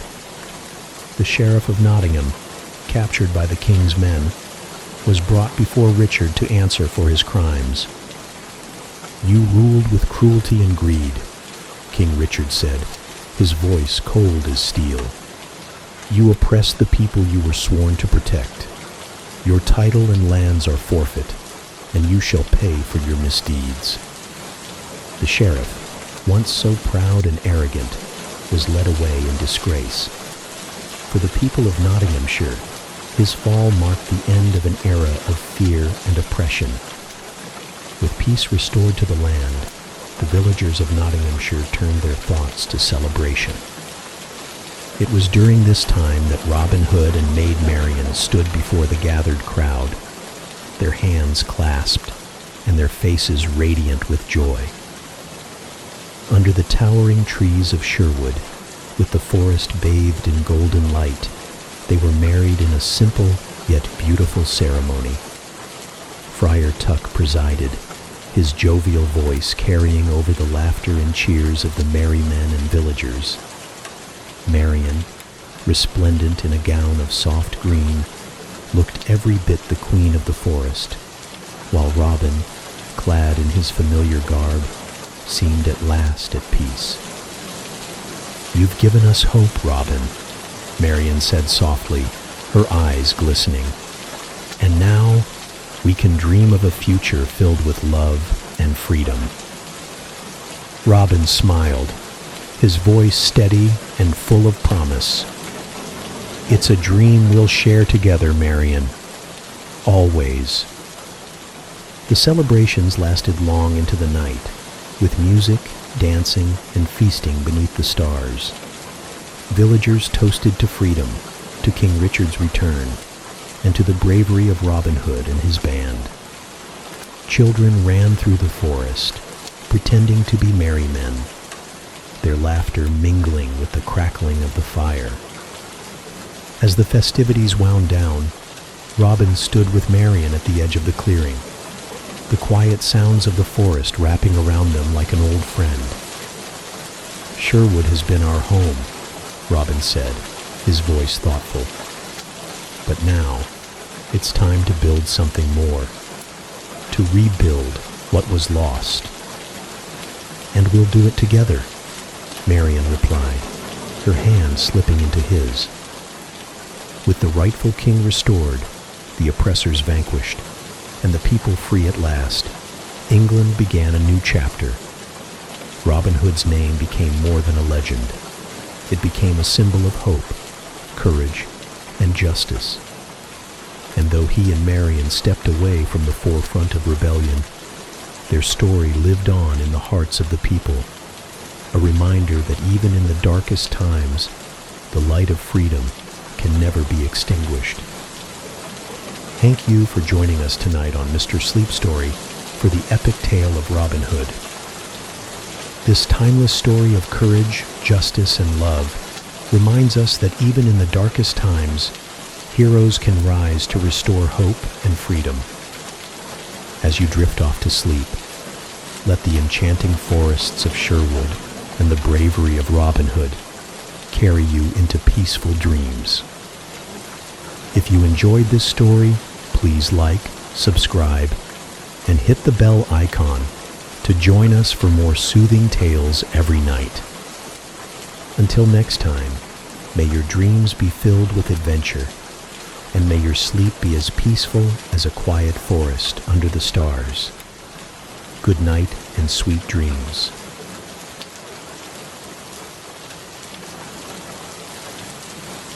Tonight, we invite you to immerse yourself in the enchanting world of Pride and Prejudice, Jane Austen's beloved classic. This story is filled with charm, wit, and romance as we follow the spirited Elizabeth Bennet and the enigmatic Mr. Darcy on their journey through misunderstandings, social expectations, and the transformative power of love. It was a golden autumn afternoon when word first spread through the quiet village of Meryton. Netherfield Park had been let at last. The grand estate, with its stately architecture and sprawling grounds, had long been the subject of local speculation. Now, its new tenant, a wealthy young gentleman named Mr. Charles Bingley, was to arrive, and the news sent ripples of excitement through the neighborhood. The Bennet household, lively and brimming with curiosity, buzzed with anticipation, for Mrs. Bennet, ever the vigilant mother, saw in this development the possibility of an advantageous match for one of her 5 daughters. When the much-anticipated Meryton ball finally arrived, the atmosphere was electric. The ballroom, filled with glowing candlelight and the lilting strains of music, seemed like a scene from a fairy tale. Ladies in flowing gowns and gentlemen in crisp coats danced beneath glittering chandeliers, their laughter and conversation weaving a tapestry of enchantment. It was there, amidst this dreamlike setting, that the Bennets first laid eyes on Mr. Bingley. He was everything a young gentleman ought to be, handsome, affable, and radiating an easy charm that endeared him to everyone he met. His smile was warm, his manners unpretentious, and his enthusiasm for the evening contagious. When he requested the first dance from the eldest Bennet daughter, Jane, a hush fell over the room. Jane, with her serene beauty and quiet grace, seemed to glow in his presence, and as they glided across the floor, their connection was undeniable. It was as though the music played just for them, and the entire room faded into the background. But alongside Mr. Bingley stood another gentleman, one who captured the attention of the room for very different reasons. Mr. Fitzwilliam Darcy, tall and striking, had an air of undeniable authority. His features, though handsome, were etched with a cool detachment, and his piercing eyes seemed to observe everything without interest. Where Bingley was open and friendly, Darcy was reserved, his manner creating a wall that few dared to approach. Yet there was something magnetic about him, a quiet power that drew glances and whispers wherever he moved. Elizabeth Bennet, the second eldest of the Bennet sisters, observed Darcy with a mixture of curiosity and amusement. His aloofness seemed almost theatrical, a stark contrast to the warmth of his friend. Elizabeth herself was no ordinary young woman. With her sparkling eyes, lively wit, and a mind as sharp as her laughter, she was not one to be intimidated by haughty airs. As the evening unfolded, Elizabeth overheard a conversation between Mr. Bingley and Mr. Darcy. Bingley, eager to draw Darcy into the merriment, suggested he ask Elizabeth to dance. Darcy, however, dismissed the idea with a cutting remark. "She is tolerable, I suppose, but not handsome enough to tempt me," he said, his voice cool and indifferent. Elizabeth's cheeks flushed, not with embarrassment, but with indignation. Yet, rather than retreat, she laughed softly, a sound as light as a summer breeze. She relayed the comment to her friends with playful humor, her pride unshaken. If Mr. Darcy thought himself too grand for her, then she would waste no further thought on him. And yet, as the evening wore on, her gaze occasionally flickered toward him, and she could not help but wonder at the contradictions in his character. The ball concluded with Jane and Bingley exchanging shy but lingering smiles, the promise of something budding between them. Elizabeth, meanwhile, returned home with stories that left her family in fits of laughter. Yet, beneath her outward amusement, a faint spark of intrigue remained, a spark she scarcely acknowledged. For though she thought Darcy arrogant and insufferable, the intensity of his presence lingered in her mind, like the haunting echo of a dream she could not quite place. The days that followed the ball were touched with a delicate kind of magic, as though the air itself carried whispers of something blooming. For Jane Bennet, the memory of Mr. Bingley's warm smile and gentle voice lingered like the scent of wildflowers after a summer rain. And for Mr. Bingley, the vision of Jane, graceful, kind, and radiant, had imprinted itself on his heart. Their paths crossed often in the weeks that followed, at dinners, gatherings, and the occasional stroll through Meryton's quaint streets. Each meeting seemed to weave an invisible thread between them, drawing them closer with a quiet inevitability.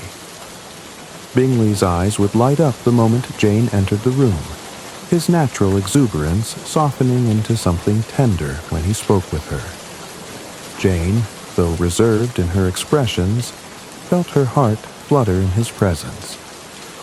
She admired his easy kindness and the way he brought a warmth to every conversation, as if the world was brighter simply because he was in it. At one particularly lively dinner at Lucas Lodge, Jane and Bingley found themselves seated near one another, their conversation flowing effortlessly. As others around them laughed and chattered, they seemed to inhabit a world of their own, where every word was a treasure and every glance carried unspoken understanding.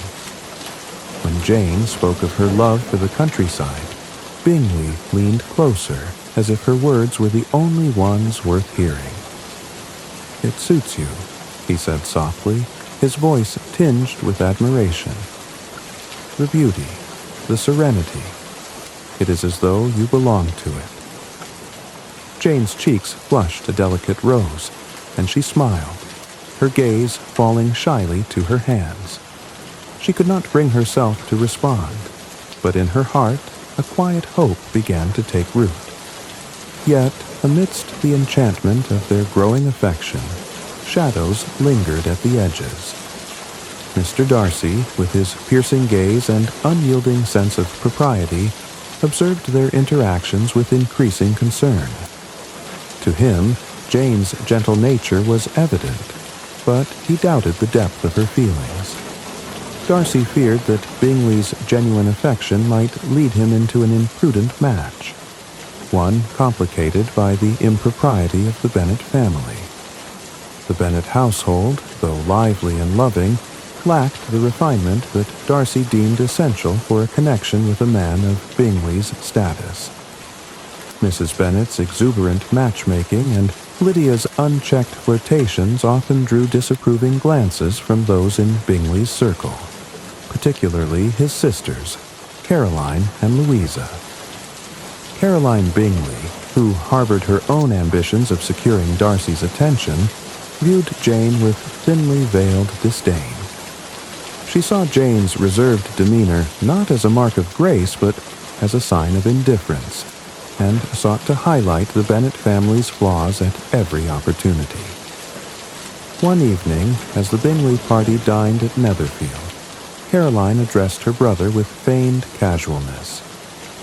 "Charles, do you not think it unwise to be too forward with one whose connections are so unsuitable?"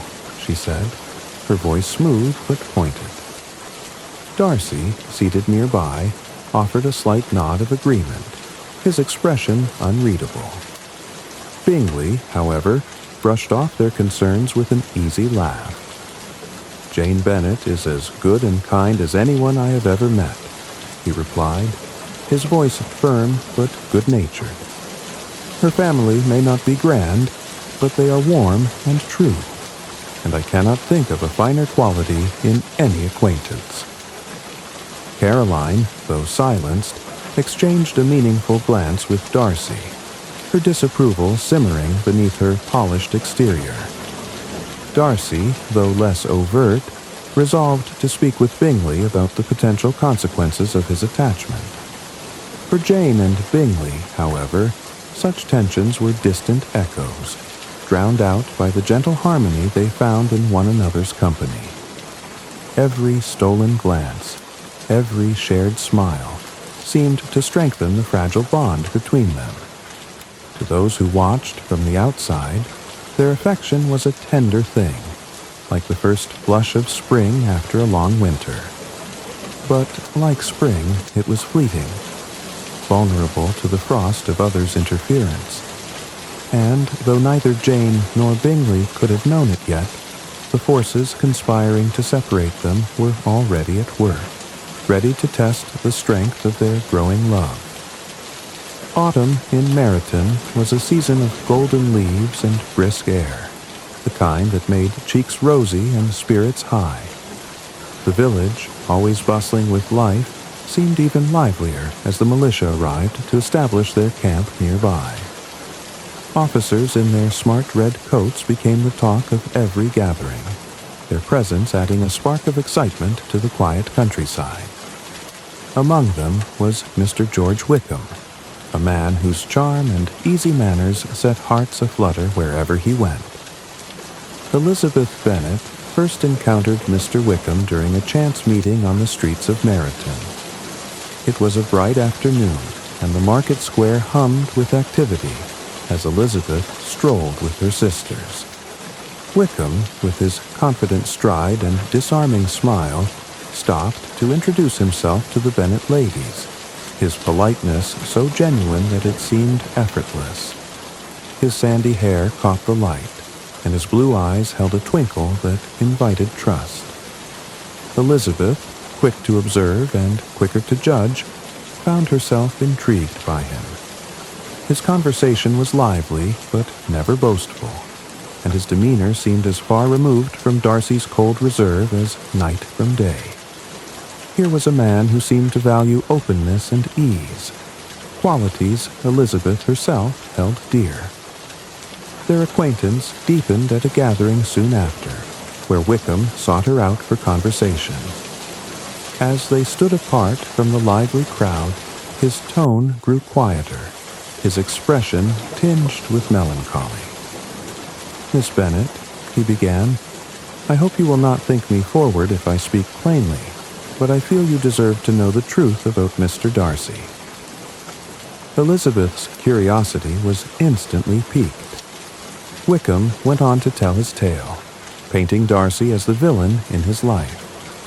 According to Wickham, he had been the favored son of Darcy's late father, who had intended for him to receive a valuable living as a clergyman. Yet, when the elder Mr. Darcy passed away, his son had ignored his father's wishes, leaving Wickham penniless and forced to seek his fortune elsewhere. "I must confess," Wickham said, his voice low and sorrowful, "I was naive to believe that honor and loyalty would prevail. Mr. Darcy has always been proud, but I never imagined he would act so cruelly." Elizabeth listened with growing indignation.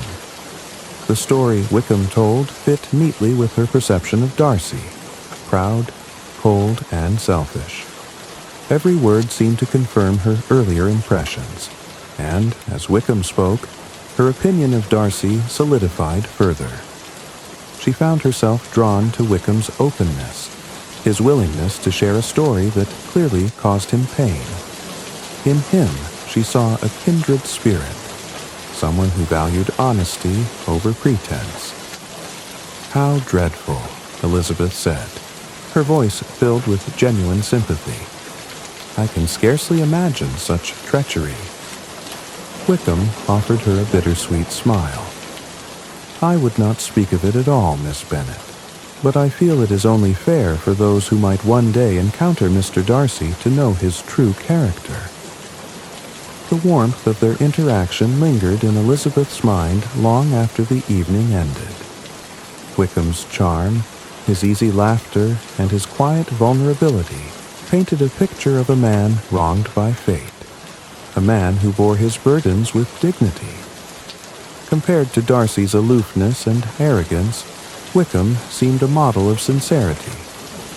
Yet, beneath the surface of his words lay truths unspoken and motives unexamined. Wickham's story was a carefully woven web, and Elizabeth, blinded by her prejudice against Darcy, failed to see the threads of deceit glimmering in the light of his charm. In her heart, she carried the image of Wickham as the wronged gentleman, and Darcy as the oppressor, a perception that would shape her actions and thoughts in the days to come. As autumn faded into winter, the memory of Wickham's tale remained vivid in Elizabeth's mind, casting Darcy in an even darker shadow. But as the seasons change, so too does the truth, and Elizabeth was yet to discover how greatly appearances could deceive. The crisp winter air carried with it an unusual energy as Mr. Collins, the Bennet family's peculiar and pompous cousin, arrived at Longbourn. A clergyman, under the patronage of the formidable Lady Catherine de Bourgh, Mr. Collins prided himself on his connection to his benefactress, speaking of her with a reverence that bordered on worship. His every word seemed calculated to impress, though it often had the opposite effect. The Bennet family received him with varying degrees of amusement. Mr. Bennet, with his sharp wit, found endless entertainment in his cousin's long-winded speeches and exaggerated humility. Mrs. Bennet, however, saw Mr. Collins in an entirely different light. As the heir to the Bennet estate, he represented security for at least one of her daughters, and she was determined that Elizabeth, her second eldest, should be the one to claim him. Mr. Collins wasted no time in pursuing his goal. His admiration for Elizabeth was expressed with a mixture of awkward compliments and excessive formality. "Cousin Elizabeth," he began one morning as they sat in the drawing-room, "it would be most improper of me to delay any longer in addressing the matter of my intentions." Elizabeth, who had been absently stitching a handkerchief, looked up in mild surprise. "Your intentions, Mr. Collins?" "Yes, indeed," he declared, his chest puffed with self-importance. "You must be aware of my noble plan to unite our families in matrimony, thus ensuring that the Bennet estate remains within the family. Lady Catherine herself has encouraged me to seek a wife, and I can think of no one more suitable than you, dear cousin." Elizabeth bit her lip to suppress a laugh. Mr. Collins's tone was so self-assured, so utterly devoid of romance, that she could hardly believe he was serious. Yet, as he continued to list the reasons for his proposal, his duty to marry, the advantages of their union, and his own condescension in marrying beneath his station, her amusement gave way to irritation. When he finally paused to take a breath, Elizabeth seized the opportunity to respond. "I am honored by your proposal, Mr. Collins," she began, her tone polite but firm. "But I must decline. I do not feel we would make a happy match." Mr. Collins blinked, clearly unprepared for this outcome. "Decline? But, Cousin Elizabeth, you surely cannot mean it. It is customary for young ladies to reject a proposal at first, only to accept upon further persuasion. I shall take your refusal as a sign of modesty, not finality." Elizabeth, her patience waning, shook her head. "You are mistaken, Mr. Collins. My answer is not an attempt at modesty. It is my true and final decision." His face reddened, and he launched into a lengthy monologue about her folly in rejecting such a generous offer. Elizabeth endured it with a calm resolve, her mind already retreating to thoughts of more agreeable company. Mrs. Bennet, however, was far from calm when she learned of Elizabeth's refusal. "Lizzie, how could you?" she cried, wringing her hands. "Do you not see the security he offers? Think of the family. Think of your future." But Elizabeth stood firm, even as her mother's protests filled the house. "I cannot marry a man I do not respect, Mamma," she replied simply, her voice steady. "Surely you would not wish for my unhappiness." While Mrs. Bennet lamented and Mr. Bennet chuckled in quiet approval, Mr. Collins wasted no time in redirecting his attentions. Within days, he proposed to Charlotte Lucas, Elizabeth's practical and level-headed friend. Charlotte, valuing security over romance, accepted him without hesitation. When Elizabeth heard the news, she struggled to reconcile her feelings. She admired Charlotte's pragmatism, but could not imagine herself making the same choice.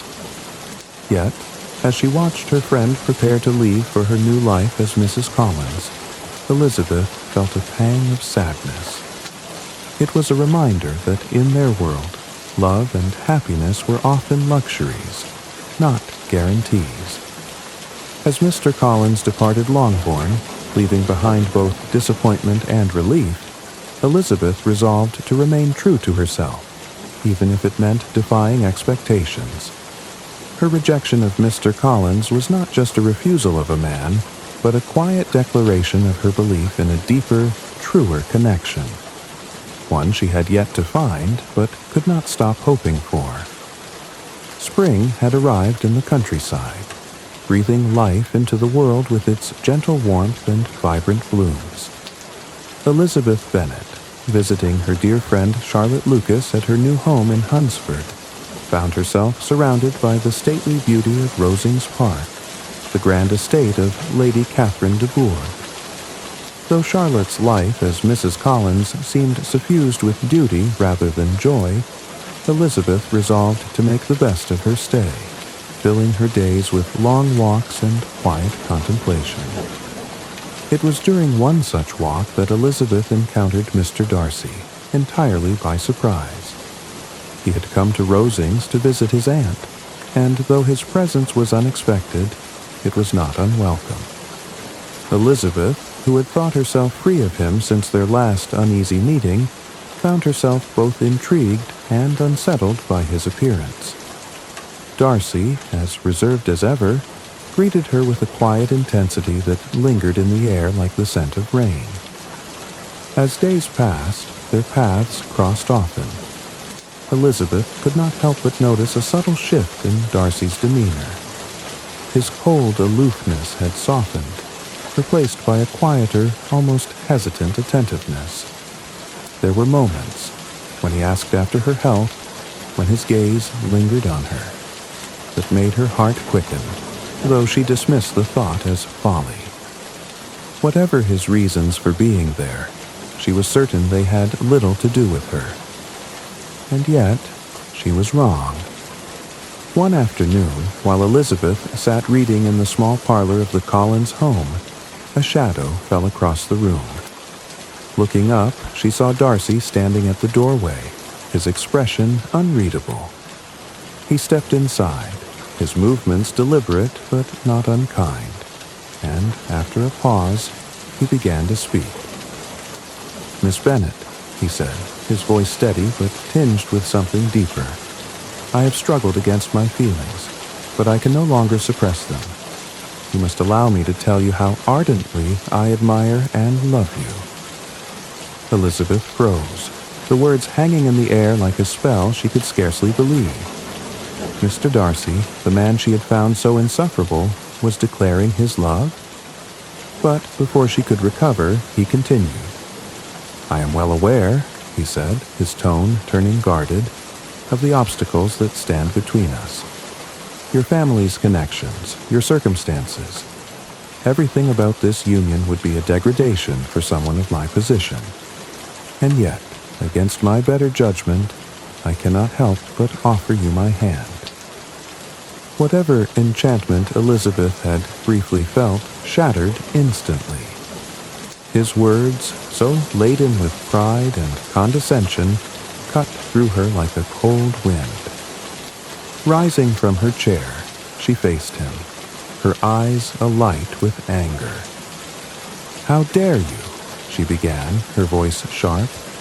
"You insult me even as you propose. You expect me to feel flattered by the knowledge that you have tried to suppress your feelings for me, as though my position were some great obstacle for you to overcome." Darcy stiffened, his brows drawing together in confusion. "I thought you might understand the sincerity of my feelings, despite my reservations."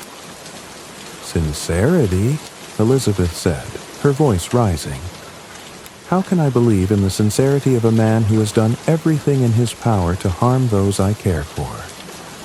You dare to speak of love, yet you separated my sister from Mr. Bingley, ensuring her heartbreak and his misery. Darcy faltered, his expression shifting to one of unease. I acted in what I believed to be Bingley's best interest. Your sister. I did not believe her affections were genuine. You judged her without knowing her, Elizabeth snapped. You, with your arrogance and presumption, decided you had the right to interfere in her life, and you have the audacity to call it love. Darcy's face darkened, his pride wounded. I cannot deny my actions, but they were done with the best intentions. And what of Mr. Wickham?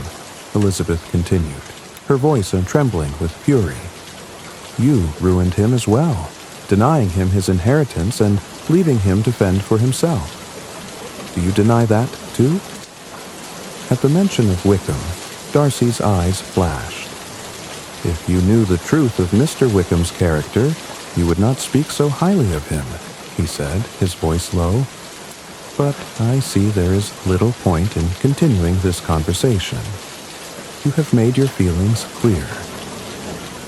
And you mine, Elizabeth replied coldly. Darcy stood for a moment longer, his jaw tight, his posture rigid. Then, without another word, he turned and left the room, leaving Elizabeth alone with her tumultuous thoughts. The silence that followed was deafening. Elizabeth sank back into her chair, her heart pounding in her chest. She had expected many things from Mr. Darcy, but not this.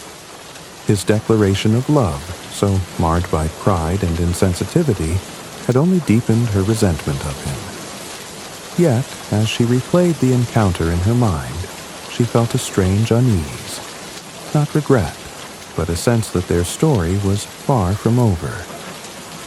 Outside, the wind stirred the budding leaves on the trees, carrying with it the whispers of something unresolved, something that would change them both in ways they could not yet imagine. The morning after Mr. Darcy's tumultuous proposal dawned gray and heavy, the sky veiled with clouds as though mirroring the storm within Elizabeth's heart. She awoke early, her mind restless with fragments of the previous day's confrontation. Darcy's words, both his declaration of love and his cold justifications, echoed in her thoughts, leaving her torn between anger and bewilderment. As she ventured into the garden for solace, Elizabeth caught sight of Darcy approaching. His strides were purposeful, yet his expression was guarded, as though he carried a weight too heavy to bear. When he reached her, he paused, producing a folded letter from his coat. "Miss Bennet," he said, his voice steady but low. "I ask only that you read this." He handed her the letter, and, without waiting for her reply, turned and walked away, disappearing into the misty morning. Elizabeth stared at the letter, her heart pounding. She hesitated, unsure if she wanted to face the words within. Yet, curiosity and a desire for answers compelled her to break the seal. As she unfolded the paper, Darcy's precise handwriting met her gaze, and she began to read. "Be not alarmed, madam, at receiving this letter. My intent is not to renew my sentiments, but to offer explanations where I believe I have been misunderstood. You accused me of 2 offenses: separating Mr. Bingley from your sister and wronging Mr. Wickham. I shall address each in turn." Darcy's letter began with an account of Jane and Bingley. He admitted to advising Bingley against pursuing Jane, but his reasoning was not the cold-hearted manipulation Elizabeth had assumed. "From my observations," Darcy wrote, "Miss Bennet appeared indifferent to my friend. Her composure, though admirable, led me to believe her affections were not deeply engaged. My motive was to protect Bingley from potential heartache. Elizabeth paused, her mind racing. Had Jane's natural reserve been misinterpreted as indifference? Could Darcy have acted, however misguidedly, out of genuine concern for his friend? The thought unsettled her, yet she continued reading. Darcy then turned to Mr. Wickham, and his tone grew more personal, more anguished. He recounted how his father, the late Mr. Darcy, had favored Wickham and left him a generous inheritance. However, Darcy explained, Wickham squandered this fortune through reckless living and sought further funds by demanding a clergyman's position, which he had no intention of fulfilling.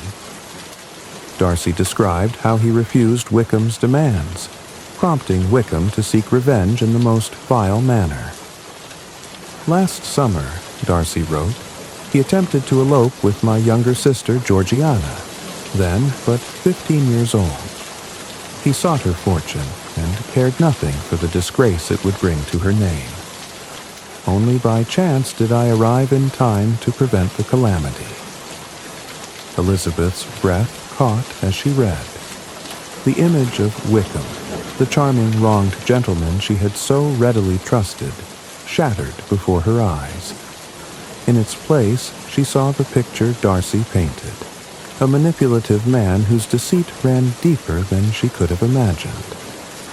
The letter ended simply, with Darcy asserting that his intentions, while flawed, were not born of malice.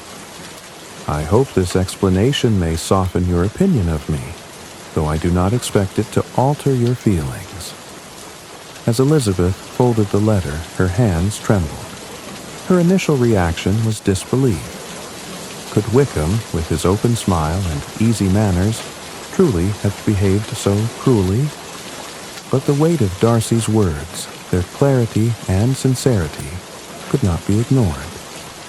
She replayed her past conversations with Wickham, the ease with which he had painted himself as the victim, and the absence of any concrete proof to support his claims.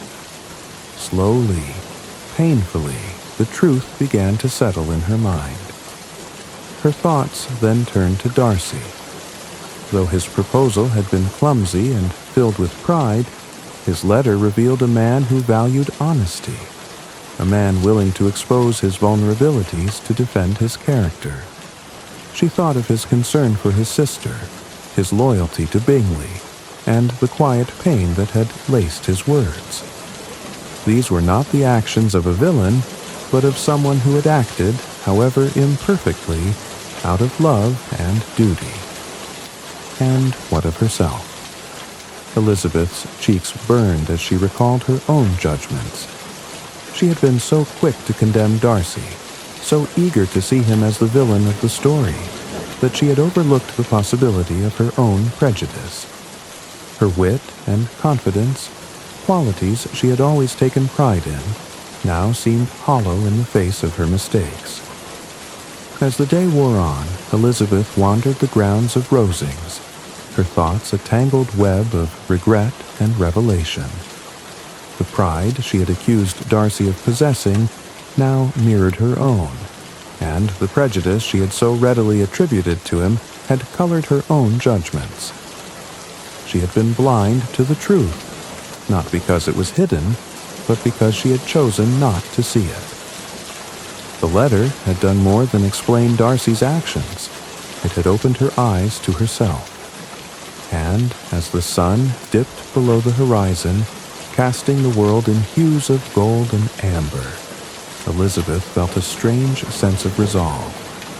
The man she had dismissed so readily, the man she had thought she despised, was far more complex than she had ever imagined. And though her feelings toward him remained uncertain, one thing was clear. Her view of the world and of herself would never be the same again. Summer had settled over the English countryside, draping the world in golden sunlight and casting a languid ease over Longbourn. Elizabeth Bennet, having returned home from her travels, found herself restless yet introspective. The revelations from Darcy's letter lingered in her mind, reshaping her understanding of him and of herself. Yet, life at Longbourn soon shattered her contemplative peace, for it was during this quiet season that chaos descended upon the Bennet family. Lydia Bennet, the youngest and most impetuous of the sisters, had been invited to Brighton by the wife of Colonel Forster, a family friend. The invitation filled Lydia with unrestrained delight, for Brighton was not only a seaside town but also the temporary home of the militia, including the dashing Mr. Wickham. Elizabeth, sensing the danger of such a trip, urged her father to refuse, warning him of Lydia's lack of restraint and Wickham's untrustworthy nature. But Mr. Bennet, weary of Lydia's antics, dismissed Elizabeth's concerns with a wave of his hand. "Let her go," he said. "She will soon grow tired of her flirtations and learn to behave." But Elizabeth's fears were not misplaced. A few weeks later, a letter arrived at Longbourn, trembling in the hands of Jane as she read aloud the shocking contents. Lydia had eloped with Wickham, leaving Brighton without a word of their destination. Worse still, there was no indication that Wickham intended to marry her. The scandal threatened to engulf the Bennet family, their reputation hanging by the thinnest of threads. Mrs. Bennet, upon hearing the news, fell into hysterics, lamenting the ruin of her family. "Oh, Mr. Bennet," she cried, "what is to become of us? Who will marry the other girls now? We are undone, utterly undone." Mr. Bennet, his usual composure shattered, set off for London immediately to search for Lydia, though with little hope of success. Elizabeth, meanwhile, was overcome with a mixture of shame, despair, and helplessness. She blamed herself for not revealing Wickham's true nature sooner, and feared that this disaster would cast a shadow over her family forever. Amid this turmoil, Elizabeth confided in Darcy during an unexpected meeting in Derbyshire. Though the encounter was filled with tension, she found herself unburdening the entire story to him. Darcy's expression darkened as she spoke, his eyes betraying both anger and resolve. Elizabeth, embarrassed and heartbroken, could hardly bear to meet his gaze. "This is my family's ruin," she said, her voice trembling, "and it is my fault for not speaking out sooner." Darcy, however, said little. His silence was heavy with thought, and when he finally spoke, it was with a quiet intensity. "You must not blame yourself, Miss Bennet," he said.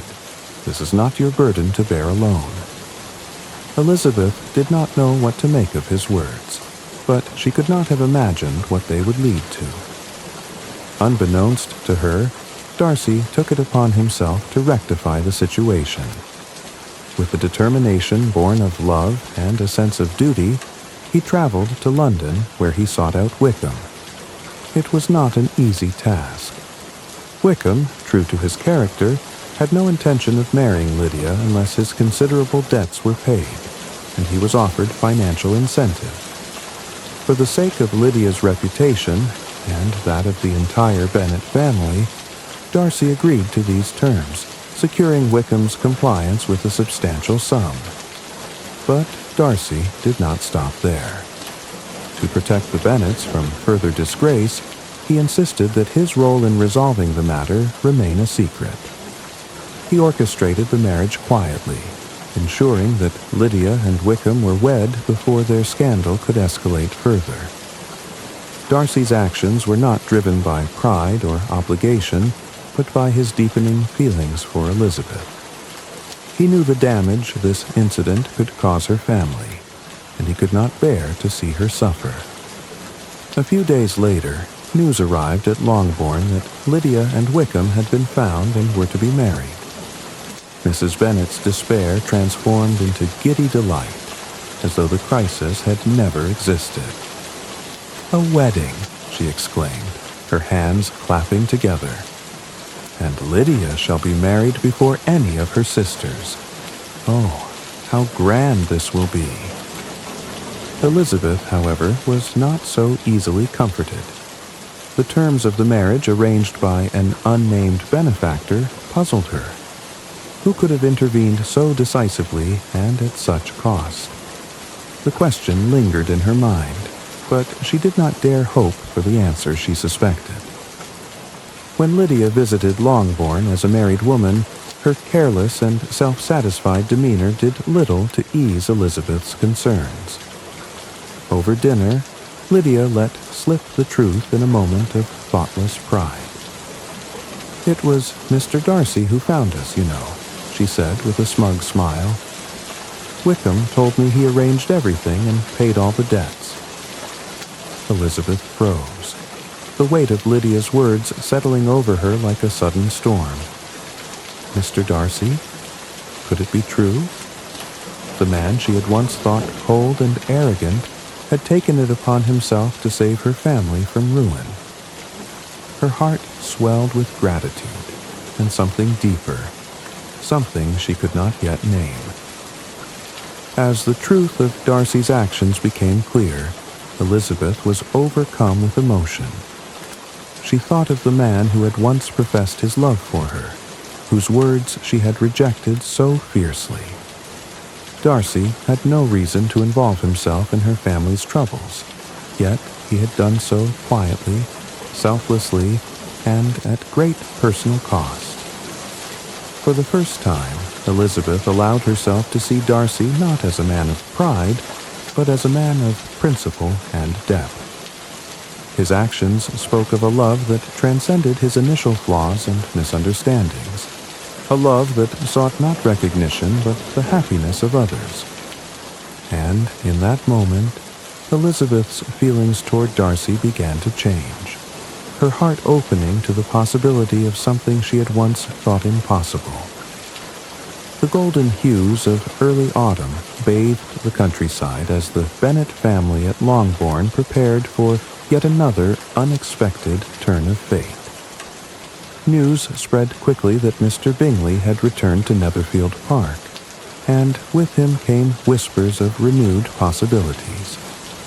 Jane Bennet, ever composed and gentle, kept her hopes hidden behind a calm exterior, though her sisters could see the flicker of anticipation in her soft eyes. Elizabeth, too, watched the unfolding events with a quiet mix of hope and unease. Darcy's intervention in Lydia's scandal weighed heavily on her mind, and her growing admiration for him was a secret she scarcely dared admit to herself. She wondered if his feelings for her had endured, or if the pain of her earlier rejection had driven him away forever. When Bingley arrived at Longbourn, it was as though the sun itself had stepped into the drawing room. His warm smile and easy manner instantly set everyone at ease, and his attention to Jane was as unmistakable as it had been at the beginning of their acquaintance. The two exchanged shy smiles and lingering glances, as though no time had passed since their first dance at the Meryton ball. This time, however, Bingley seemed determined not to let external forces dictate his heart. Within days, he requested a private moment with Jane, and, with sincerity and tenderness, asked for her hand in marriage. Jane, her composure breaking into radiant joy, accepted with tears in her eyes. The entire Bennet household erupted into celebration, Mrs. Bennet's ecstatic proclamations filling every corner of the house. "I always knew it," she cried, her hands clasped over her heart. "My Jane, the mistress of Netherfield. Oh, what a happy day this is." But amidst the jubilation, Elizabeth felt a quiet ache. She was overjoyed for Jane, but could not help wondering what the future held for herself. Thoughts of Darcy lingered, his image now softened by the knowledge of his kindness and love. Yet she could not imagine that he would return to her after all that had passed. The Bennet household was still basking in the glow of Jane's engagement, when Elizabeth decided to take a solitary walk through the fields surrounding Longbourn. The air was crisp, carrying the scent of earth and the faint rustle of leaves. As she wandered along a familiar path, her thoughts filled with memories of Darcy. She was startled to see him approaching. He looked as he always did, tall, composed, and commanding. But there was something different in his expression, a vulnerability that softened the intensity of his gaze. Elizabeth's heart raced as he stopped a few steps away, hesitating as though unsure of her reception. "Miss Bennet," he began, his voice steady yet tinged with emotion. "I had hoped for the chance to speak with you." Elizabeth nodded, her breath catching in her throat. "Of course, Mr. Darcy." Darcy's gaze searched hers, and when he spoke again, his words were free of pride, filled instead with quiet humility. "My feelings for you have not changed. If anything, they have only grown stronger. But I have no wish to presume upon your kindness or cause you discomfort. If you still find my affection unwelcome, I shall trouble you no further." Elizabeth's heart swelled as she listened. Gone was the arrogance of his first proposal, replaced by a man who had grown, who had learned. She took a deep breath, gathering her courage.